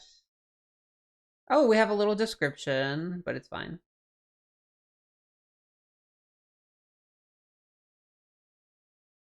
Yeah, that was kind of creepy. Yeah, Flash animation was a time, wasn't it? I'm not listening to the soundtrack that's supposed to go with this. If you want, there is a soundtrack. You can look it up if you find the page.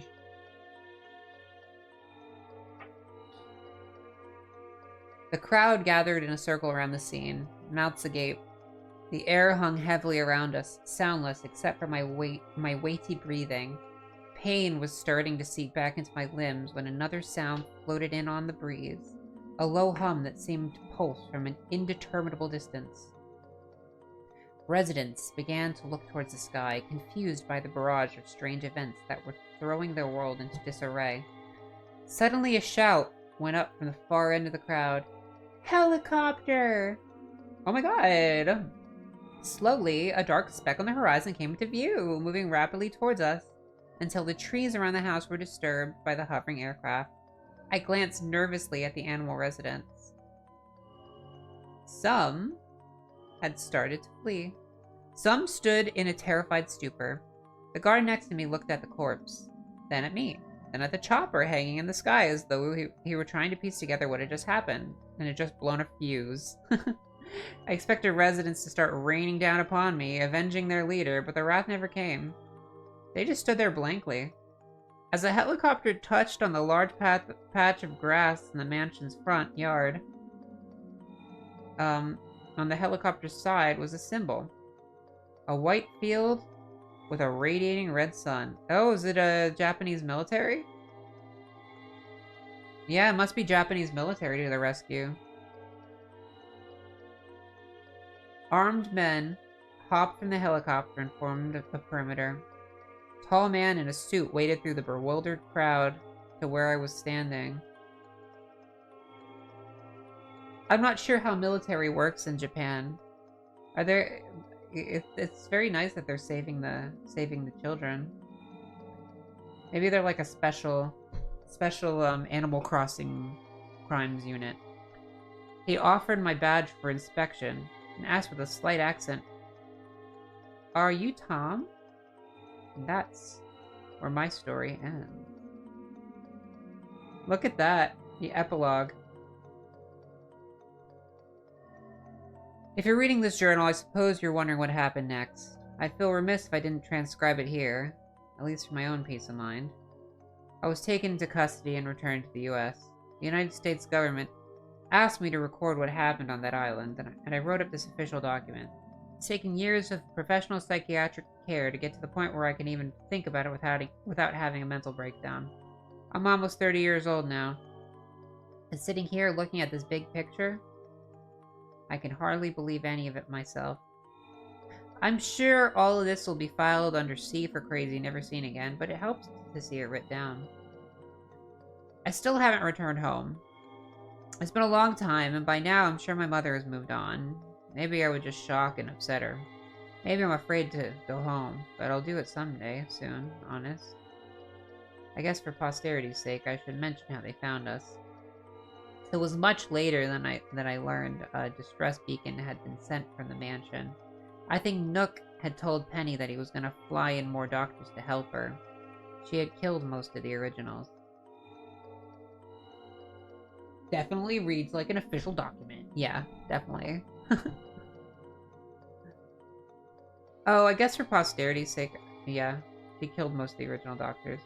But that left me wondering for a long time why he had to die if he thought someone was coming to rescue them. Why did he kill himself? My psychiatrist says that when people experience severe trauma, they often validate their fears. Do you think Tom was so afraid his last plan for escape would fail, like everything else, that he killed himself to make sure it came true? I think that's bullshit. Tom died because he was past his breaking point. I had learned that Tom was my only real friend. What I didn't realize at the time was that it went both ways. I was his only friend. When Penny had ordered him to bring me to the mansion, he couldn't do it. He didn't want the memories. He didn't want the guilt. He didn't want the judgment. He took the easy way out. I was hooked into a government laboratory for months. They ran medical tests on me since my days on the island. There was something different about me. I was resistant to the gyroids. They are unsure if the gyroids produce a biological chemical reaction in people, or if there's some other explanation, some sort of undiscovered mystic power. They were able to use samples of my blood to make a vaccine that seems to be relatively effective in combating it. Penny didn't cross right the first time, so when she had my eye implanted into her, she began to revert, and her body rejected it, and it was literally killing her. It made me wonder if she used to be even worse, even stronger. If she hadn't been weakened by the transplant, could I possibly have taken her down? Better not to think about it. In other residents, my genes would occasionally slowly reverse the gyroid's effects. Some of the residents they used it on even slowly returned to their human selves, as though the crossing were just a virus or radiation that could be purged. Though I was resistant, I was not immune. Nobody can tell me how long it would have taken me to cross. Maybe months, maybe days. Some people say everything happens for a reason. Would I do it all again if I knew I could save these people? Honest truth is, I don't know.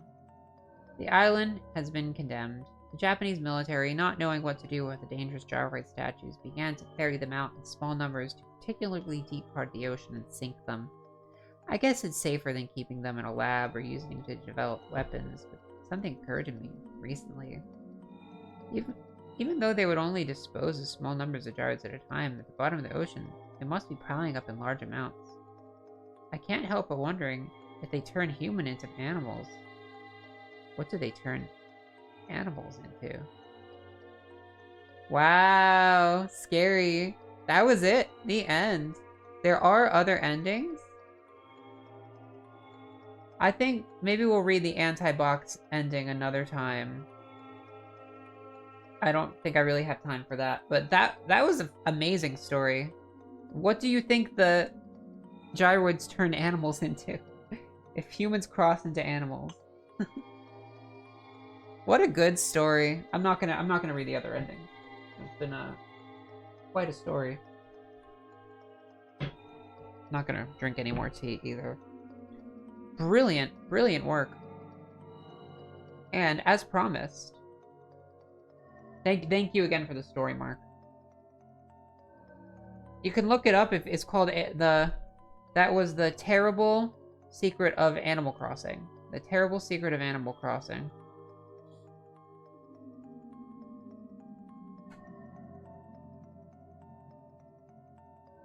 Anti-box ending is short? Okay.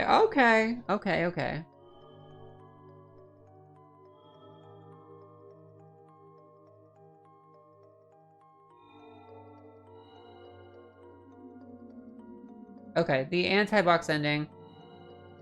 2 lift by sea, anti-box ending. Stared at the box for almost an hour. It felt like 3 weeks. It was getting darker and a chill breeze fluttered through the wind. I waffled agonizingly back and forth between what I wanted to do and what I should do. This wasn't her handwriting or her paper. I've been a bad girl, da-da-da-da. I had no reason to think she wrote it, or if she was even alive anymore. My imagination was trying to get the best of me. I could clearly envision all the hilarious things that Ow! I am a baby Glaggle. Yeah, I don't feel like reading it right now. I like the ending. I don't feel like engaging in multiple endings right now.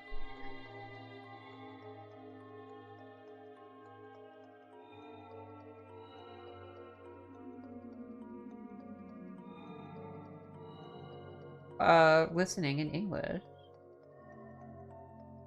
Mild dog.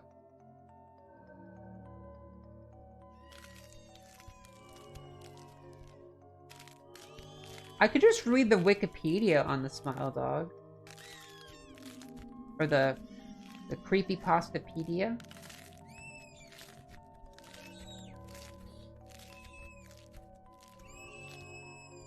There's definitely a Smile Dog origin.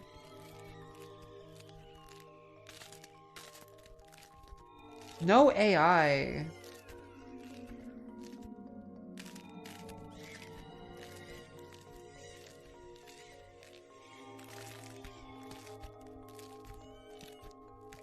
Smile Dog true story.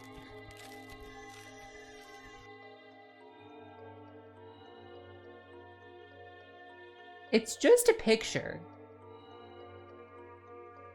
Oh, 12-minute story. Nice. This is a Smile Dog story.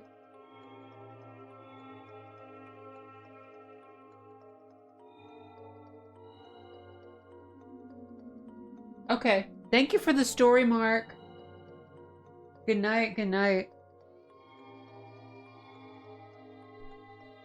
It's pretty highly rated Smile Dog story.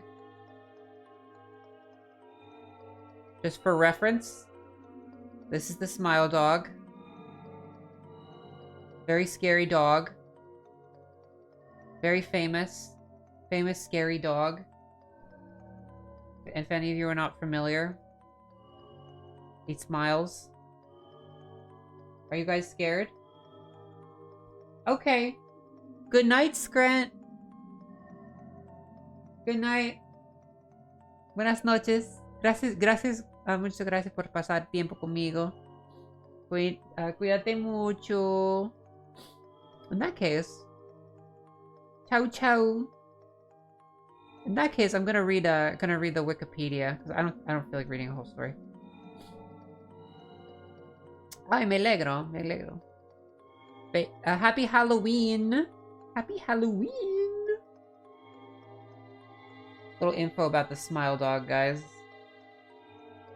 The titular main antagonist of the creepypasta story of the same name, Smile Dog. He's a supernatural entity takes the form of demonic husky. Yeah. Forces people into spreading his image all over the internet. Huh. He's like a mimetic creature. Supposedly haunted image. Dating back to the beginnings of the internet. Smile.jpg has a reputation for driving those who view it insane, making its victims view it in their mind's eye at every turn. While it has been discovered that these images in victims' minds are the result of epileptic seizures, there is no clear understanding of why the image caused it. Thank you for the recommendations, everybody. I'm glad to have things to keep me going. All victims who spoke up about their experiences, however, have said that they've been visited by dog-like creature in the image named Smile Dog. When in these dreams, the only thing the victims can do is watch and listen as Smile Dog tells them that the only respite to their torment is to spread the word. Many of them receive, shortly thereafter, a removal media via mail without return address. Inside these media is said to be another copy or form of Smile Dog, which the victim is encouraged to spread to others. Those who claim to have seen Smile.jpg often joke that they were far too busy to save a copy of the picture to their hard drive. However, all alleged victims offer the same description of the photo. A dog-like creature, usually described as appearing similar to a Siberian husky, illuminated by the flash of the camera, sits in a dim room. The only background detail that is visible being a human hand extending through the darkness near the left side of the frame. The hand is empty. It is usually described as beckoning. Of course, most attention is given to the dog, or dog creature, as some victims are more certain than others about what they claim to have seen. The muzzle of the beast is reputedly split into a wide grin, revealing 2 rows of very white, very straight, very sharp, very human-looking teeth. This is, of course, not a description given immediately after viewing the picture, but rather a recollection of the victims who claim to have seen the picture endlessly repeated in their mind's eye during the time they are, in reality, having epileptic fits. These fits are reported to continue interminably, often while the victims sleep, resulting in very vivid, very disturbing nightmares. These may be treated with medication, though in some cases it is more effective than others. Smile Dog appears as a Siberian husky with gray and pink-like fur, accompanied by an inhuman smile. When he transforms into his demon form, his fur turns red with a yellowish tint? Okay. I guess they're 2 forms. They're kind of linking them as 2 forms of the same. I'm starting to get scared. Smile Dog is a merciless, sadistic, cruel, evil, satanic, and manipulative sadist. He's sadistic sadist. Oh my god, the worst kind of sadist. Taking advantage of his victims' fragile minds and breaking them while taunting them and telling them to spread his image across the internet and possibly even the world. Smile Dog is surprisingly patient. He waits for his victims to give in to his demands and leaves them alone when they do. He knows just what he's doing and takes pride in his job. Smile Dog is able to cross over into dreams and turn them into nightmares, where he's able to render his victims helpless, unable to speak, and tells them what he wants. He's also able to shapeshift into a more demonic version of himself, primarily used to terrify and force his victims into doing what he says. In some versions of the story, he's able to cross over into the real world and murder the victims, dragging their souls down with him to hell, which he believes is his place of origin. Oh wow, we know who the creator is. Smile Dog was created by Michael Lutz. The exact origin of the SmileDog.jpg creepypasta is unknown, but is rumored to have been first posted on X. No surprise there. According to the occult-related blog Ether Paranormal. The earliest known image tied to story is the one shown above. I've always found it very scary. That's cute, though.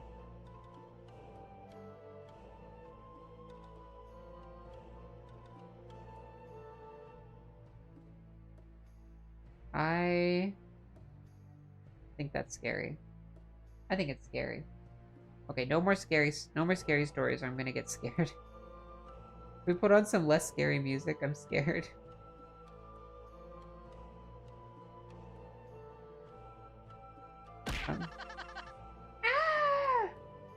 Let's put on one.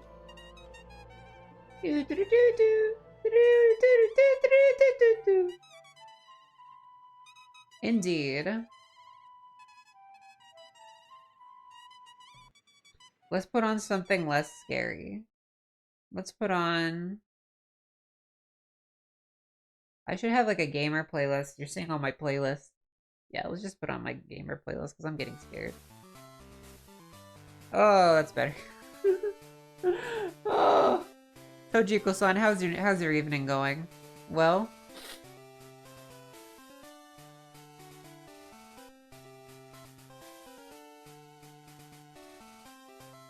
I'm glad to hear that. Very glad to hear that. Much better. I had a migraine earlier, but my Chinese tea seems to have helped, as it always does. Possibly addicted, but you know how it is. Yes, very good times. Let's, hold on. Meow.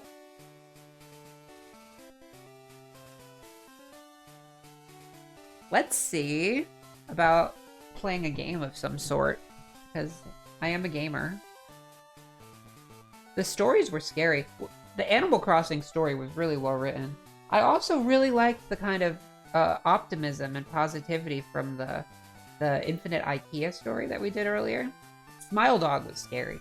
Honestly, that picture of the dog always freaked me out. Let's see. I had a couple games written down here. We could play... I downloaded a lot of games.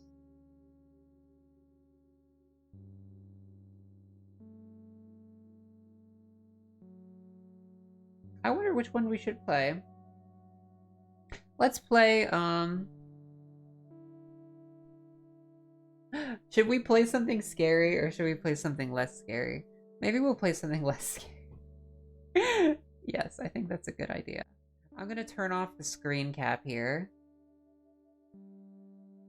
It was a very nice screen cap, but bow, it was too much. Let's open Steam.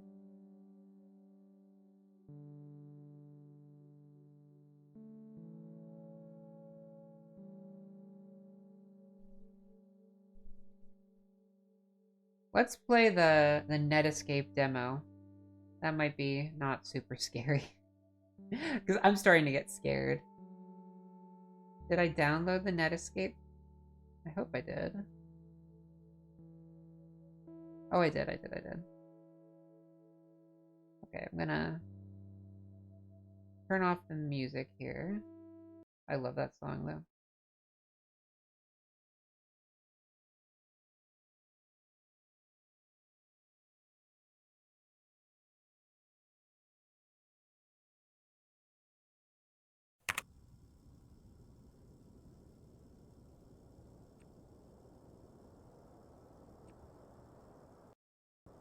Oh, how cool. Check this out, guys. Let's...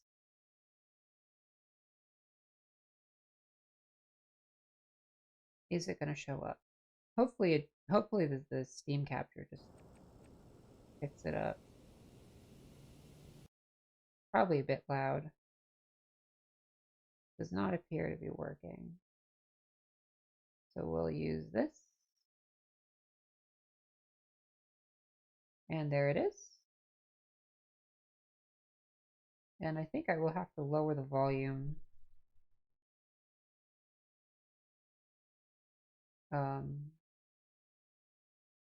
in my sound control panel.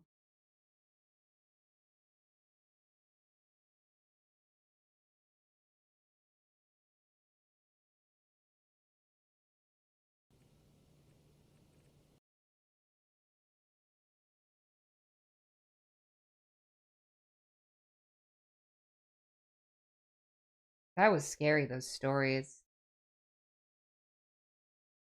Do,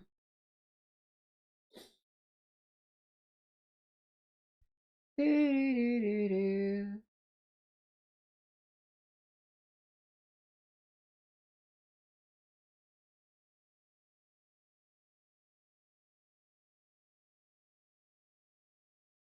I'd say that looks alright.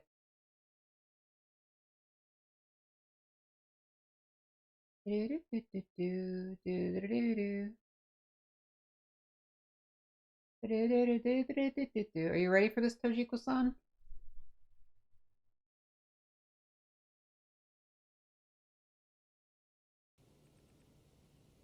This game's a bit loud, isn't it?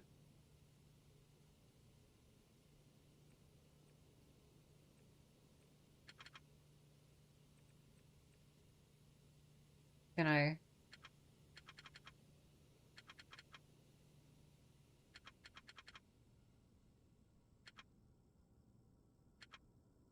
Looks like my mouse is clicking a little bit to the right where it's supposed to go.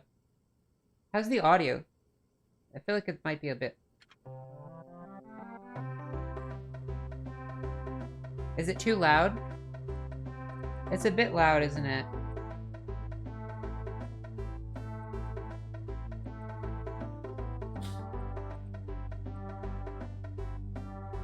I love this music. It's fine with you? It's fine with you, it's fine with me.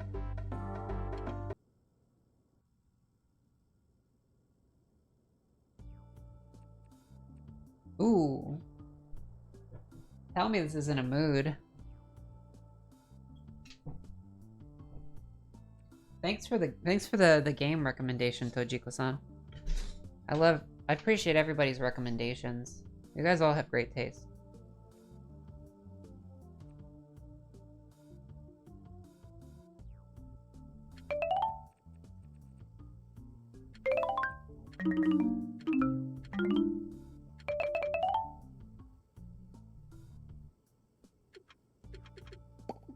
Look at that. Welcome to Netscape. Your virtual escape from the real world. I'm Spoogle, your friendly guide on the web. Would you like a guide on how to play Netscape?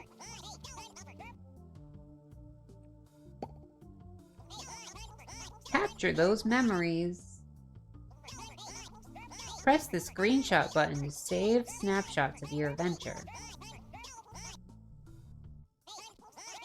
You can check any screenshots you take in the screenshots folder on your desktop. Oh, let's change the stream information. The Netscape.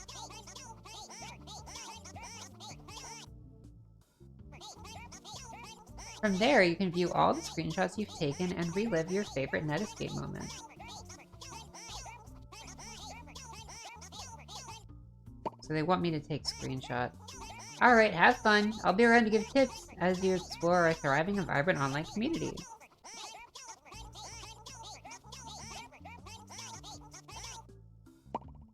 Alright.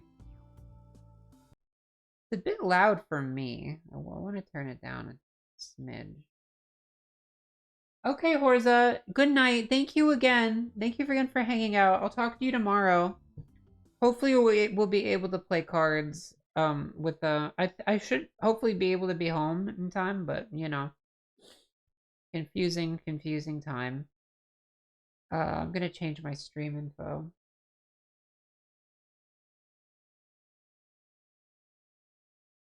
Netscape. 3 followers. It is a big day, but I think it's very needed. You want me to make the game look bigger? Make it a smidge bigger if you want to see it a little bit better. Tell my Pokemon to shrink. No, my Pokemon look fine.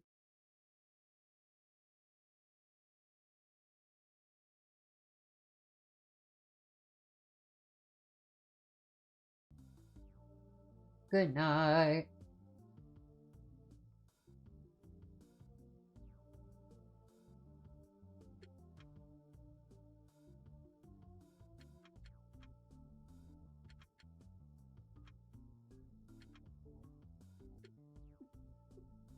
What do you think of this this UI?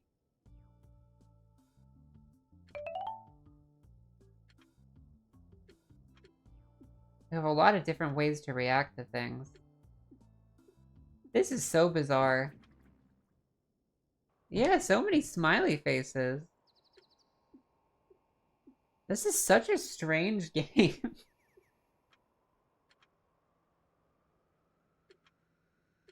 Am I supposed to take a picture? They're like waggle faces. I don't think there's anything I can do with these guys. Maybe I can talk to them?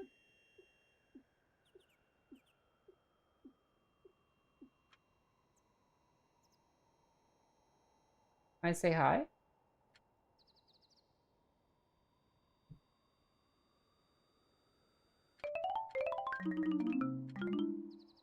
Nothing happens. That's my way out. I guess you can't do anything with the little guys in the Church of Escapism. It's so crazy I have to control with a mouse where I'm going. The controls are awful.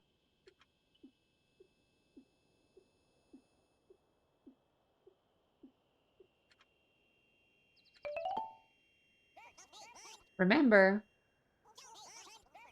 you can lock forward movement with the lock button next to the movement controls. Yes, I remember. Give it a try. Yes, I just figured that out.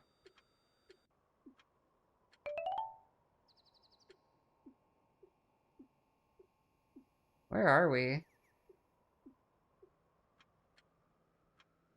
What a strange game. This is a strange game.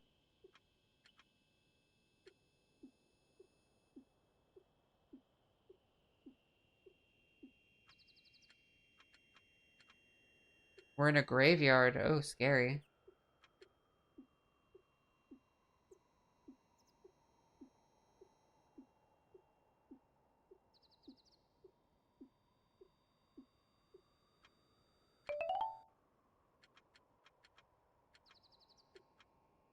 The little emotes aren't really doing much. It's 11:36. Oh, it's not 11:36 here.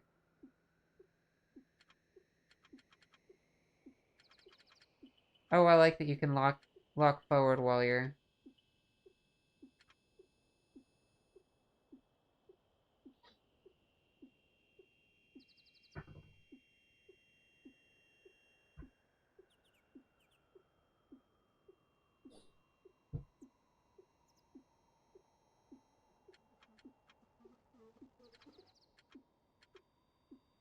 What is this?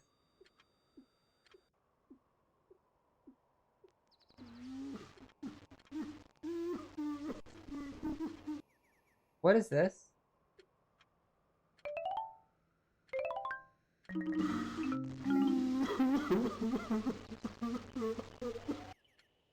Why are you crying?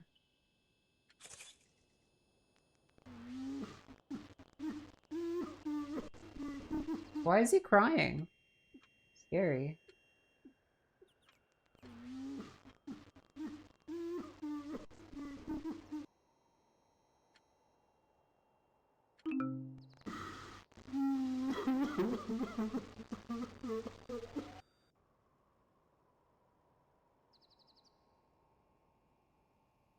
Huh.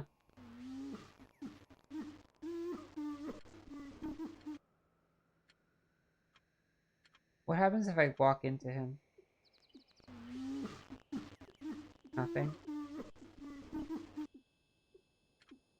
That's really scary. Can't even interact with them.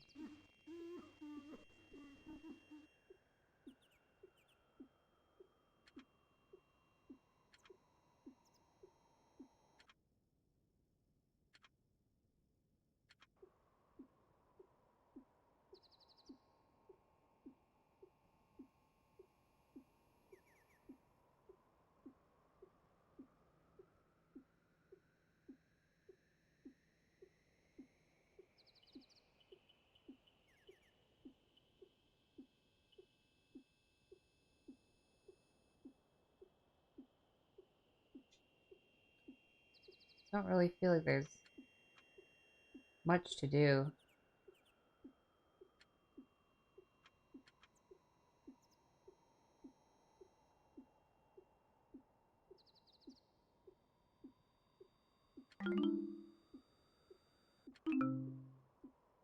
Do I have a way of leaving this area? Just saw something appear there. No idea what it was. What happens if I go in here? Nothing.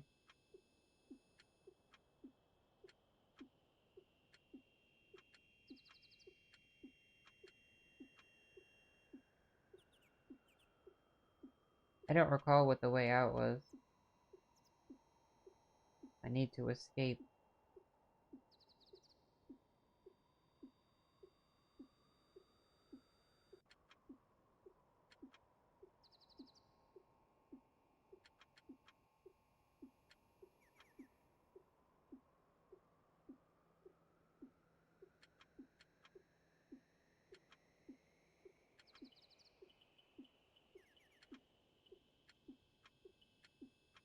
Yeah.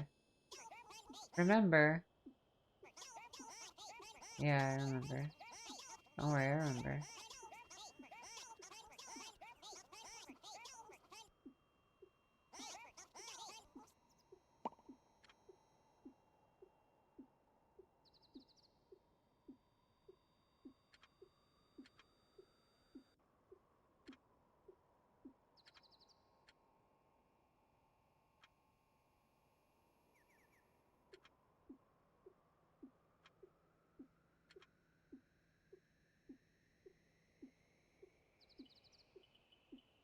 Confused as to... Am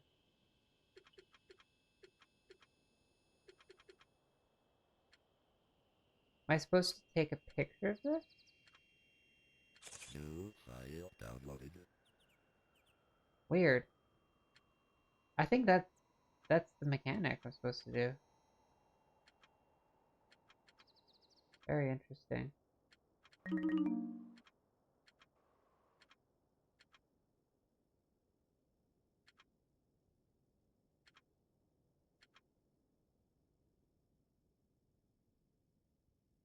Huh.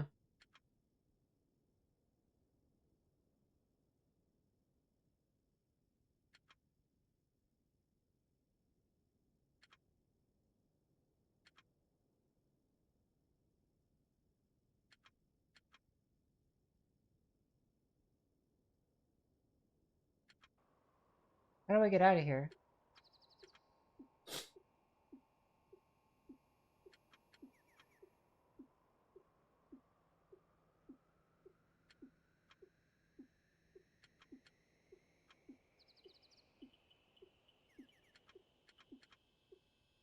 Such a big area.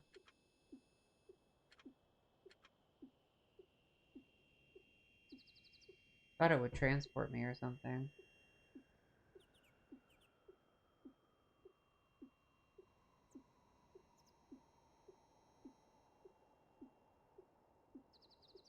Carol 7. Is that 7 is supposed to hit?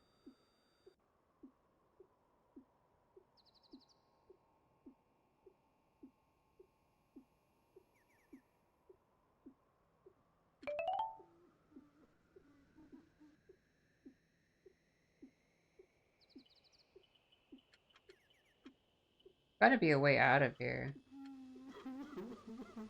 This guy's scaring me.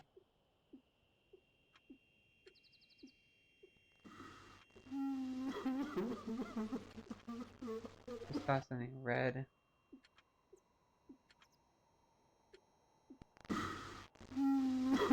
I don't like the martyr. I'm leaving. Martyr's scaring me. This is weird.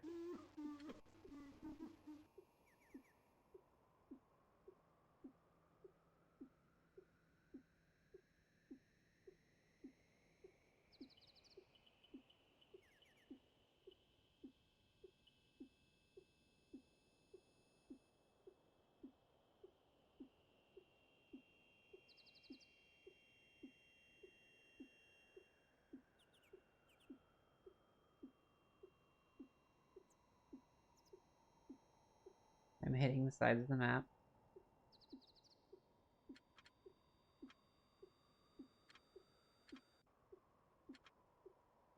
I think, yeah, the graveyard. I remember.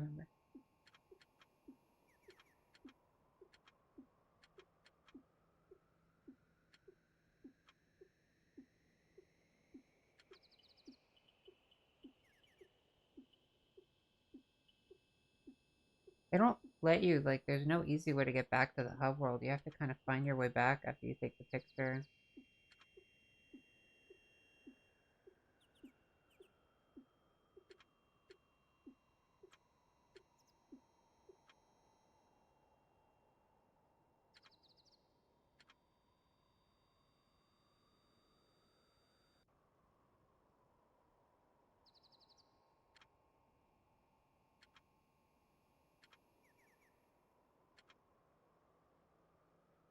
There we go. Found our way out.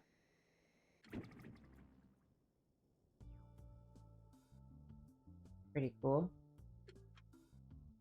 New file downloaded. Remember? Yeah, he's telling me. He's telling me I already remember.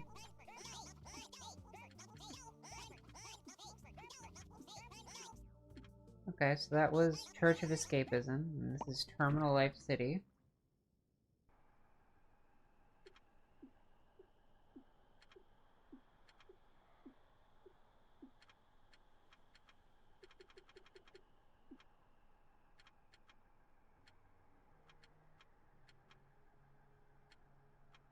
Some weird stuff in here.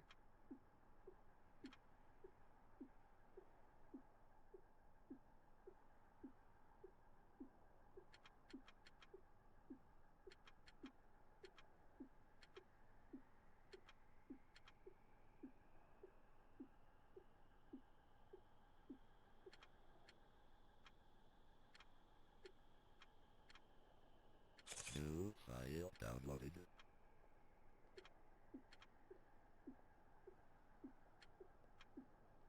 Can we go to the disco?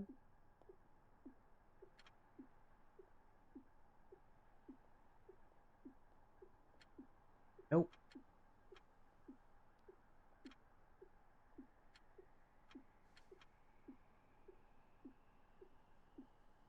Such an empty, weird place.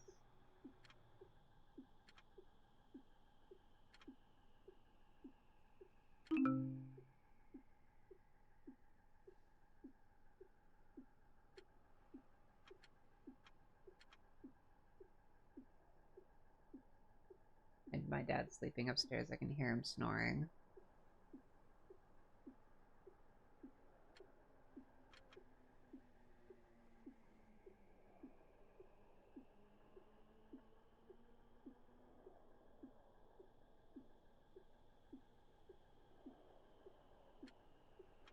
This is a weird game.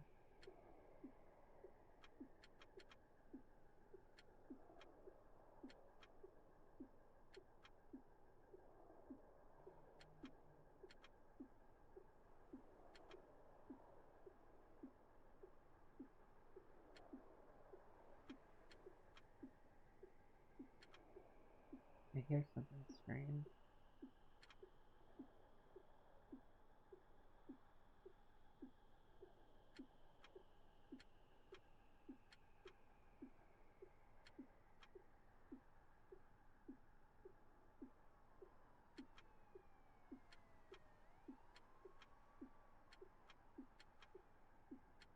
sure I like those sounds.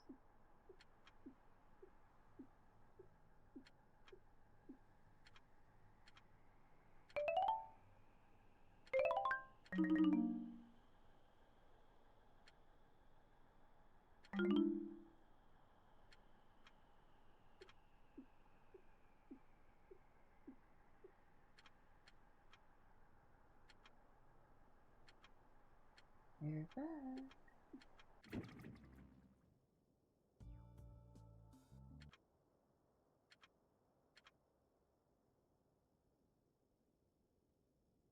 Can't really read what it says.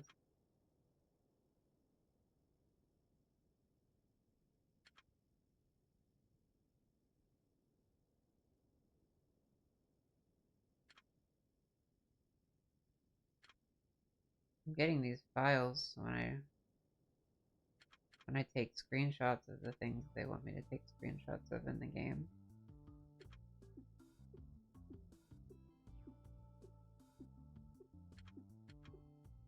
Look at Dave's world. Hello. That's cute. How cute is that? No, take me back. I want to go back to Dave's world.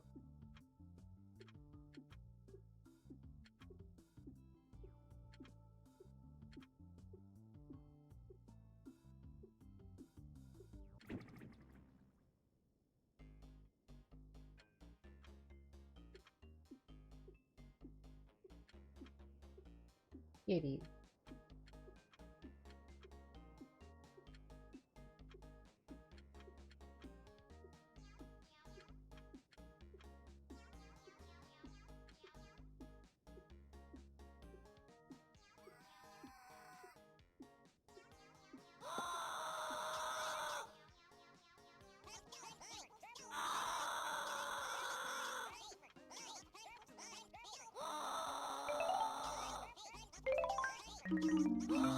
Why is Tapeworm screaming at me?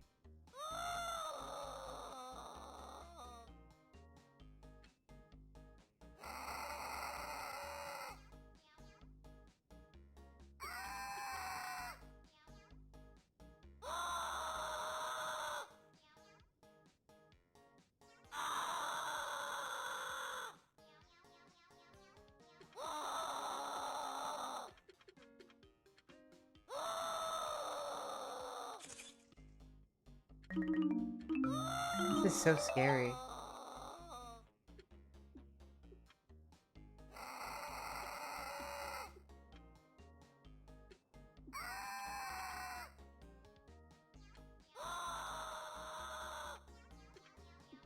Why is that person screaming?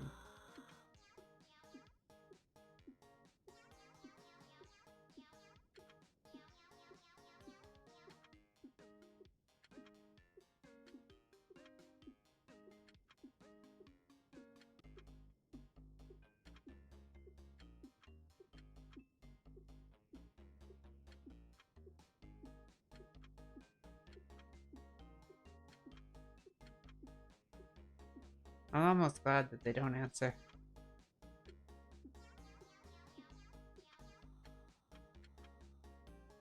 Who's this? That would be quite unsettling. New file downloaded.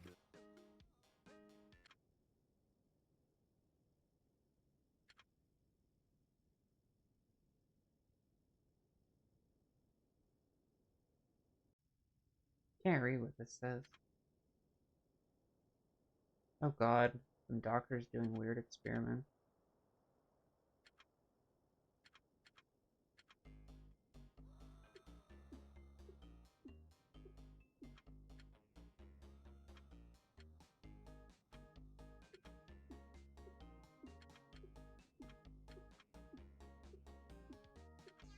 Yes, cute cats.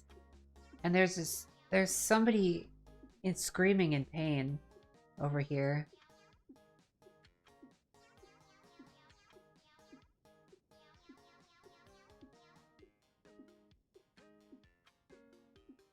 This person, Tapeworm, is not having a good time.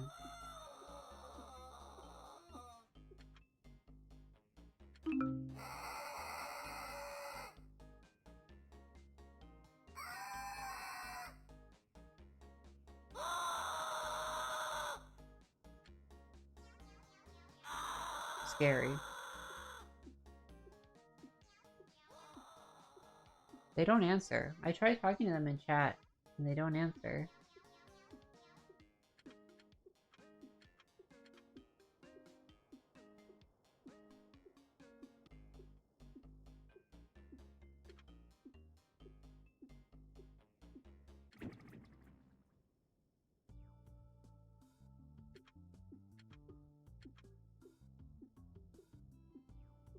That was Dave's world.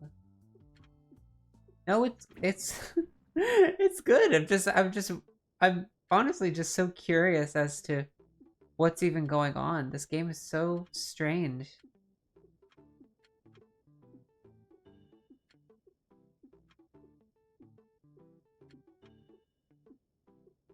I love the aesthetic. I'm just so confused. They're telling me to talk to the people in pain, and they don't answer because they're too busy screaming. What a strange game. I think they'll probably add that later. I think it's currently unfinished. I think they're probably gonna add, like, there's a lot of things they can add. Look at all the happy faces. Image removed.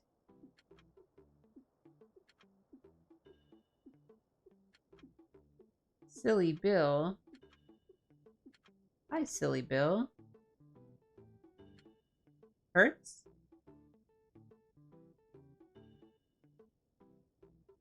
What hurts? Oh, looks like... Remember, unlock forward movement with a... So Silly Bill only knows how to type. You got a mic? Scared? Scared, hurting, hurts. Silly Billy. Silly Billy is sad. Be happy, Silly Billy. Hurting. I don't think Silly Billy's having a good time.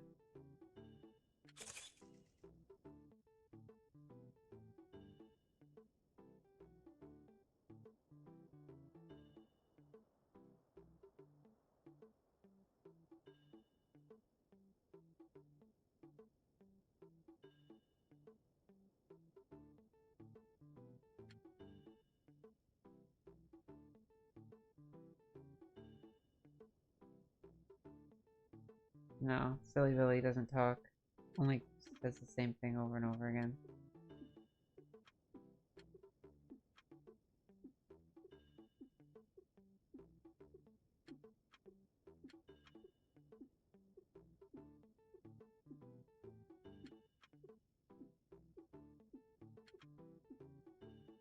They need to escape.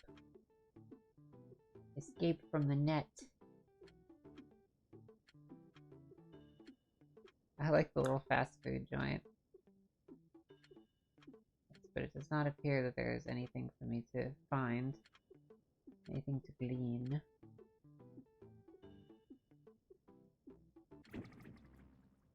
That was the art corner. I don't believe there's anywhere else for me to go. So the game is definitely unfinished.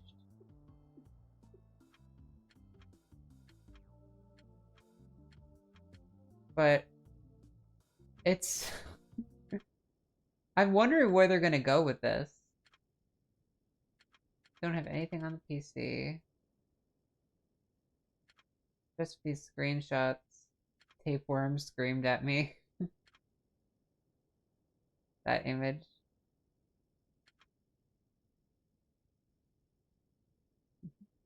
This guy was crying, the martyr.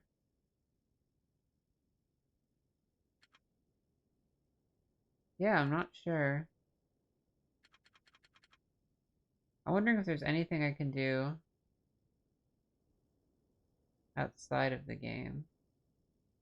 It would be crazy if you pan over here and there's like something here. You know what I mean? That was Netscape. I don't think there's any more we can do with Netscape right now.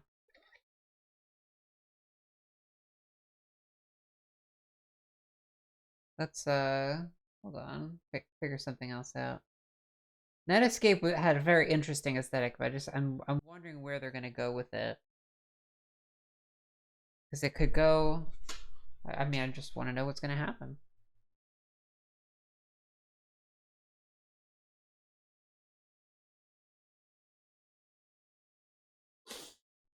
What else did I have? We could try Ina's Dream Barbecue looked very cool. I think I downloaded that. There's a Backrooms game, but that's gonna scare me. That's gonna be very scary. What do you think? You think I got it in me? Play the Backrooms game? Maybe if I have a pita chip first.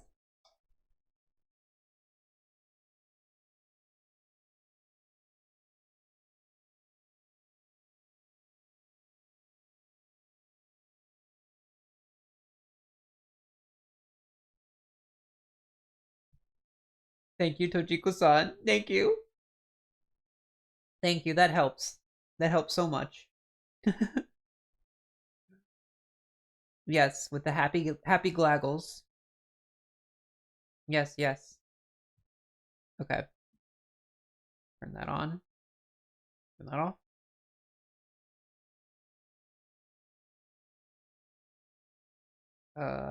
It's called transliminal. I'm gonna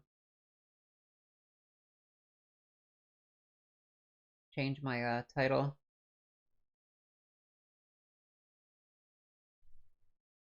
This is a new game still in development. One thing I know that I have to do is I have to immediately lower the volume once it starts.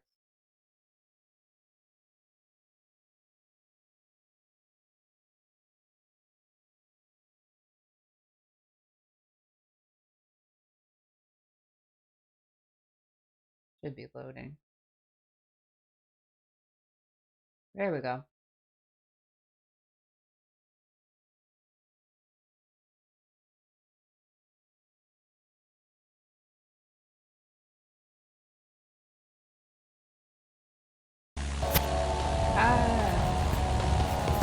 Oh shit! Whoa, dude! Yeah, I wanted to record this.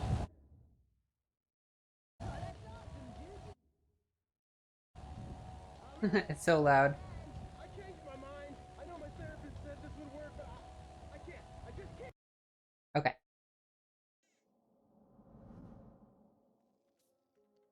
Can I guess it's window? The window game?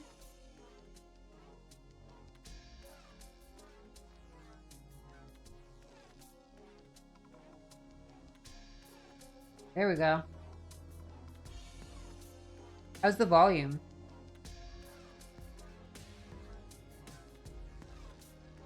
Nice and spooky. You excited?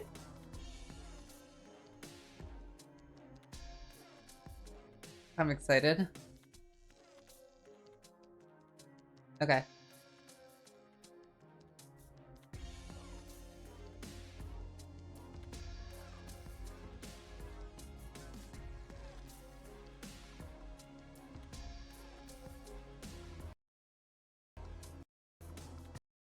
It is loading.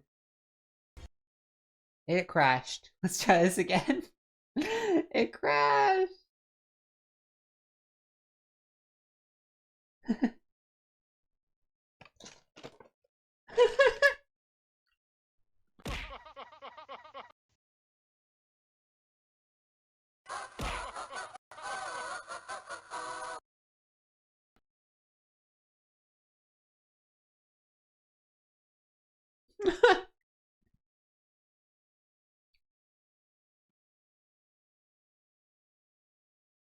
Okay, let's see how this goes. See if it crashes again. So loud. Oh shit! Yeah, I wanted to record this for posterity.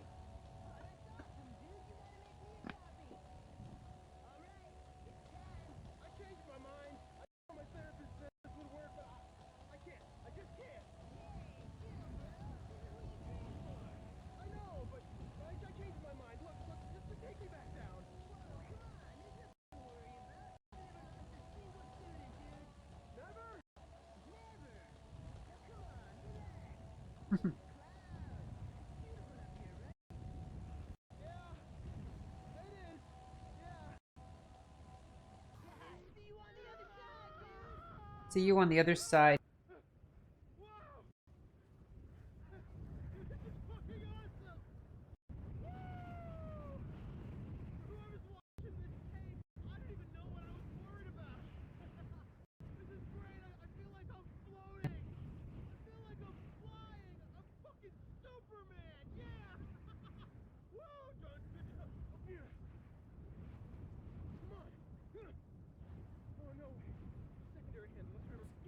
Secondary handle. No!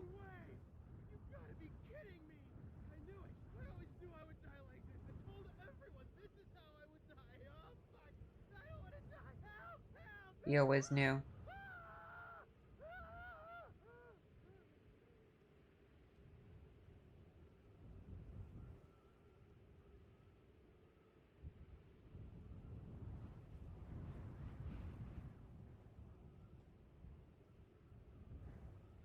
Is it gonna crash again?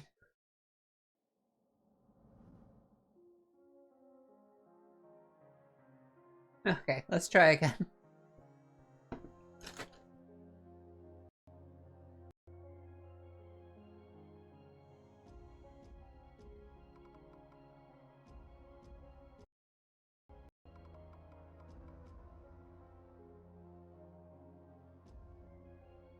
Hopefully it doesn't crash.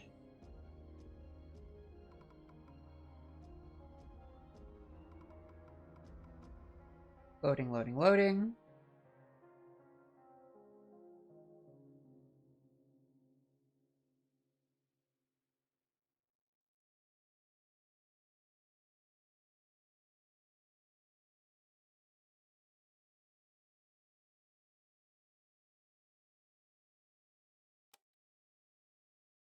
Please don't crash. Oh my god. Here we are.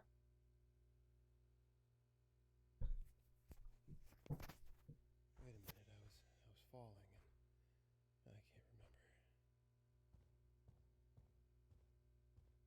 Well, I guess I should find a way out of here.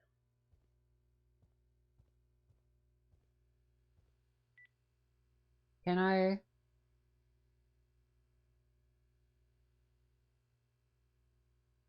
Shadow quality, very low. Water quality, very low.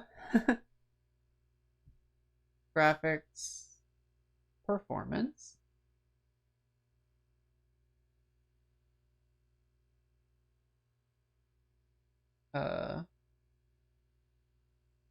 Anything else? How's it? Is it running a little bit better?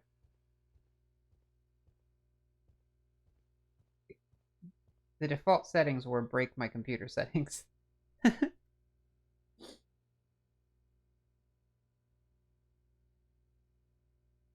Is unlock frame rate good?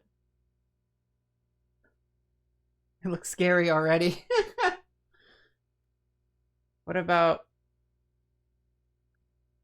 ambient occlusion and motion blur? I wonder if these are necessary. I do like the ambient occlusion. This place is enough to drive anybody nuts.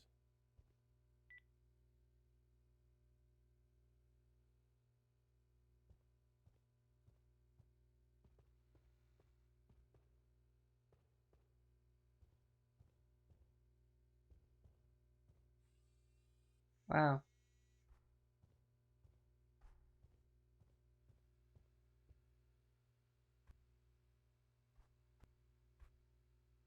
I wanna...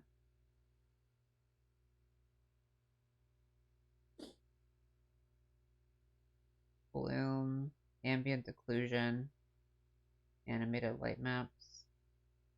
There's a lot of graphical settings. The motion blur might help.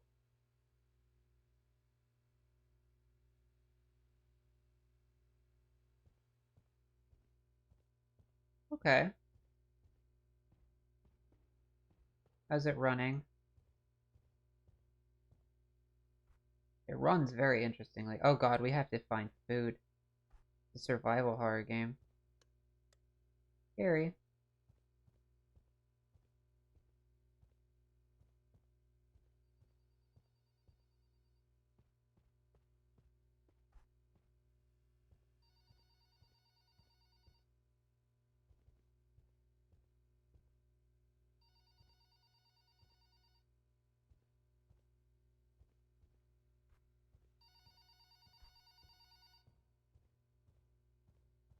Yes, hello, who is this?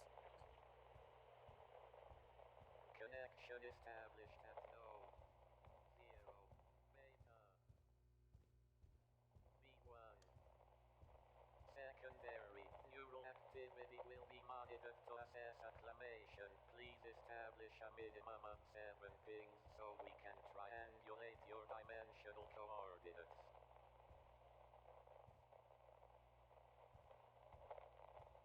Seven pings? Oh god, there's a bot. Scariest thing in the world is a bot. I'm gonna ban the bot.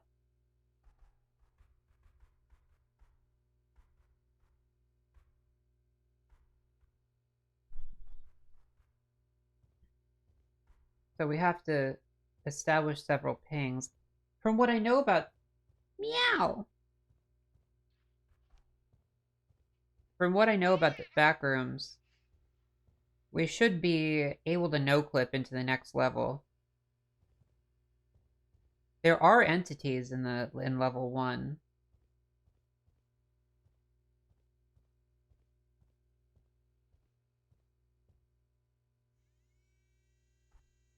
Purgatory?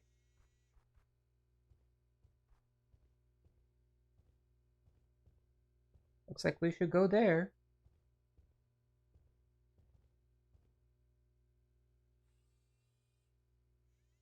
Imagine what this would be like with better graphical settings.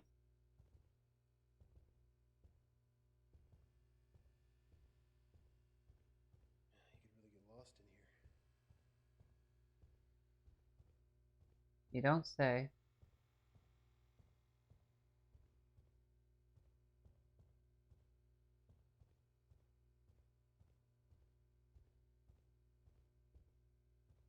We need to find food. I know in the back rooms there's almond water and there's some other stuff that you can drink that help you with your hunger. There's just something that you're not supposed to drink. I wonder who's paying the electric bill for this place.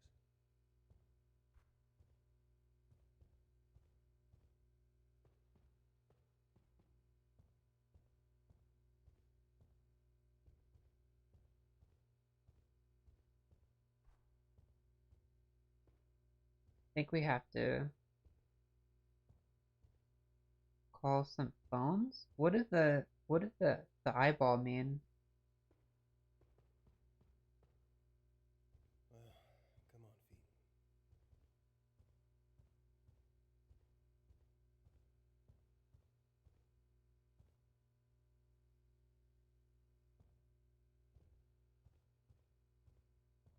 Maybe it's over here.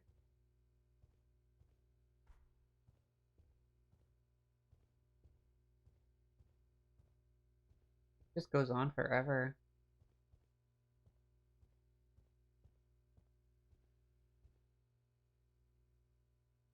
Left control.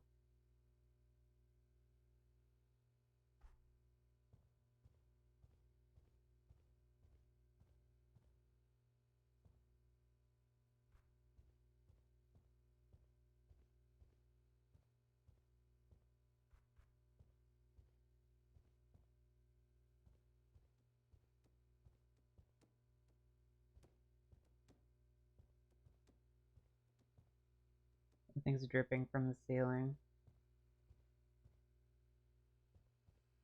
Underneath the bridge, Pop has sprung a leak, and the animals I've trapped have all become my pets, and I'm living off of grass and the drippings from the ceiling. It's okay to eat fish, 'cause they don't have any feelings.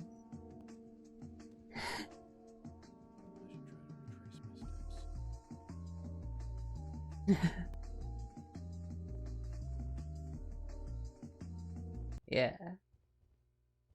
Something in the way. Ooh. Something in the way. Yeah. What's that? What is that?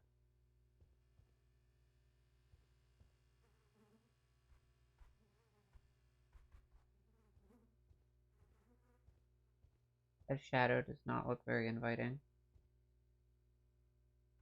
I'm so scared right now. Oh, I'm so scared right now.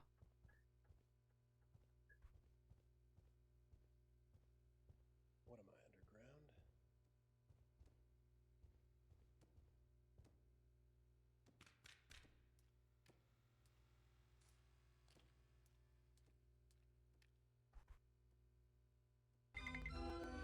underground? I am the cheese. I am the best character on the show.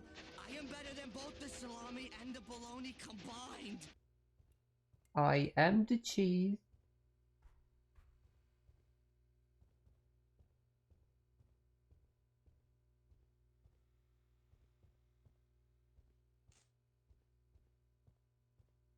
This is so scary.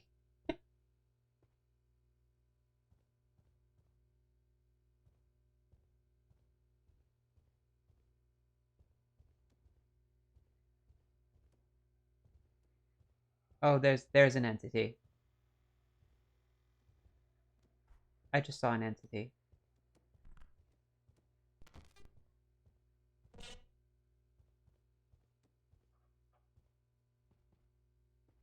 That was an entity.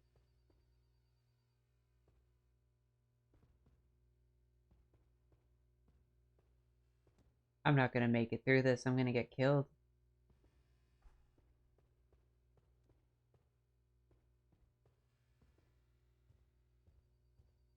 I eat that?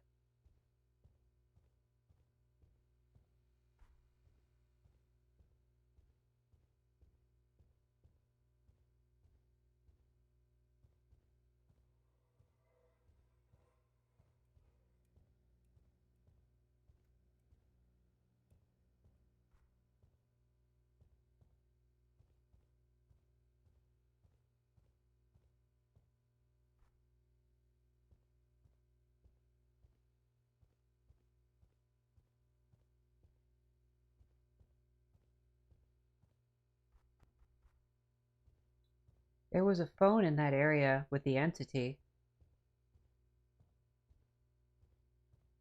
I wonder how long I've been here.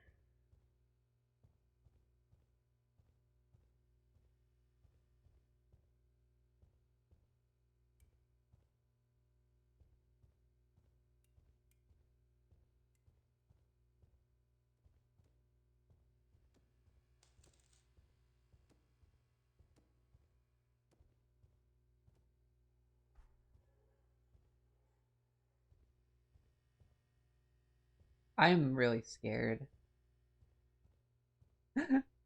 Oh god.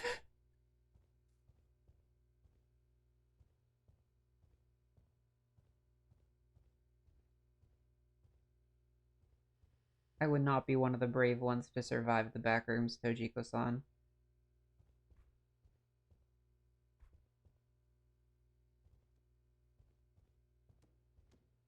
Don't. Oh, it's hot. I just got burned by something.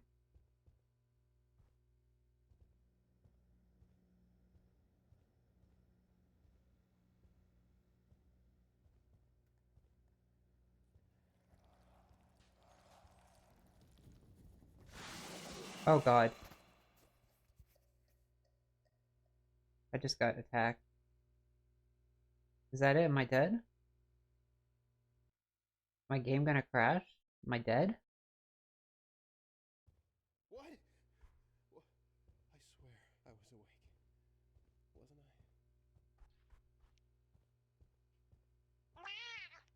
Meow. What just happened?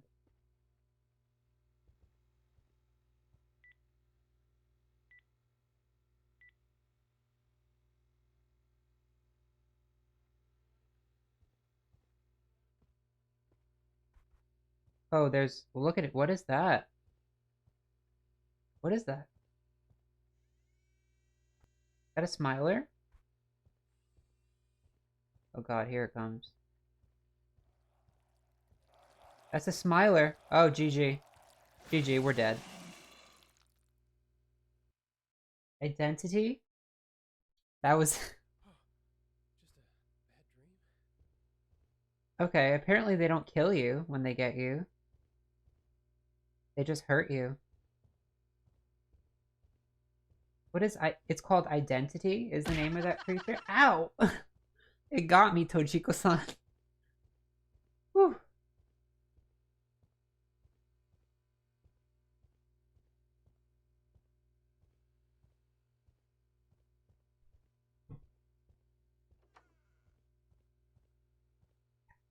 I should be able to get to level 2 somehow, shouldn't I?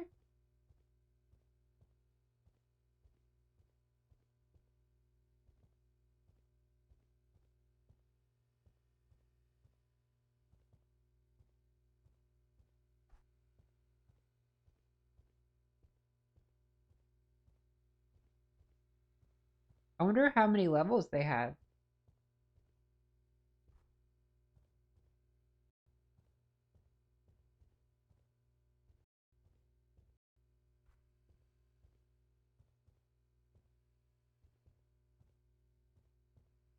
Oh, we made it above. Made it to higher ground.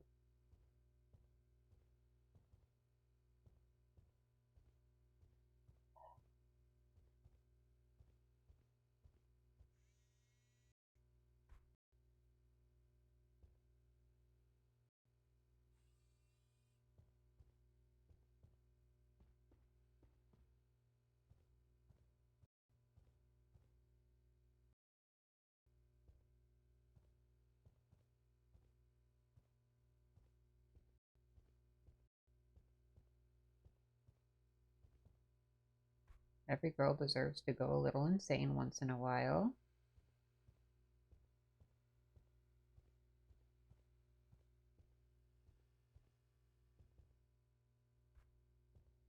I'm gonna die of thirst or hunger. Before an entity gets me.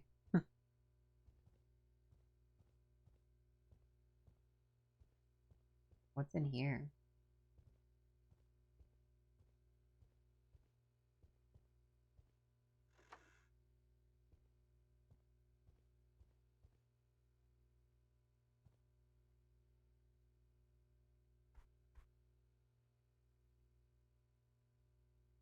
Huh. Doesn't seem to be anything in here.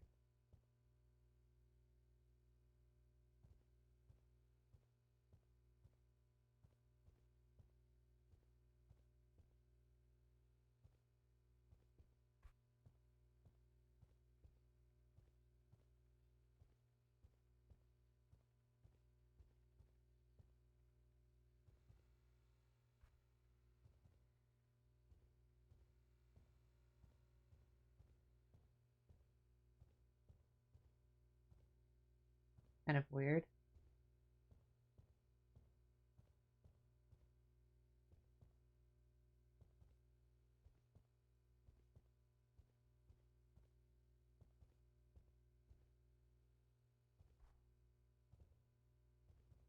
Wonder what do the little brain signs mean?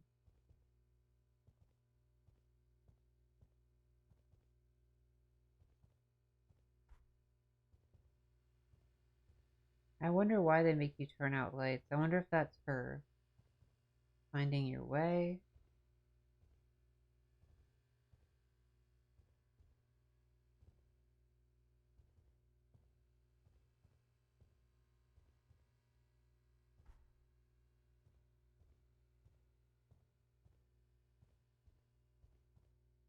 That place downstairs was really scary.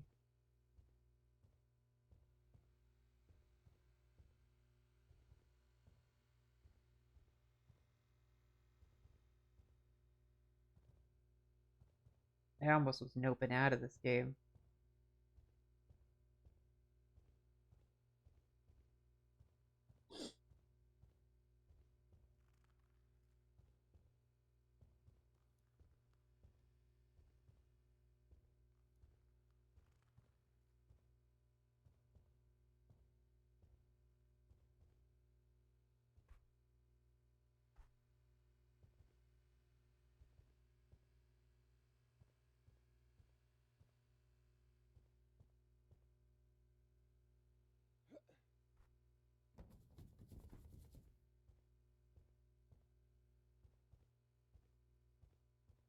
Oh, this is the area from before.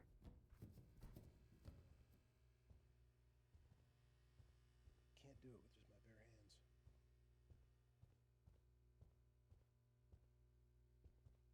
hands. No use.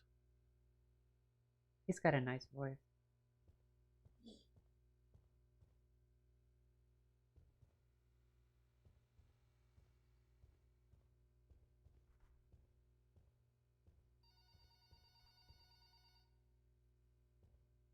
I hear the phone.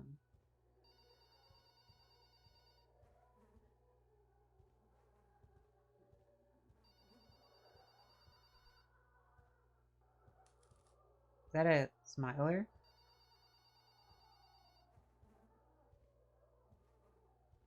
Can you hear it?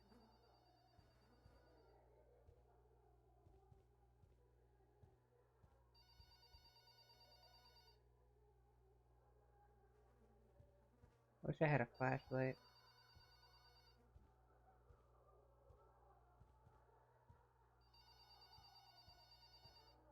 Sounds like a smiler.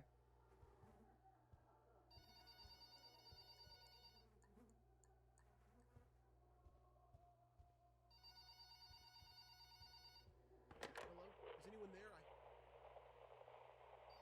Connection established at node 0 Delta V3. Tertiary. Important data is being collected. Anticipate further instruction.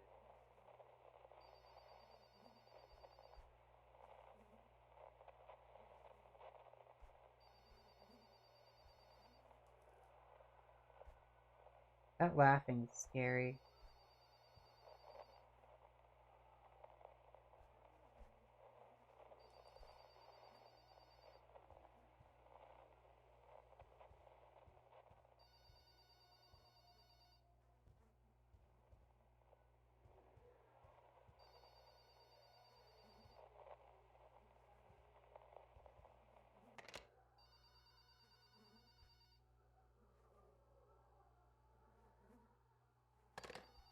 So scary.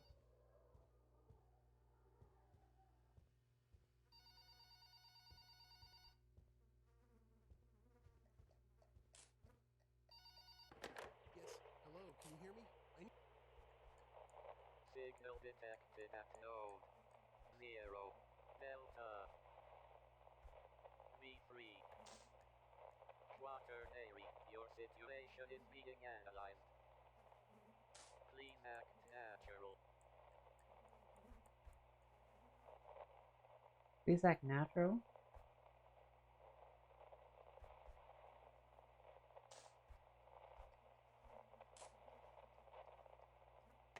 Son of a bitch.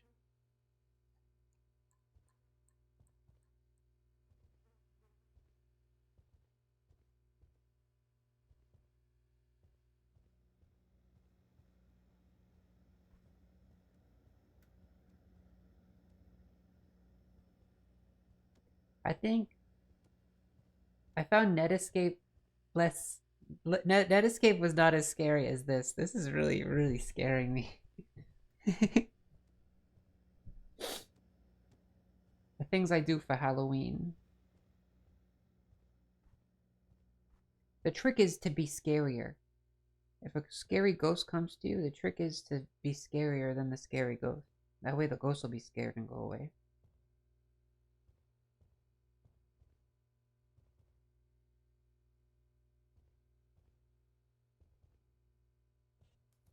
That laughing creature sounded like a smiler.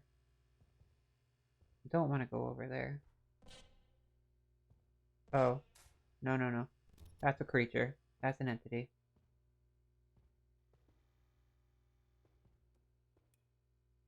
I don't know what entity that is, though. The shadow one. Oh, I hear a phone.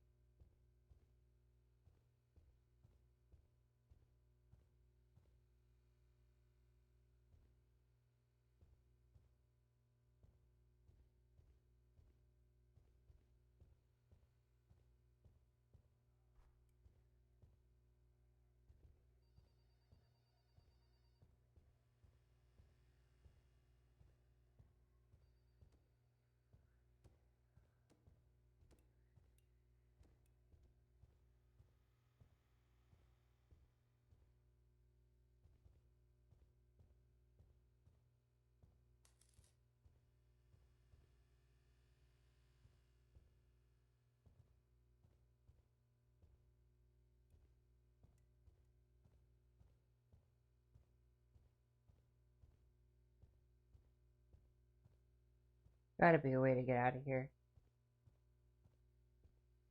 Wonder if I can no-clip through here.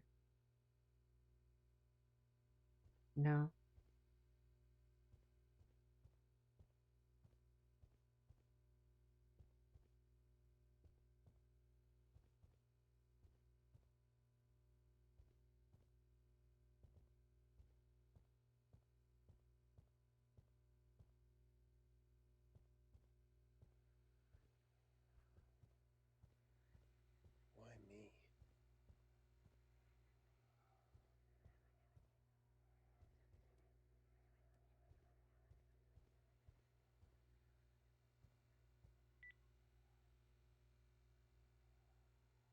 Why me? I'm gonna leave. I'm too scared.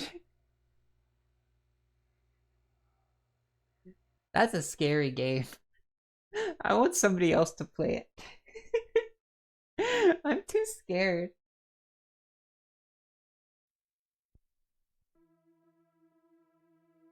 I'm gonna have nightmares. Yes.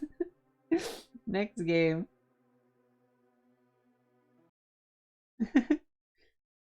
Woo! Spooky, spooky, spooky.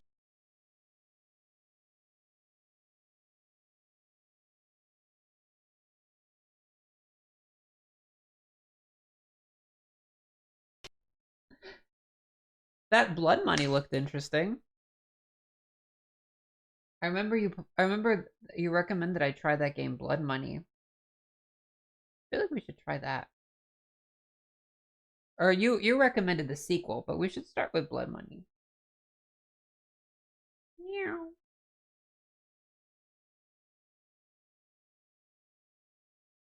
I wonder where I have it. Close this. Close this. Close that. Close. Let's look it up. Blood Money.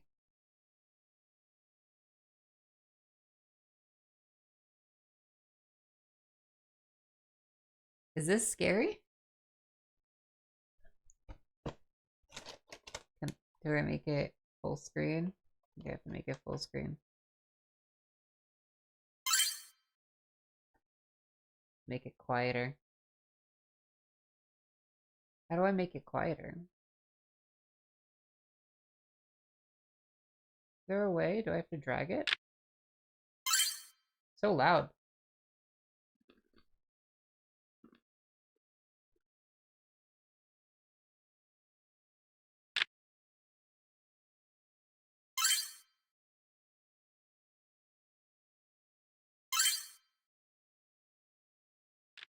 Oh, there we go. That's good.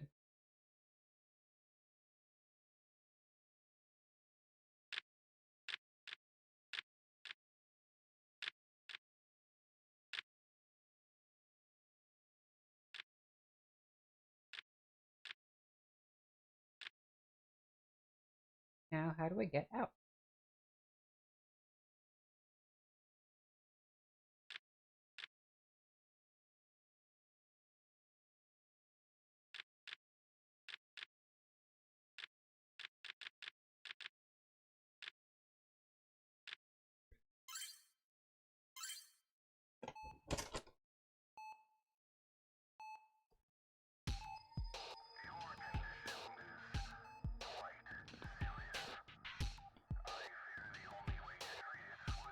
The only way to treat your serious condition is going to be $25,000 in total. Your heart sinks. This is not what you wanted to hear. How are you going to come up with such large amounts in such a short time? In an attempt to clear your head, you take a drive, but your eyes catch a peculiar sight along the way.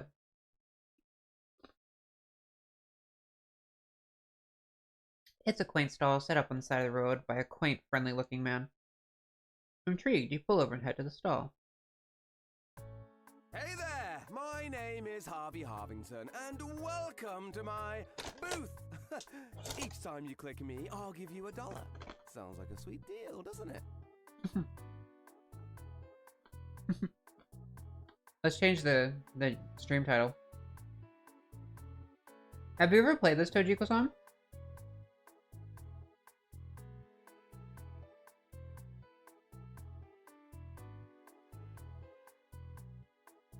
I have to change my stream information.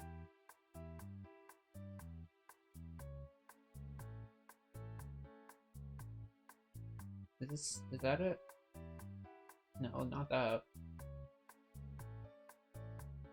I'm just gonna call it games and demos.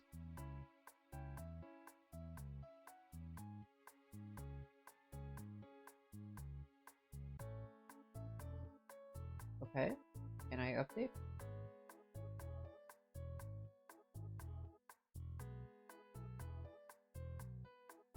Sorry, I'm having trouble. Wait 1 second. I'm just gonna rename my stream.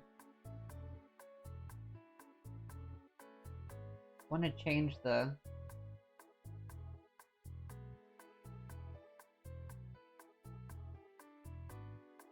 I guess it's not there.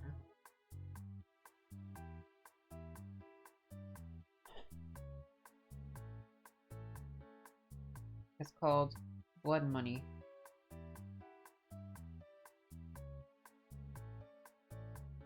Games and demos.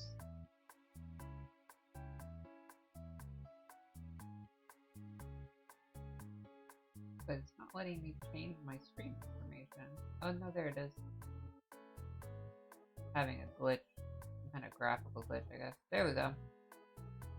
Games and demos. Success. You're seeing my OBS, unfortunately. I know I should have multiple monitors, I'm sorry. I'm too potato brain.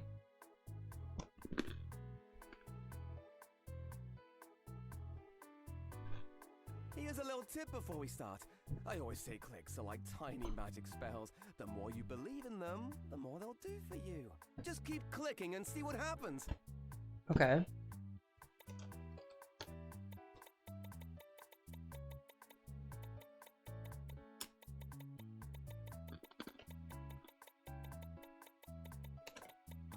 Keep going. You're on a roll. It's like Cookie Clicker.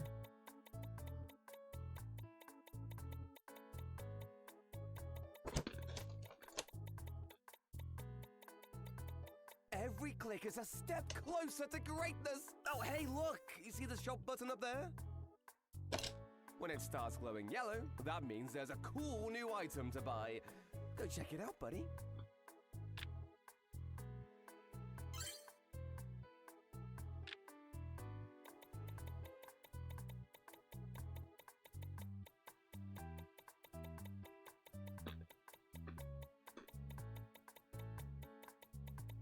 Stop that! Nah, just kidding. Keep going. ᗷᗩᗩᗩᗩཏᛕ.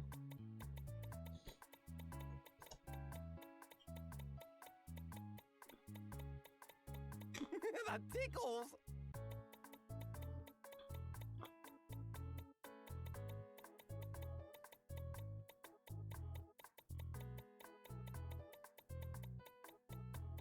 Wow, you're really getting the hang of this.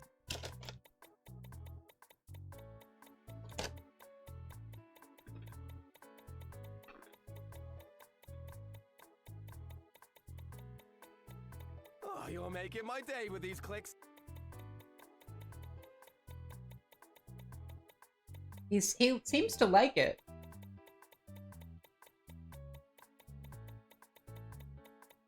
Oh, Oh, you're making my day with these clicks.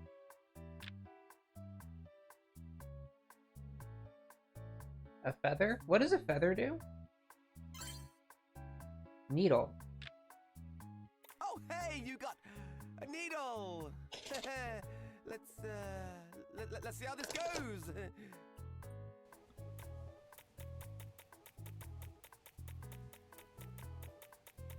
Ouch, okay. It's not exactly tickling anymore, but you're still going strong. Oh my god. The poor guy. Hold on a second. I'm gonna have my rice bowl.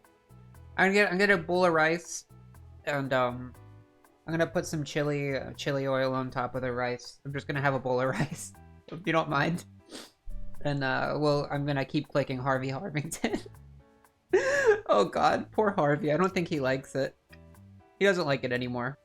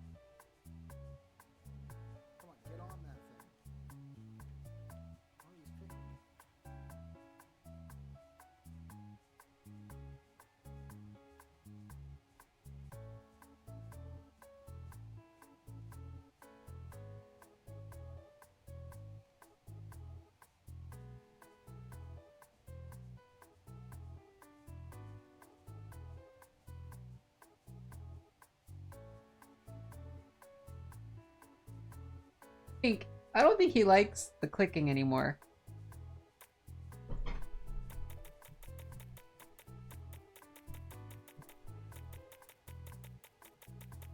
But we do get extra. You're really pushing through my pain barrier here. Oh my god. Yeah, he's not happy. I'm having a... Pardon me. Having a little rice. He doesn't like being clicked. I admire your dedication. Dedication to... Sure, let's go with that. To hurting him.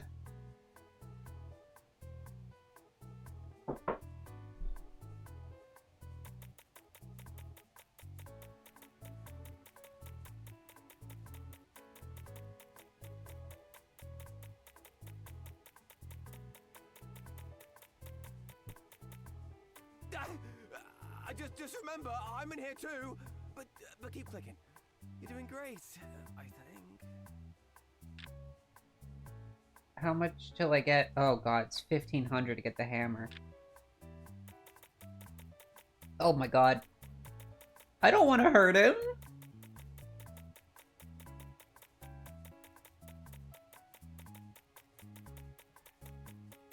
Ow, this isn't really fun anymore. Hey, you're over $1,000 now. That's something to be proud of.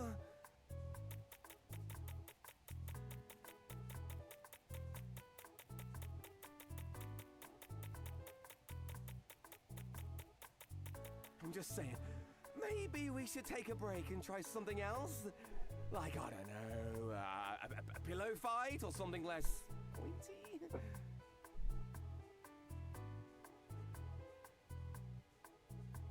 What do you think? Should we have a pillow fight, or should I keep poking him with a needle? I'm gonna keep poking him with the needle.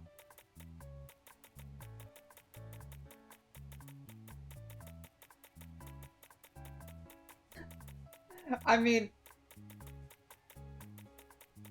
I don't like hurting him. I'm gonna be honest. I guess you're the player, so you call the shots. Keep going if you think you can handle it. I don't know. I can handle it. I don't know if you can handle it, Harvey. That's, oh! You bought a hammer? What are you gonna do with that? Look, I know we've had our fun with the needle, but let's not go crazy here, okay? You don't actually want to... I mean, you wouldn't, right? Ah! Oh god! That's not what I meant! You're not actually gonna keep using that, are you? Tell me you're not gonna use that! You're just testing it out. That's all, right?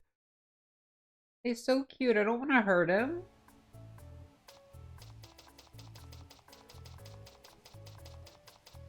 This is terrible. Oh god. Oh my god, Harvey, no! That's enough! You're scaring me, okay?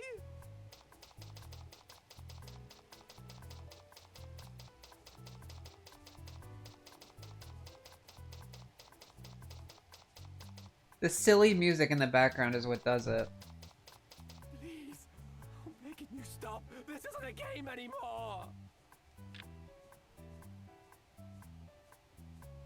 Get the 3,000 for the scissors.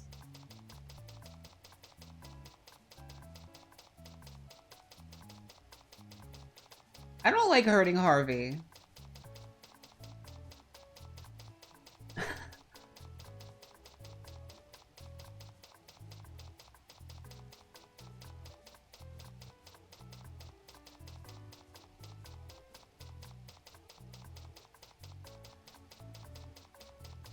Each hit, each one feels so real.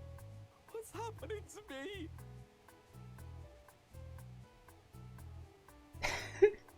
Yeah, I don't want to hurt Harvey anymore. I'm sure that's a great game. I'm sure the voice acting is just amazing, but I don't want to hurt him. I don't like hurting Harvey. Okay, next game. I don't want to hurt Harvey. He's too cute. I could never hurt him. Let's try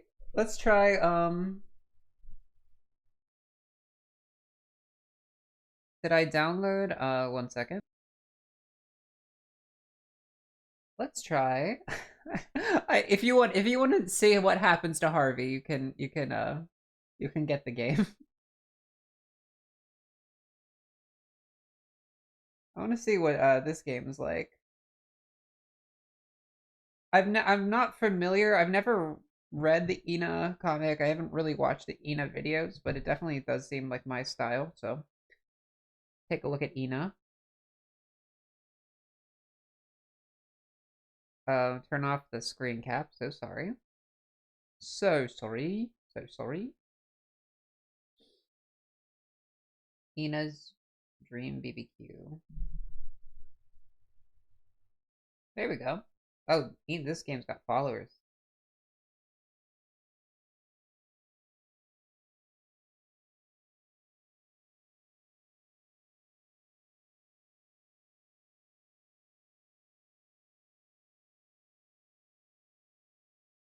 Are you an Ina fan, Tojiko-san?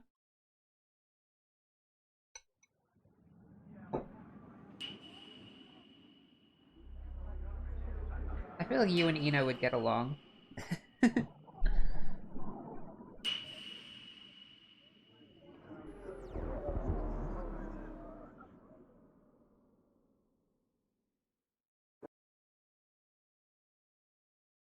Oi. Oi. Where's the game? I wonder if this'll pick it up. Ina's Dream BBQ? Did it work? Ooh! Oi! Oi! Oi!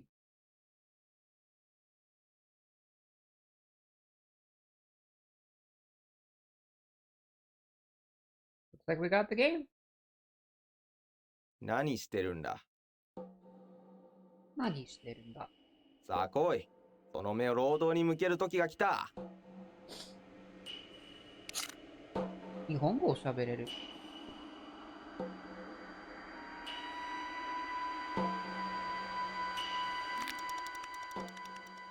I did not know Ina spoke Japanese. Did you know Ina spoke Japanese? This is very Japanese music, too. Is that a good volume? Gagaku.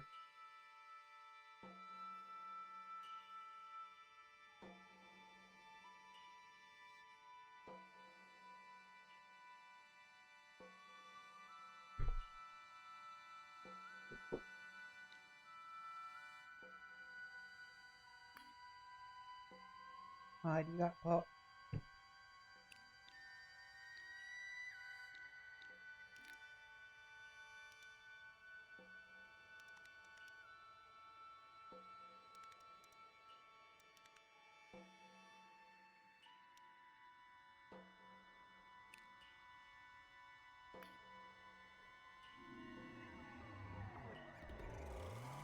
Whoa.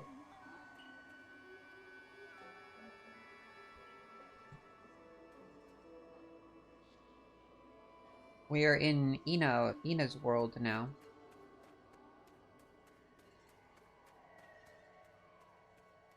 Reminds me of like a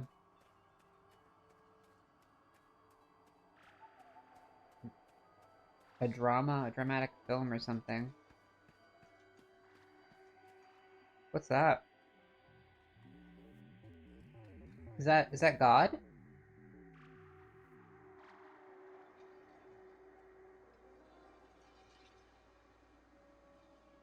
Who's that?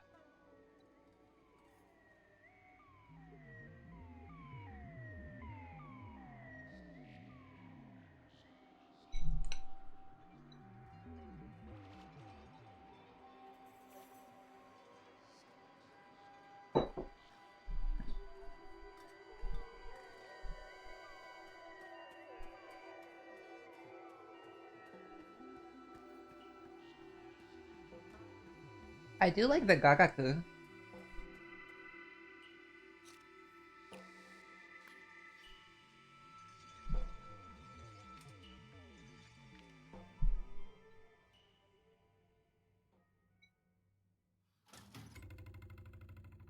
Whoa. Where are we now? Maybe we'll have to watch some Ina videos, or... I think there's also Ina comics? Ina? Oh, there she is! That's Ina. Or Ina? Hope you don't mind, but could you tell me where the hell is the boss? Yes, I am the boss. I like the mask, the hehe no no mo heji. Oh, he's the Japanese speaker. I am not the boss, nor a penguin, but in fact, the great Dracula. Dracula. I am not nuts. I am Dracula. What are your pain points? What's your problem? What are our business struggles today? Let me help you invest in your future. No! Just tell me about this dumb job already! Is Ina a good guy or a bad guy? It seems kind of chaotic. そうだな。よく聞いてくれ。時間はだいぶかかったが、このおしゃべりはなんとかボスの居場所を突き止めた。だが一つ問題があるとすれば、お前は遅すぎた。今からそこに滅びた身の。一つ問題。もう俺たちには時間が残されてないんだ。Huh, seems I am out of the loop. Shall we review the job description? まあ、あんたのその変な言葉遣いで言うとすれば、俺たちが狙ってるのはボスの腹渡だな。そいつは俺たちの最大のワークターゲットってとこかな。Understood. Aim for the target. Yeah, make sure that you're all staying hydrated, eating and drinking. ダメだダメだ。このスモークのせいで肺がどうにかなっちまう。もうタバコのスモークは大嫌いだ。最悪だ。He doesn't like cigarettes. Let's arrange our next ambush at the scene. Could you point out the boss's location? こっちだ。こっちこっち。こっちに来い。見ろ。あの島が見えるか。ボスはどうやらあそこに住んでるらしいんだ。へな。だがまずはこのスモークを消し去ることが先かもな。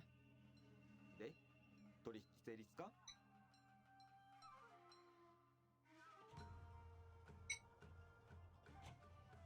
This game is much less scary than Transliminal, I have to say. This is kind of a fun game. It's weird but fun.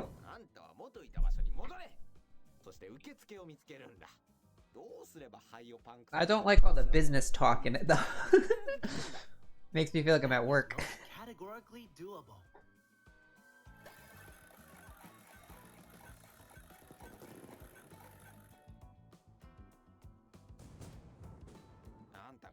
通り、ここに座って仕事してると息苦しくなってくるよ。あんたが思ってる通り、ここに座って仕事してると息苦しくなってくるよ。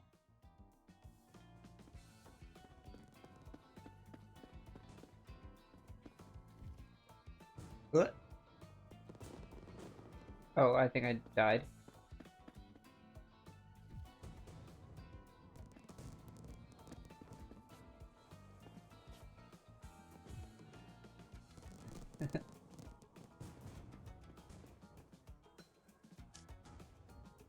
Boss's secret hideout.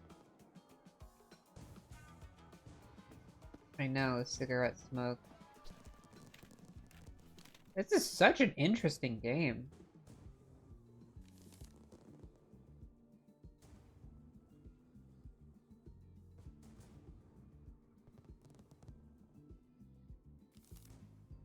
Well, I can read all the dialogue too. This is so weird.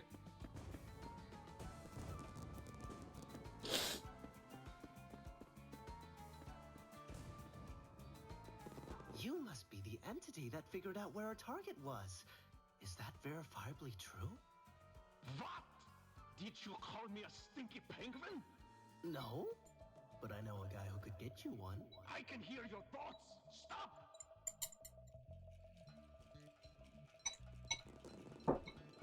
Dracula.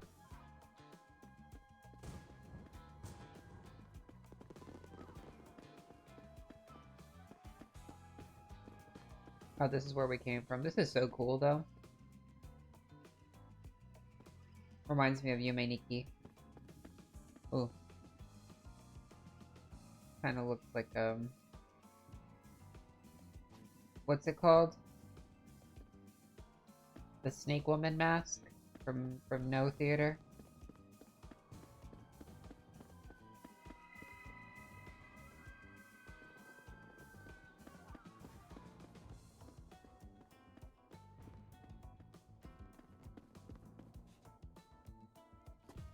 Whoa! I like how the foot kicks you back.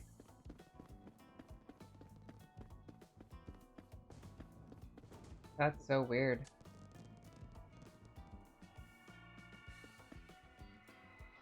What is this creature?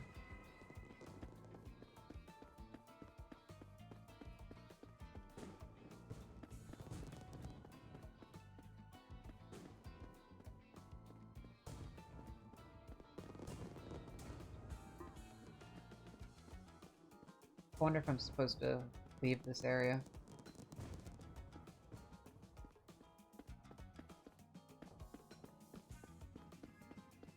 What a curious game.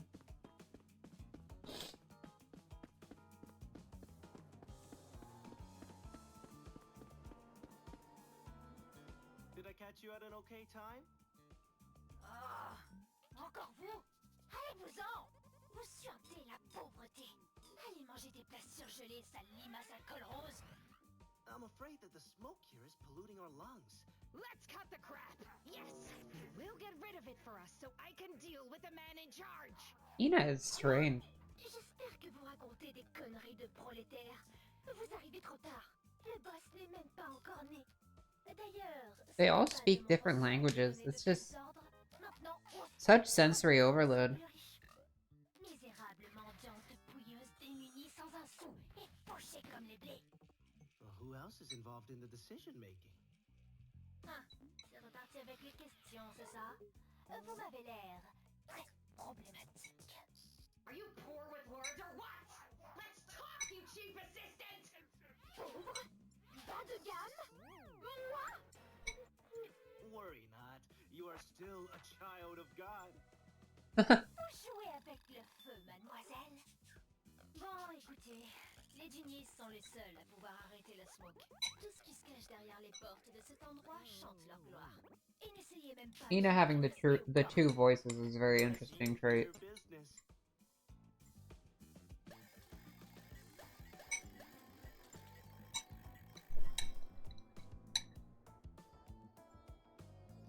I'm glad we didn't kill Harvey Harvington.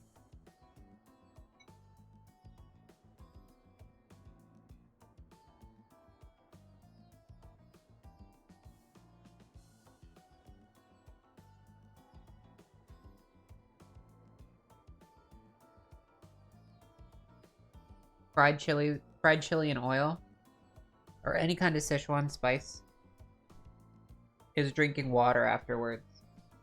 The water just tastes... The water hits different after having any kind of Szechuan pepper.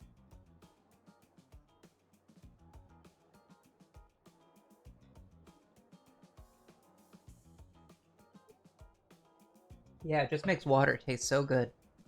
Any water.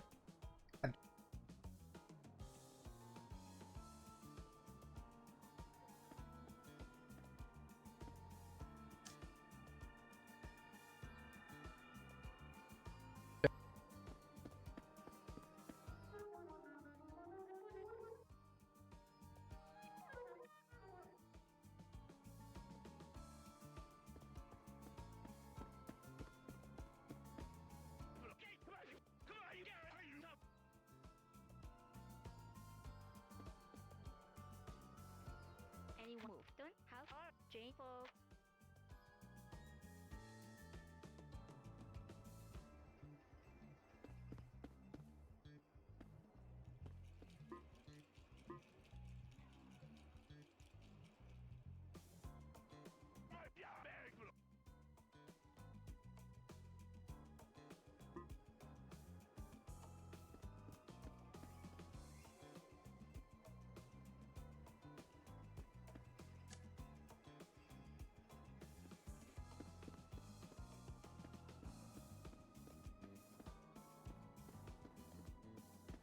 I don't really understand what's going on in this game. I don't... Scammer? I'm not a scammer. I'm Ina.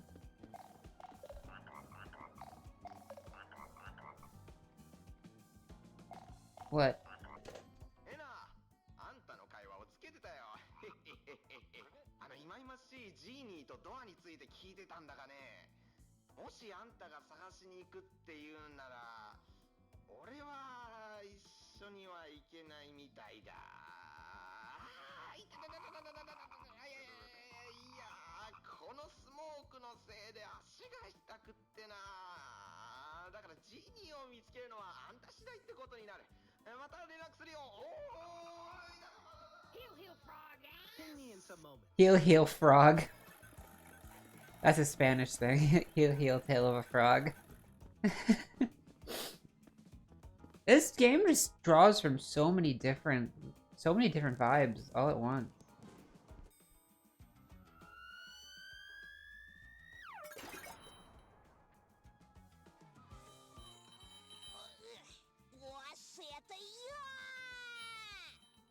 You're not fooling anyone, fraud! Ну да, твоя правда. Меня звать Кейт, а ты вот это. Honey. Я тебя тут Penelope's crawling onto my shoulder. She's gonna mess up my leap motion, unfortunately. If there's anything weird with my leap motion, just know it's because of my cat. It's not my fault. Я от нее тащусь. Ох, не дождусь отправиться в плащ и добросовестно тусить, нарушая все законы. Вот в этот раз я точно повстречаю туалет. Gonna meet the bathroom? You must be talking about the genie, true? Oh, I just realized Kane has Kane on the shirt. Look, Penelope. It's Kane.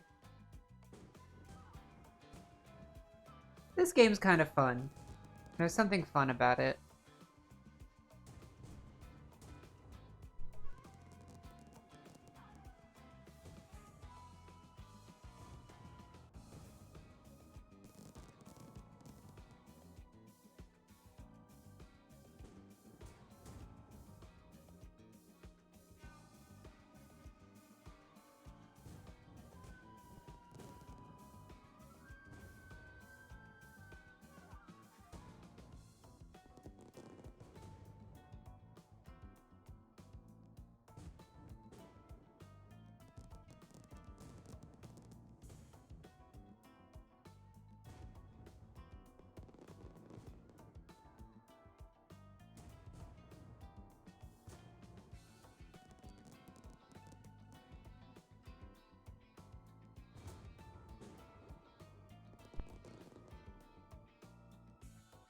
Why don't you crawl onto my shoulder?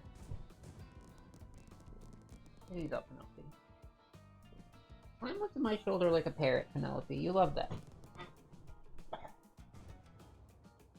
There you go. There you go. Isn't that better, Penelope? Okay, she's gonna be on my shoulder. If you could see, you'd find it pretty funny.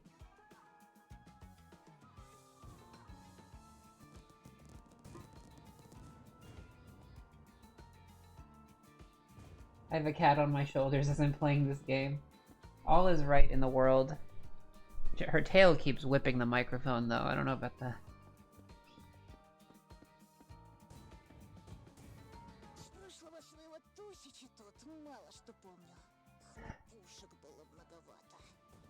I love you, Penelope. I love you. Party poppers. Oh god. Who is this?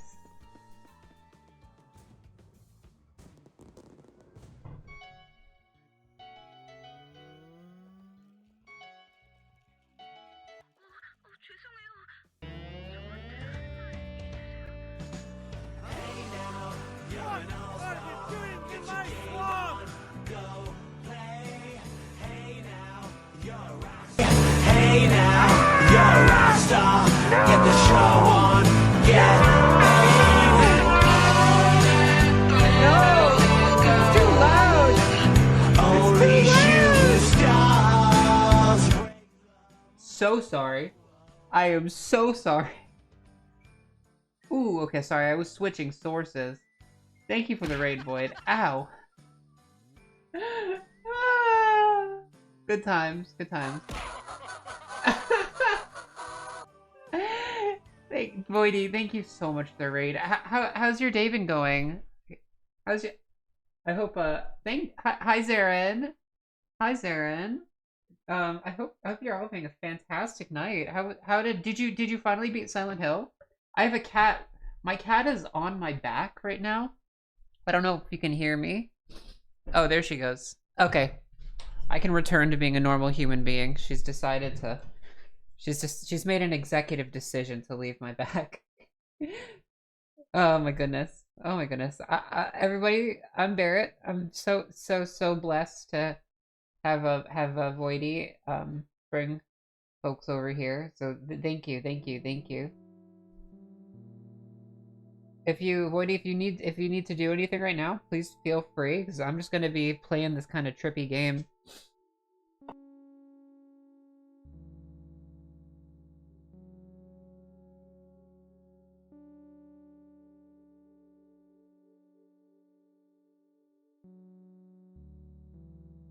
Along. Shout out to Voids. Void's new channel is really cooking.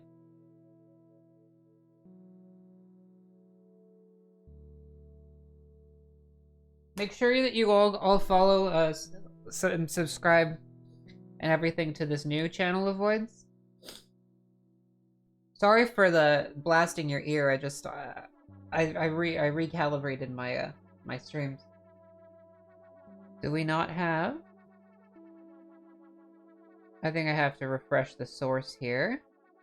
Apologize. Oh, it's because you have no clips. Oh, that's okay. I mean, I'll show clips from the old channel, but just make sure that you.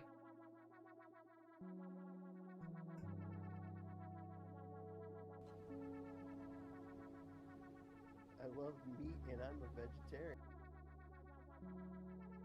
Nuts are always a good backup in case you want to stun something that's running at you. But make sure that you guys follow the new channel, Cozy Cosmic Horror. Don't follow Void. I mean, you can follow both, but it won't do you any good. I don't remember you playing Zelda. When did you play Ocarina of Time? Barely hit you to make it to where you can't use the Master Sword's innate ability of sending out beams of projectiles when you're at full health. Hey, you wanna know how I'm gonna fix that? Killing him. Thank you so much for the raid. I'm so happy. Thank you. Oh. Okay, that makes sense. But yeah, I remember. I saw some of your old Hyrule Warriors clips too. I've been shouting you out. Earlier I had a migraine and I didn't really want to stream, but I was live anyway, so I'm like, I'm just gonna watch clips from all my friends. So I shouted you out a couple times, I think. I shouted you guys out just so I could watch clips instead of having to stream myself. Thank you for the clips.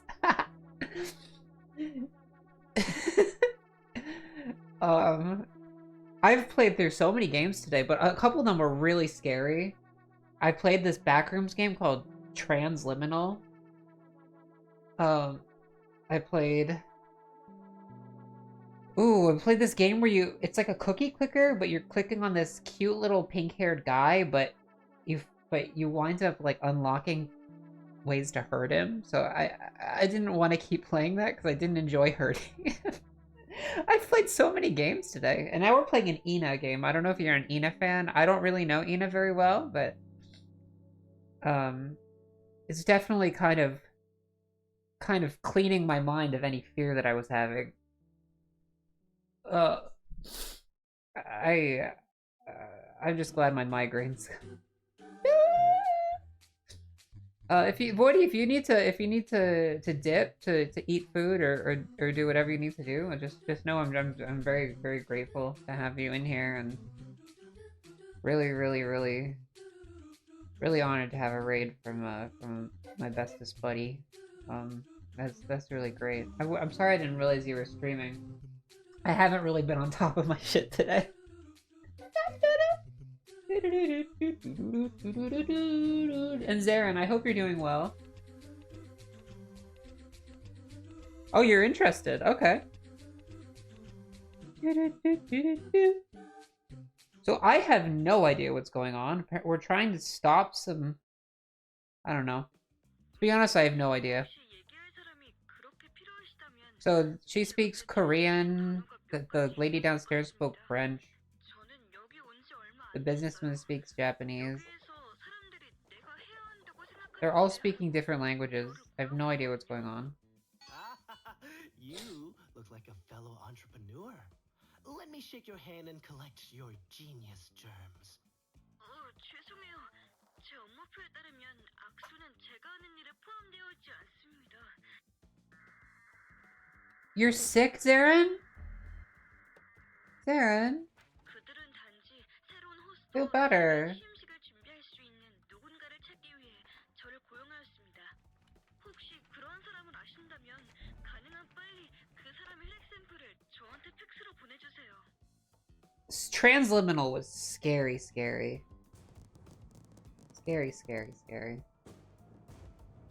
Hold on a second. Hold on. Ooh, that's an interesting pause menu. Hold on a second. Oh, am I not even in the game? Oh my god, I'm so silly. I'm such a silly Billy. Such a silly Billy.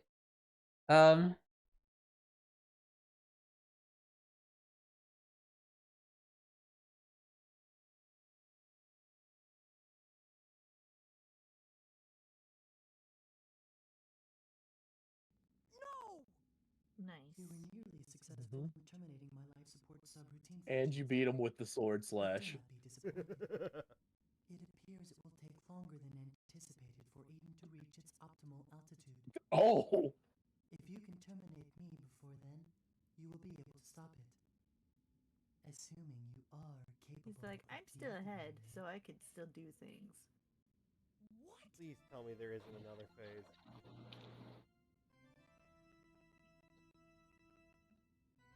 There is. Oh, now Watch, he's it's- literally just... Fuck! Fuck! Oh.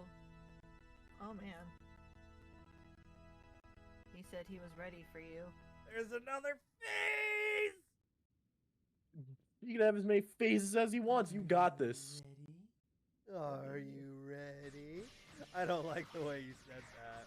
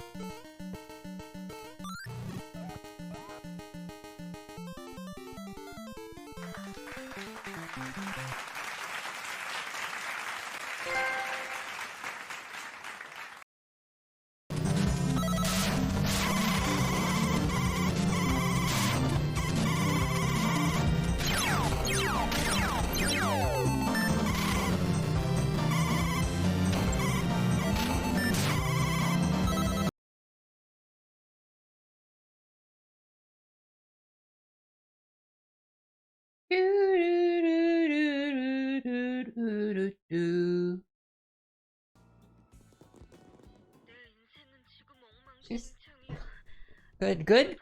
good clips, everybody. Good clips. I love that Super Mario too. How was that you playing Mega Man on? That was you playing Mega Man right there. I'm sorry.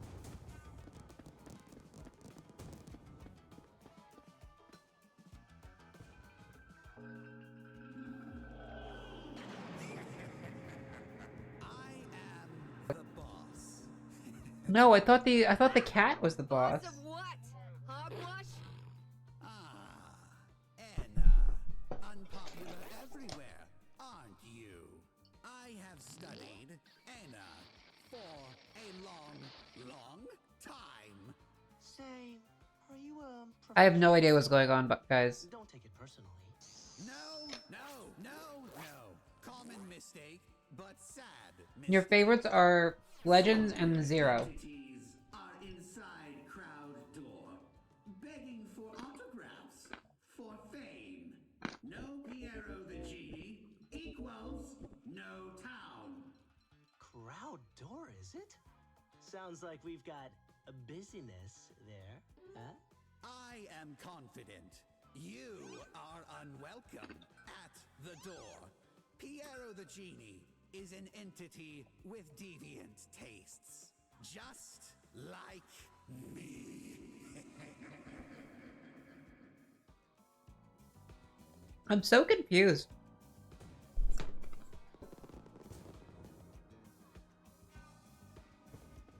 I thought this was the boss.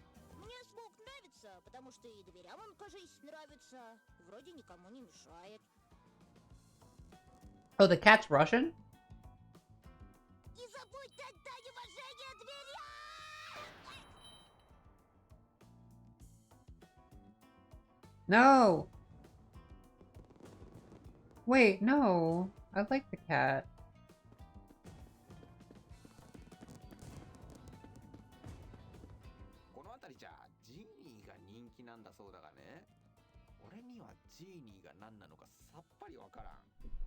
What's going on in this game?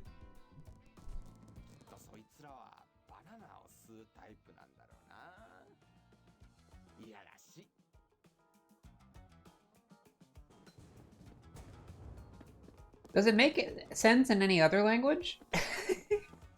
Like, does it make sense in Japanese? Because it doesn't make sense in English. Whoa.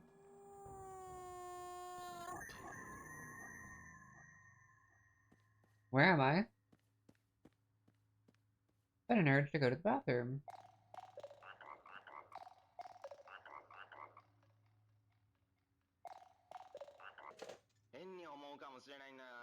このドアのジーニーじゃないかと思うやつについて俺は何も聞いてないんだよ。なんだかどうも臭い気がするんだがね。ああ、くそにしてもここはナフタリン臭くてかなわんな。Let's think on it. That guy's a baby.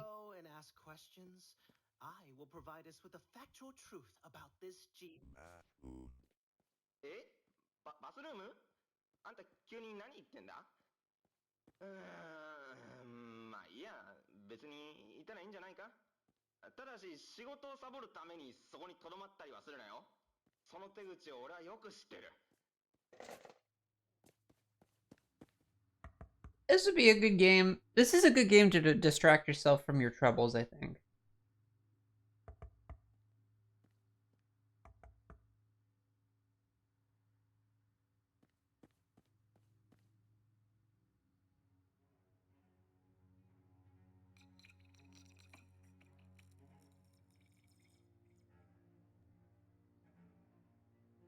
Such a weird world.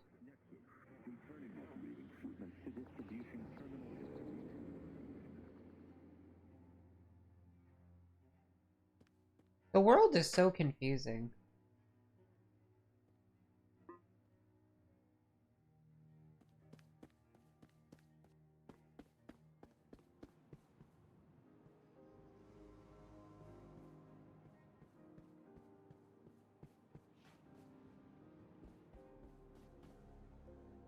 Excuse me, Miss Boss Lady. Are you looking for the I got called Boss Lady at Comic-Con by someone. Boss of myself. However, I can teach you to grow your own one in a few short steps. What? That is amongst the weirdest spells I've ever heard from a witch. Do you by the chance Lagging. know how to reach the genie?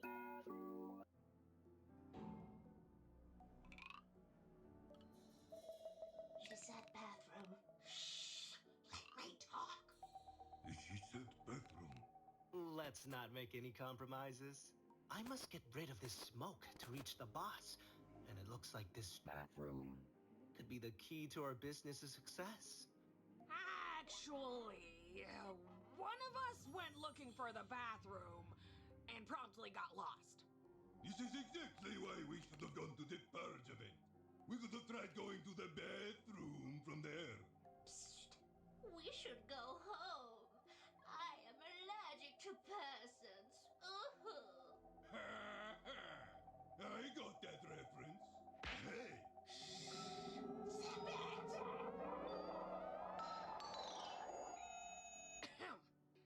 Say, you seem like an entity Lagging who a loves lot. overworking themselves, and we seem to share the same final destination. Kind of. Would you be so I wonder if I kind can change graphics. help us find our friend? I'll reward your hard work with something that could be useful in that, business of yours you like so much.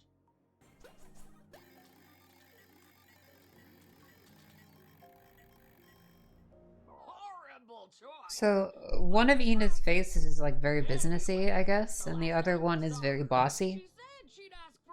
The businessman and the bossy lady, I guess. But they're both feminine. I don't know. I know Ina's kind of trans femme coded. Settle down, ladies. Maybe someone gave her fake directions. That's your cue, Miss Ina. Time to get to work. I just wish I'd...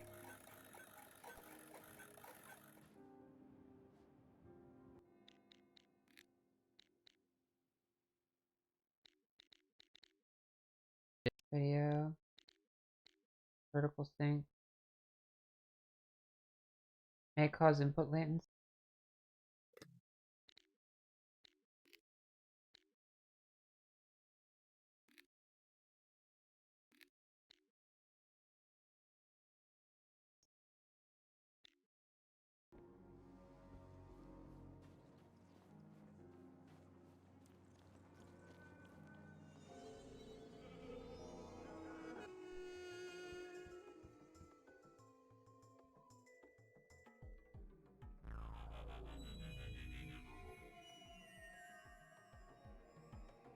Greetings!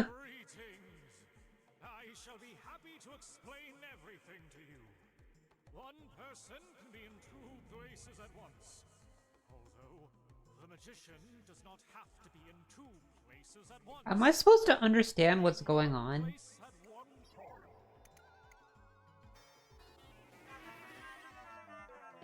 Because he would be lost to the other person's mind. I'm glad we understand each other. This is very, like, CDI graphic. You want to be. I can see it in your eyes. I'm here for our pending business with your Stupid boss! Firstly, I need to get more info on this pointless shit!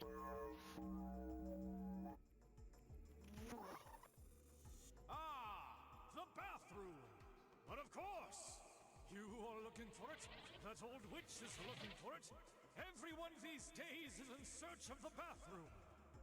Now, you didn't hear it from me. Some samples from Zelda in there. The way to enter the bathroom is through that giant orb you see in the sky past the bridge. But in order to reach it, we must create life itself. I'm not gonna sleep with you. And get life. That shall be your quest today.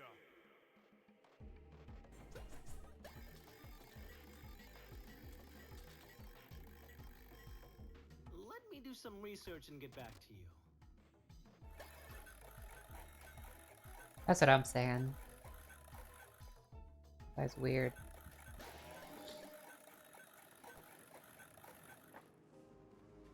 Middle button. Change all folks middle move. How anyone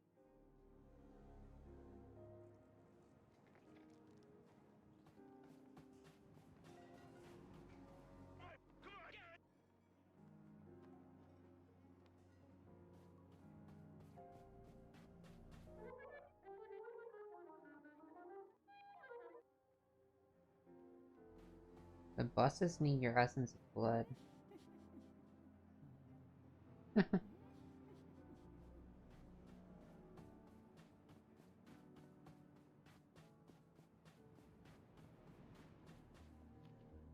You ever feel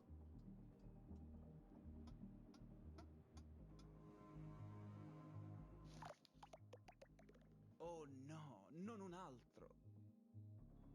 Guarda, mia signora, non passerai. Possiedo questo ponte. L'ho acquistato stamattina. I'm the anthology anomaly! Step back, jackpot!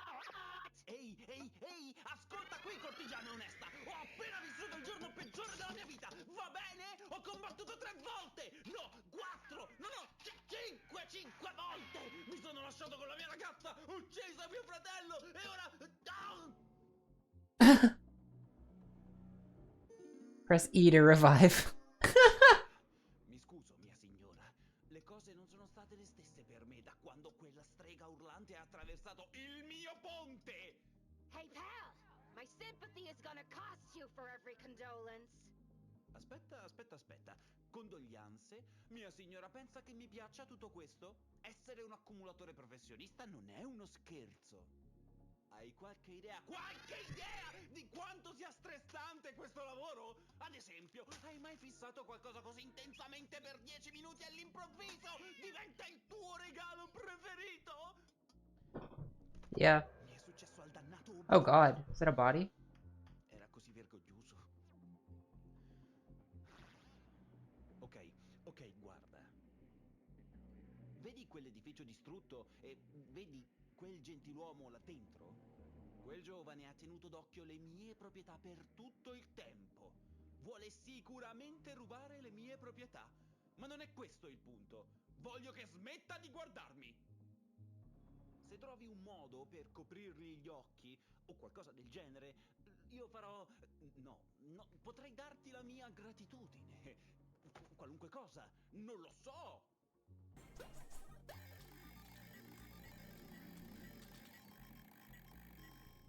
Perfetto. Ora smetti di guardare le mie proprietà e vola via.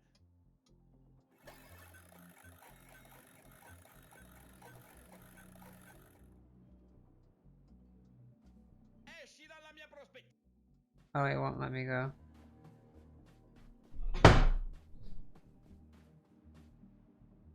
Uh-oh. Uh-oh.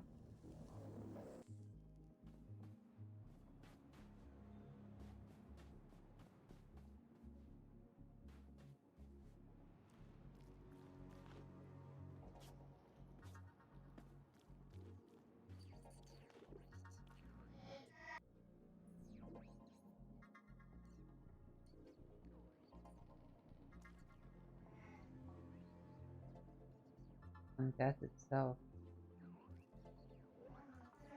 I don't understand.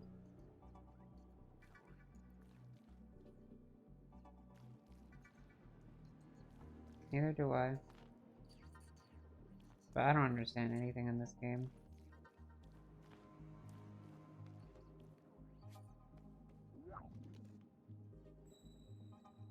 Ina acquired a pet.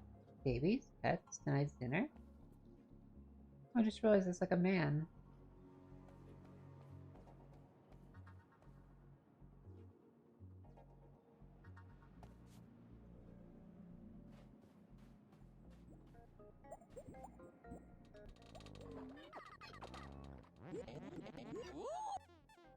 I disagree.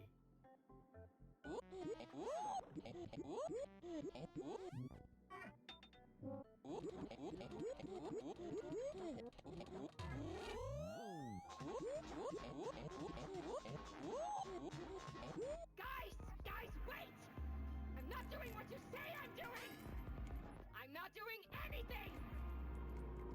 I'm not doing anything at all!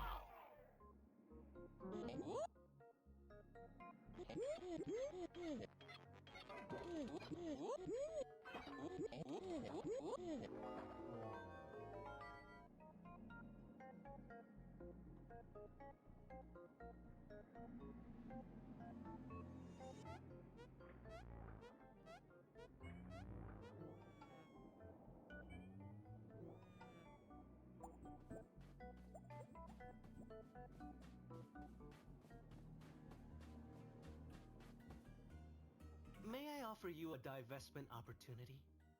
Divestment? Are you making fun of my unemployment lives? I don't care! Don't stare! Go away! What? You are Ana? You have a job? It's more of a lifestyle. That's my destiny. What more could I do? God knows the rest. Ew. I am nice to you, and this is the thanks I get?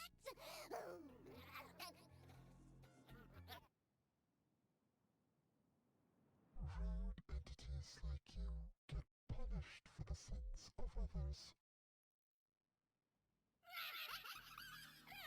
Tell me! I'm joking! Fell for it, didn't you? Miss, could you keep it down, please? The pizza guy is right here. You know, I'm pretty good at organizing words. I should be the CEO of organizing events or something.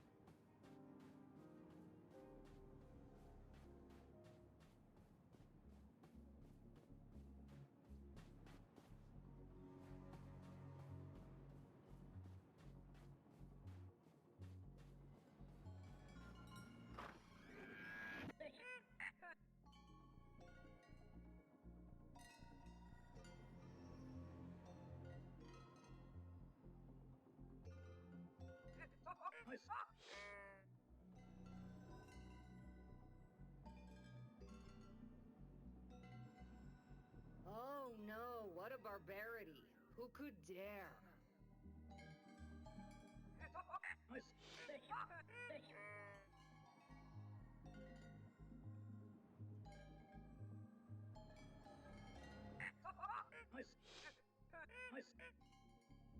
Of course.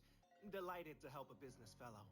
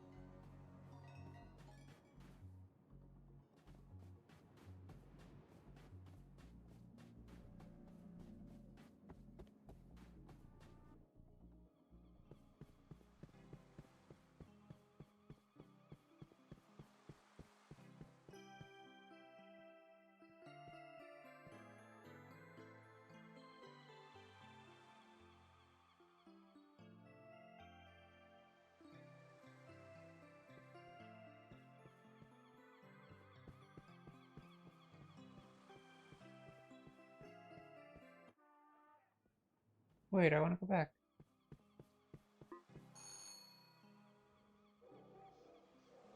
Somewhere a dog barks an alarm.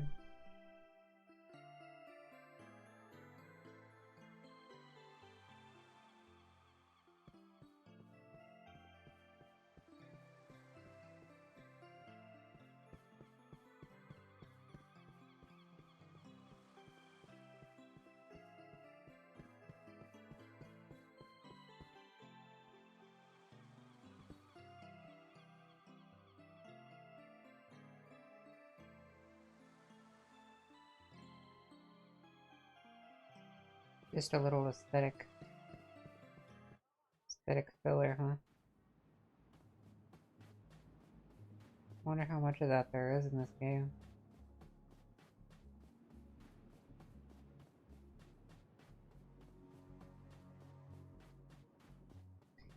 I don't really get this substance. Piece of coral. Like,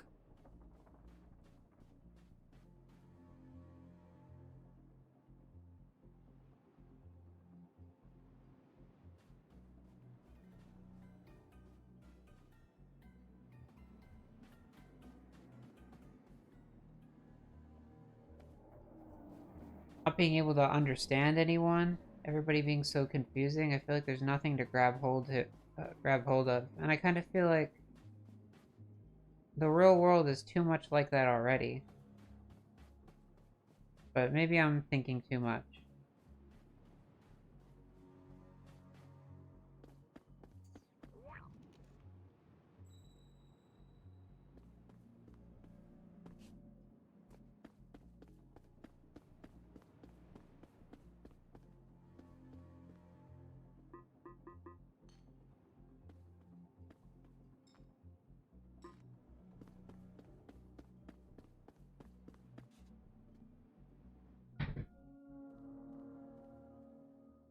These little doors always kind of remind me of LSD, Dream Emulator. Definitely very. I think ᗷᗩᗩᗩᗩ is definitely inspired by Dream Emulator. Not just the game, I mean. Because the acting. They're acting. Best not interrupt the performance. What are you talking about?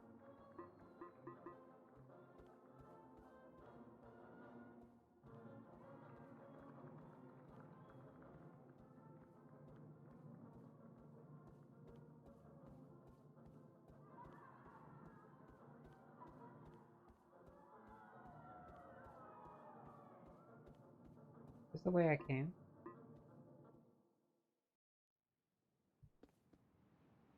We're up.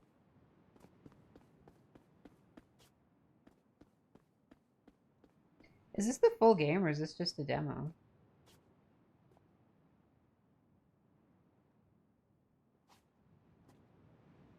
Trying to see if crouch jump works. Not TF2, it's Ina.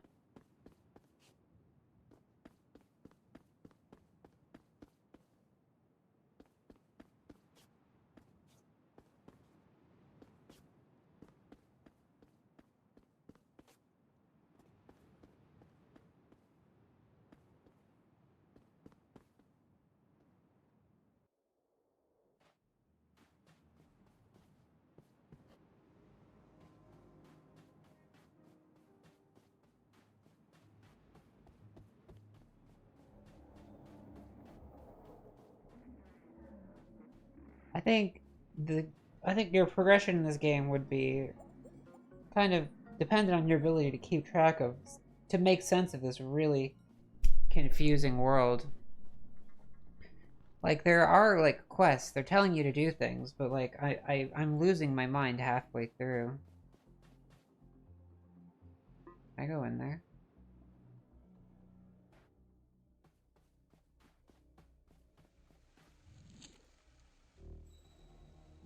Taxi driver's head. Huh.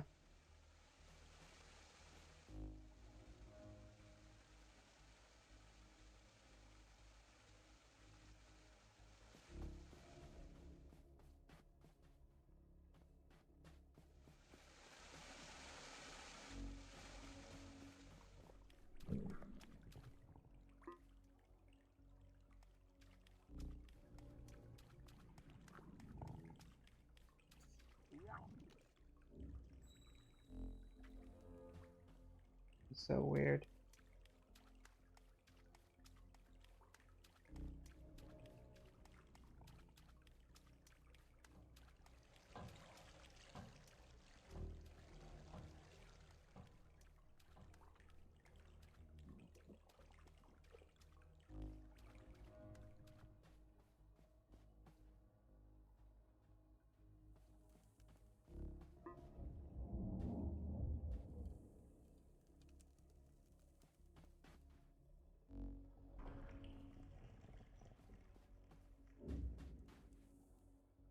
Nope.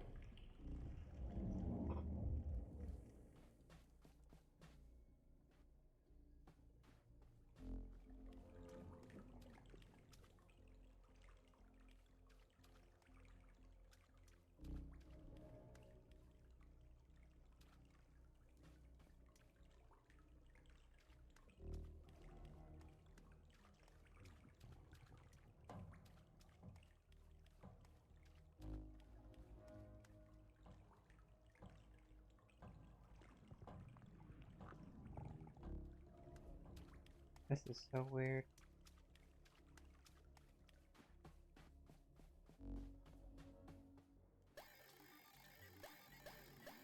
Job complete. Oh, look, he's come to life somehow.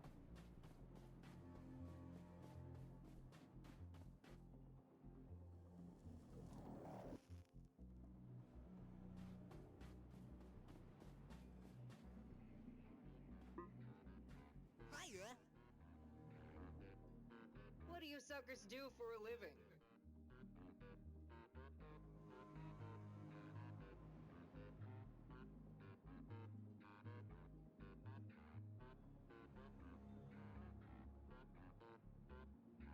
Well, I'm pissed that you asked me.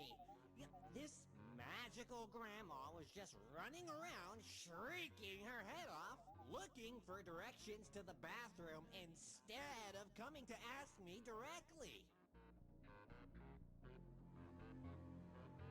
I mean, I'm a taxi driver. I send people to the purge event all the time, not the bathroom. But, close enough. You just gotta ask first is all. Get in the taxi and prepare for the ride of your life.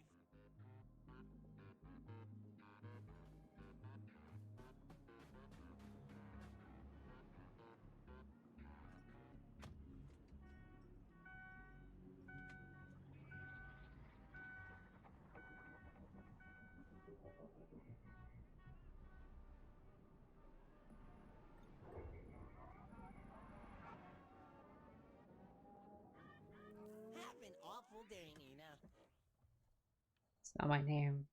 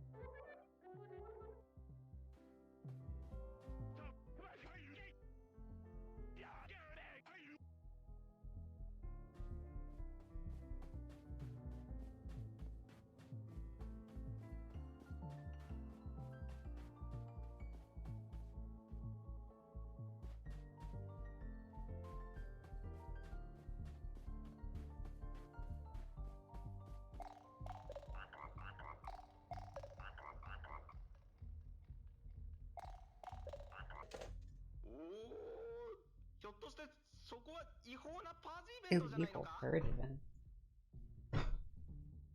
Strange game. 嘘だろあんた。仕事をほっぽり出してパーティーしてんのか？ I crave freedom and the genie is my only escape. バスルームだ？またそれか。あんた生きて帰れないかもしれないんだぞ。いとか俺はどうなっても知らんからな。早く出口を探せ。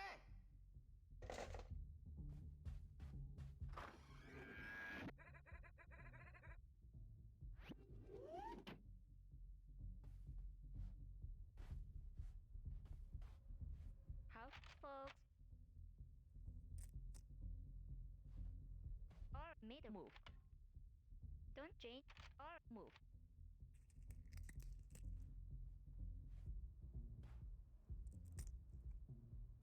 I don't know what language that is. So excited that half my body uploaded. I get been on my feet all day.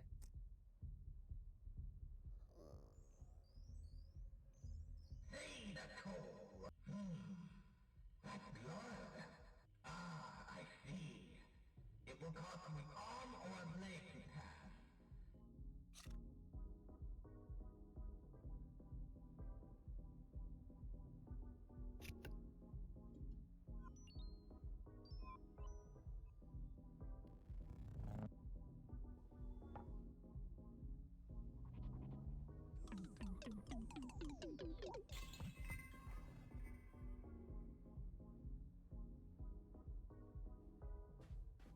Do I straight up not have an arm now? I just want the bathroom. Where's the bathroom?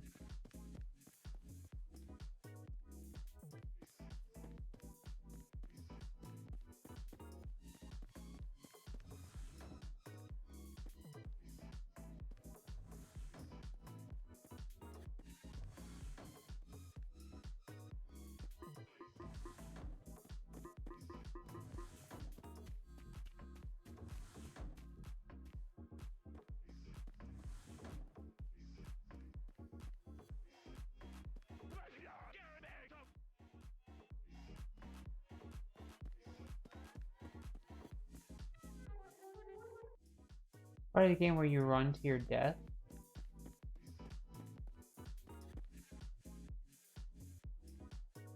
From what?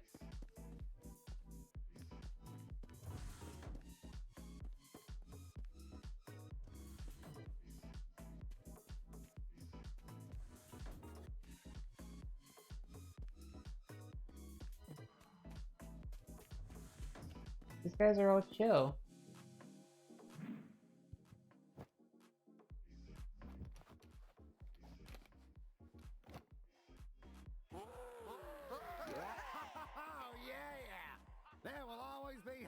Hating on you, mate. You can't live your life trying to make everybody happy. Yeah. Listen to me! Regrettably, I'm very hardworking, and I shouldn't be in a place full of morons having fun! Whoa, whoa. You mean to tell me you aren't here to be eaten? You must be a first-timer. More reason to party even harder, mate. Just stay chill and be sure to follow that whistle. Follow that whistle. Your life depends on it.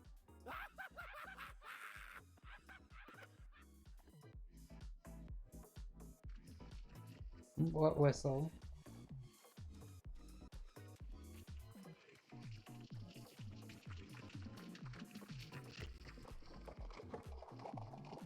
Oh, I see. I am gonna die.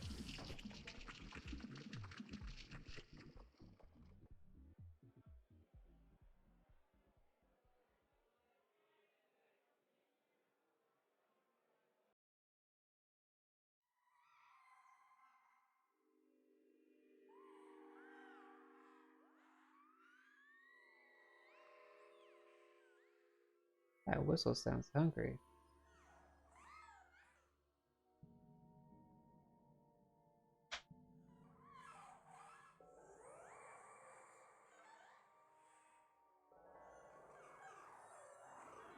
Oh, some more Zelda samples in the soundtrack, I think. Or maybe that's Mario Sunshine.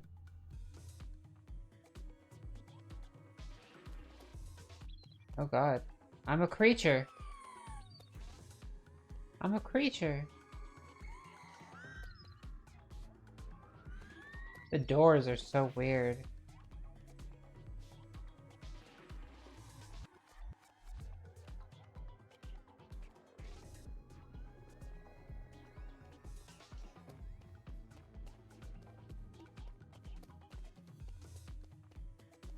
What a weird game. Certainly not devoid of charm.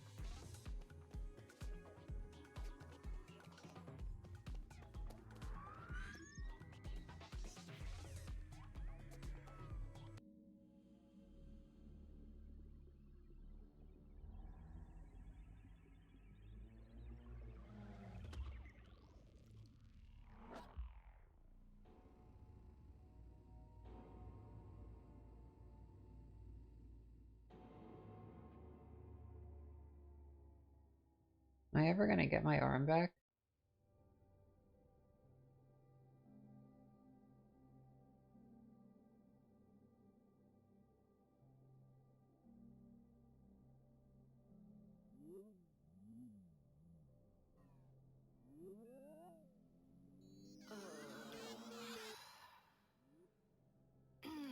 Pardon me. My head hurts so much. Do you have any coffee? Any milk? Any bathroom? Wow, you actually said it.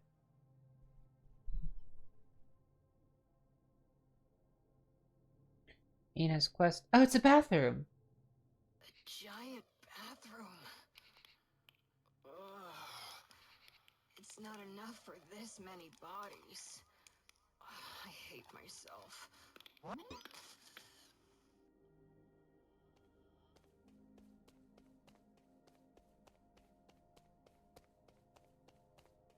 How do I get it? How do I get over there? Oh my god.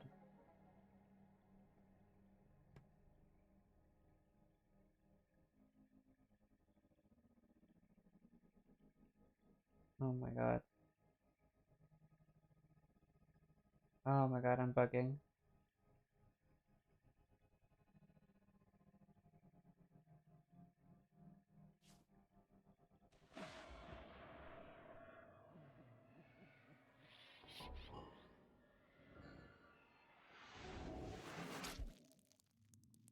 I thought I was gonna get to go to the bathroom.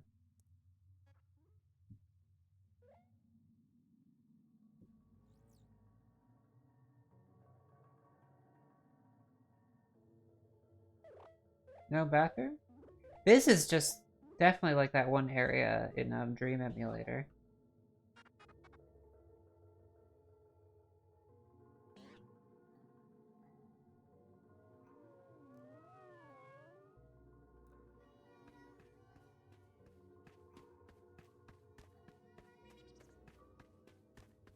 It's a great game.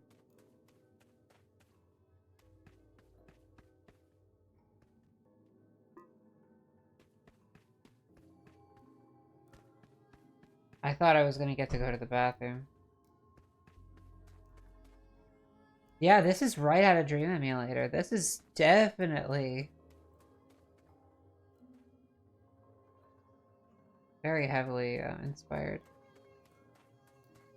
Or do you like Dream Emulator? I would love to get an actual copy.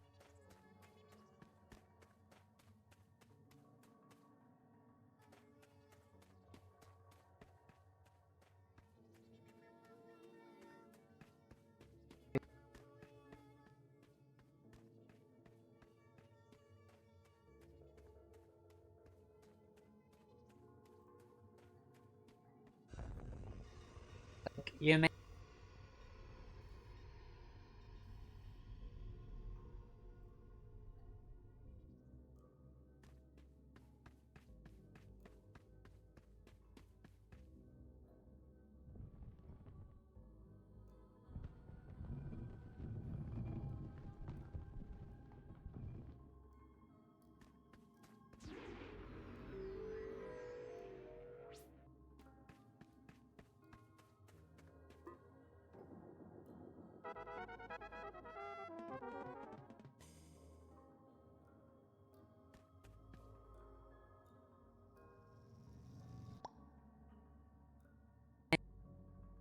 These dilapidated houses.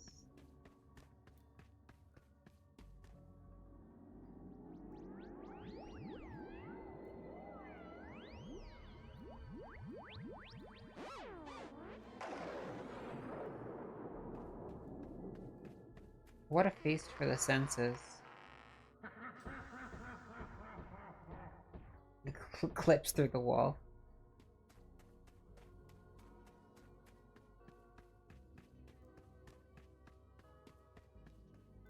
Hast thou seen that?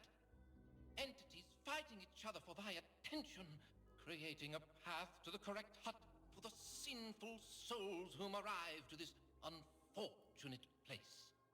I know not which one to trust, which tells the truth. So tired I am of lies. King of Spades.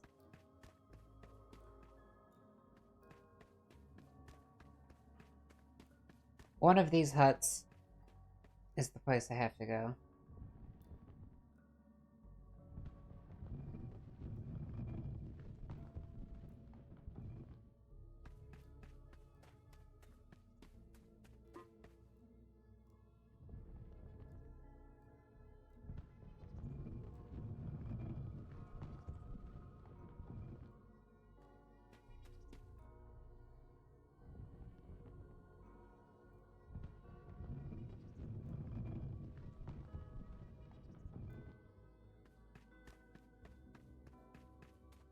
King of Spades, which is the right hut? The lighter orange seems desperate to have thy attention, despite everything. Green...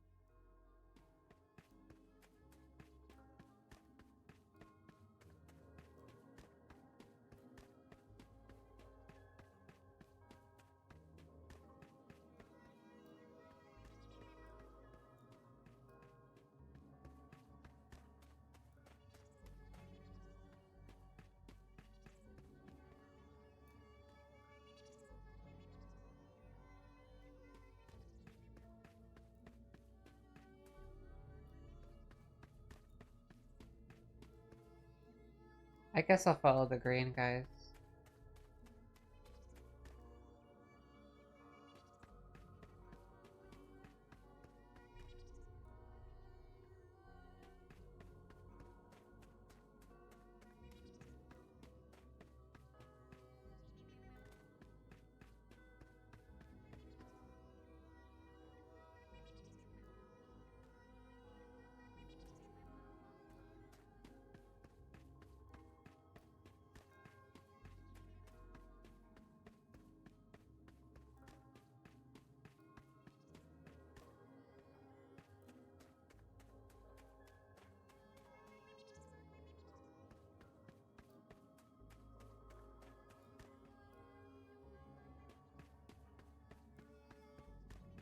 Oh wait, no, maybe that one green one that was not pointing to another green one was actually pointing to the correct hut.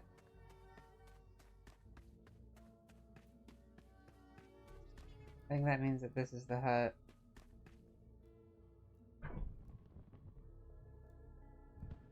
Or not.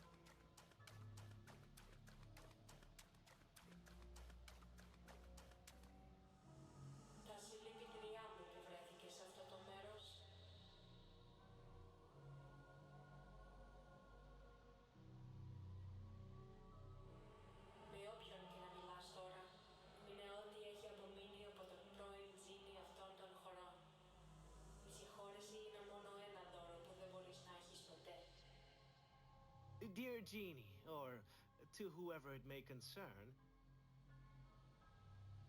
my job is to do everything possible to find the boss, for he is our target today. The smoke is in the way of our business and must be eradicated at once. Αυτός ο boss που ψάχνεις, γνωρίζεις το ιστορικό του, την οικογένειά του, το πρόσωπό του? Ακόμα και αν δεν μπορείς να απαντήσεις αυτές τις ερωτήσεις, φαίνεται να γνωρίζεις πολύ καλά ποια είναι αυτή η ονότητα.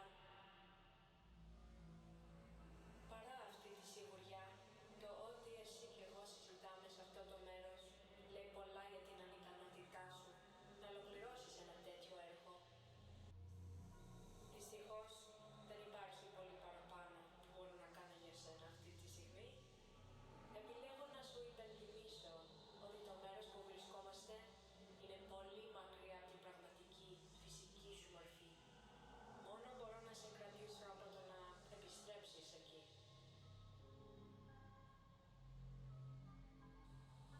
Ωστόσο, μπορεί να κάνω μία εξαίρεση για σήμερα. Άγγιξε τις αναμνήσεις μου. Επιτρέψε μου να σου δείξω μια πραγματικότητα όπου πέτυχες τις βαθύτερες πόθους σου.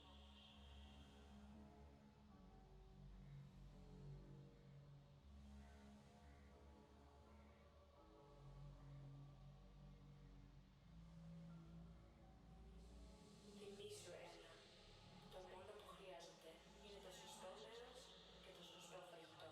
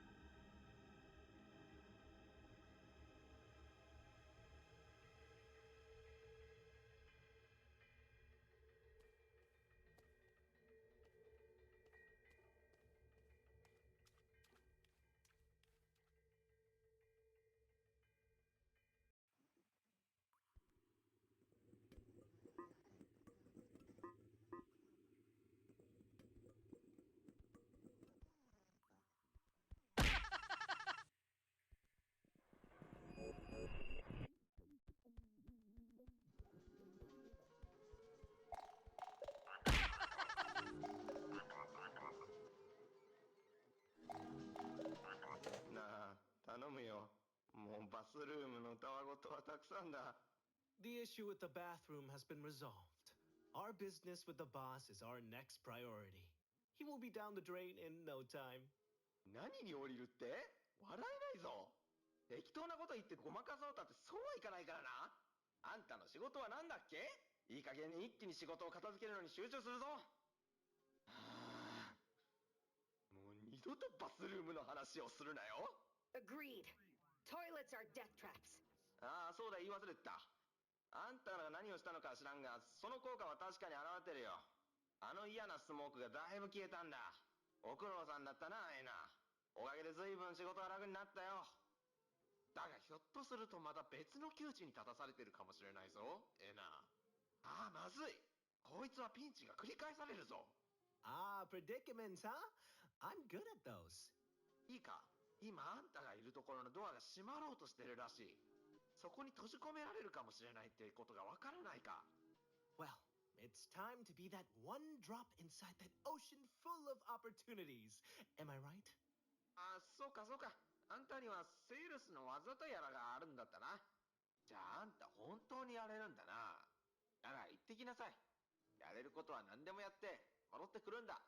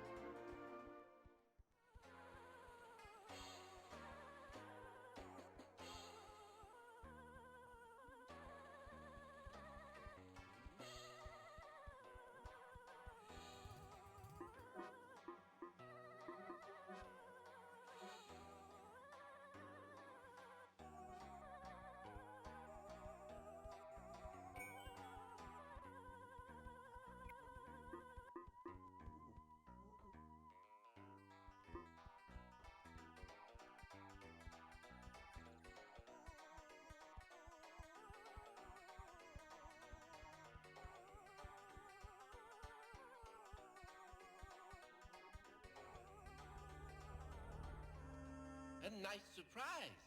Two travelers meet again. Although mayhap in happier circumstance. I can no longer sense the stench of any lie. Vain pretense has met his match, and noble truth holds sway.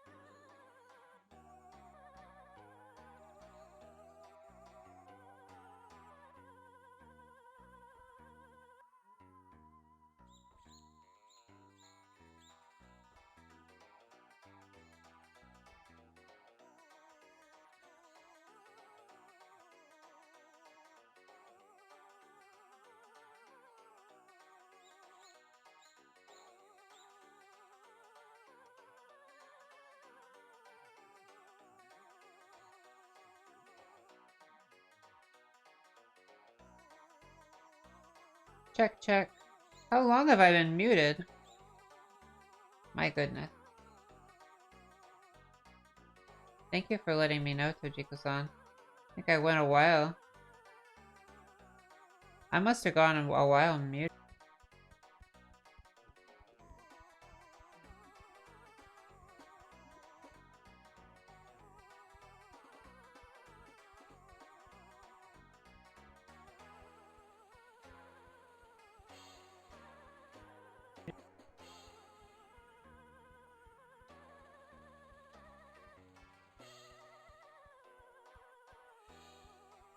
Haha, I mean, I was focusing. Oh, good. Looks like we're...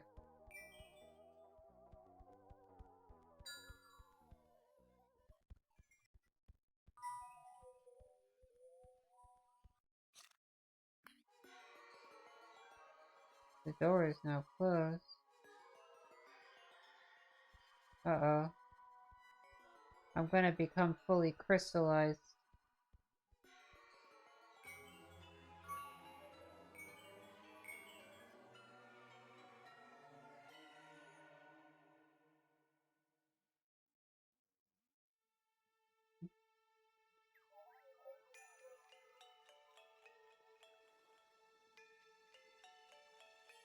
I'm crystallized. Is this the bad ending?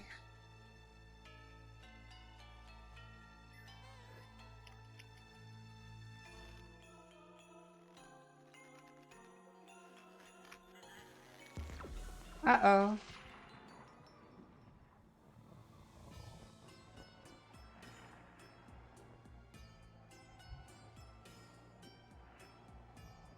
What a weird game.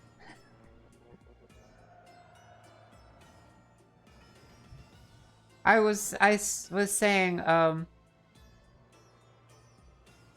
scary games stress me out a lot, but this weird game has kind of made me feel like I'm having a fun dream. Kind of takes my mind off of the stress.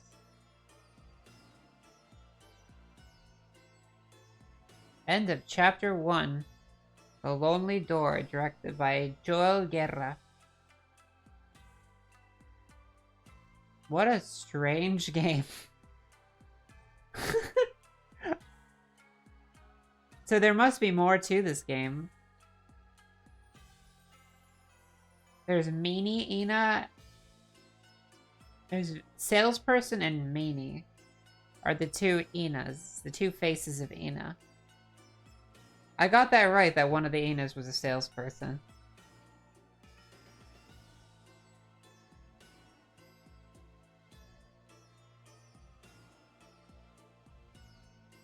Unity. There's something, like, very beautiful about just a kind of absurd escapist game where I mean, I don't think Ina can die. I don't think anything bad can happen to Ina, really. She's kind of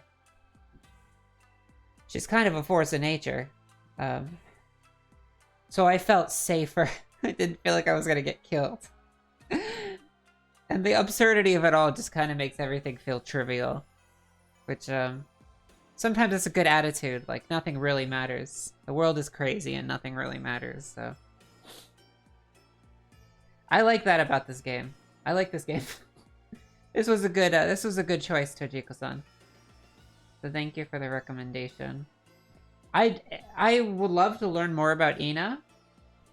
I'm fascinated.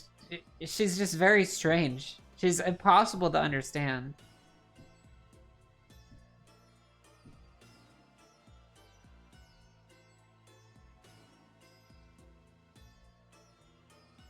I didn't really feel like anyone was super mean. It felt like everyone was just kind of playful, but also confused.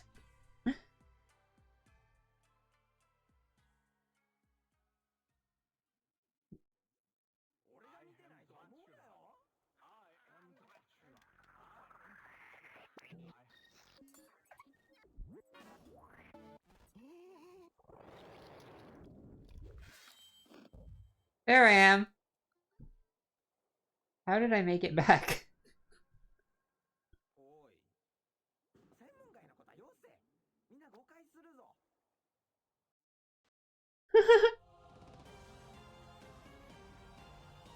Dream Barbecue Part 1 was fantastic. I don't know if there's more parts to this, but we're definitely not going to be doing that tonight.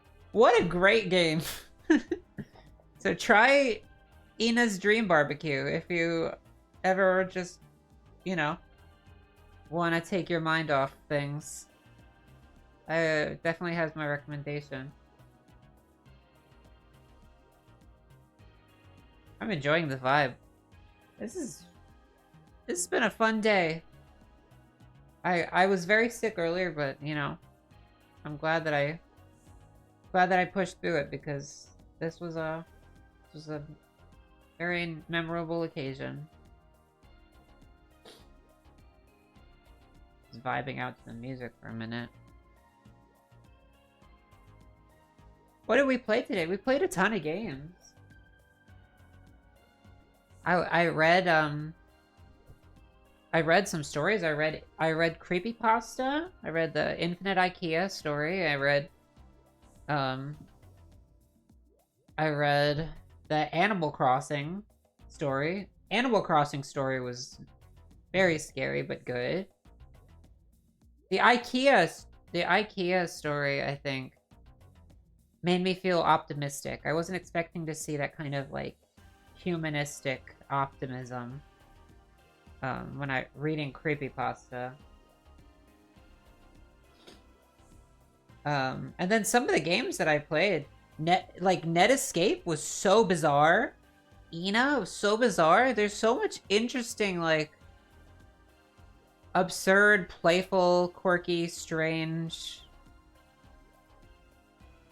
things to explore on the internet. So thank you guys for coming with me. The Backrooms game scared me shitless. That was terrifying. And I did not enjoy hurting what Harvey did. But if I would like to know what happens in the end of that game, but I'm not gonna finish it myself. I'm not hurting the poor guy. Poor Harvey. We played so many games. We got raided. Shout out again to Cozy Cosmic Horror.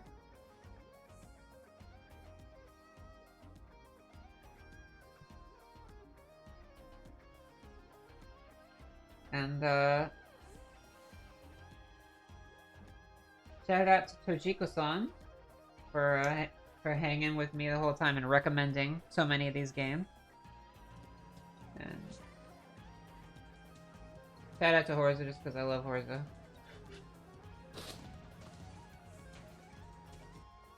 Thank you.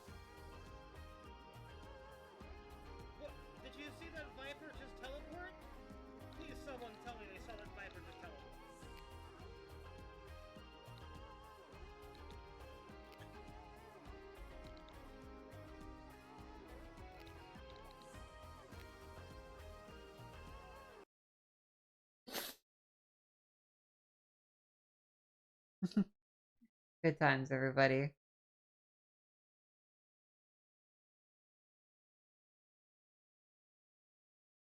I hope that you guys all have a very spooky Halloween. Catch me next month.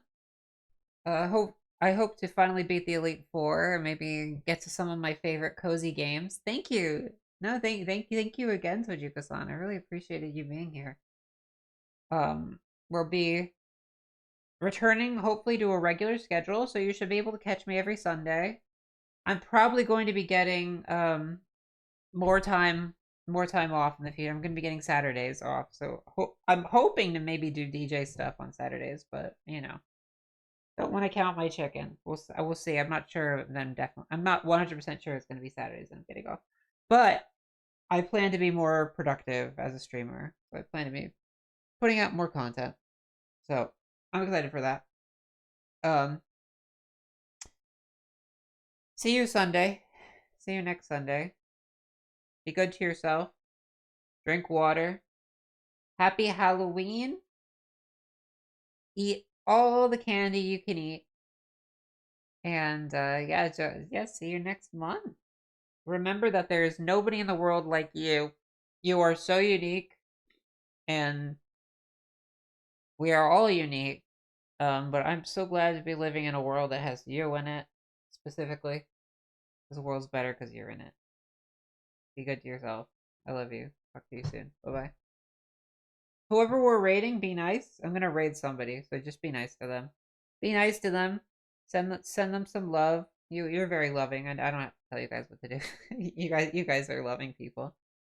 Bye-bye, guys.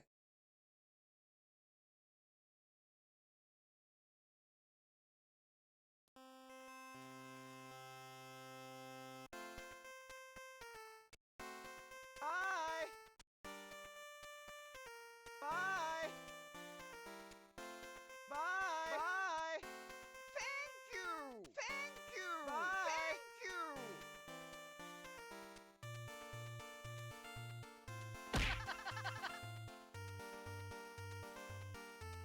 Bye.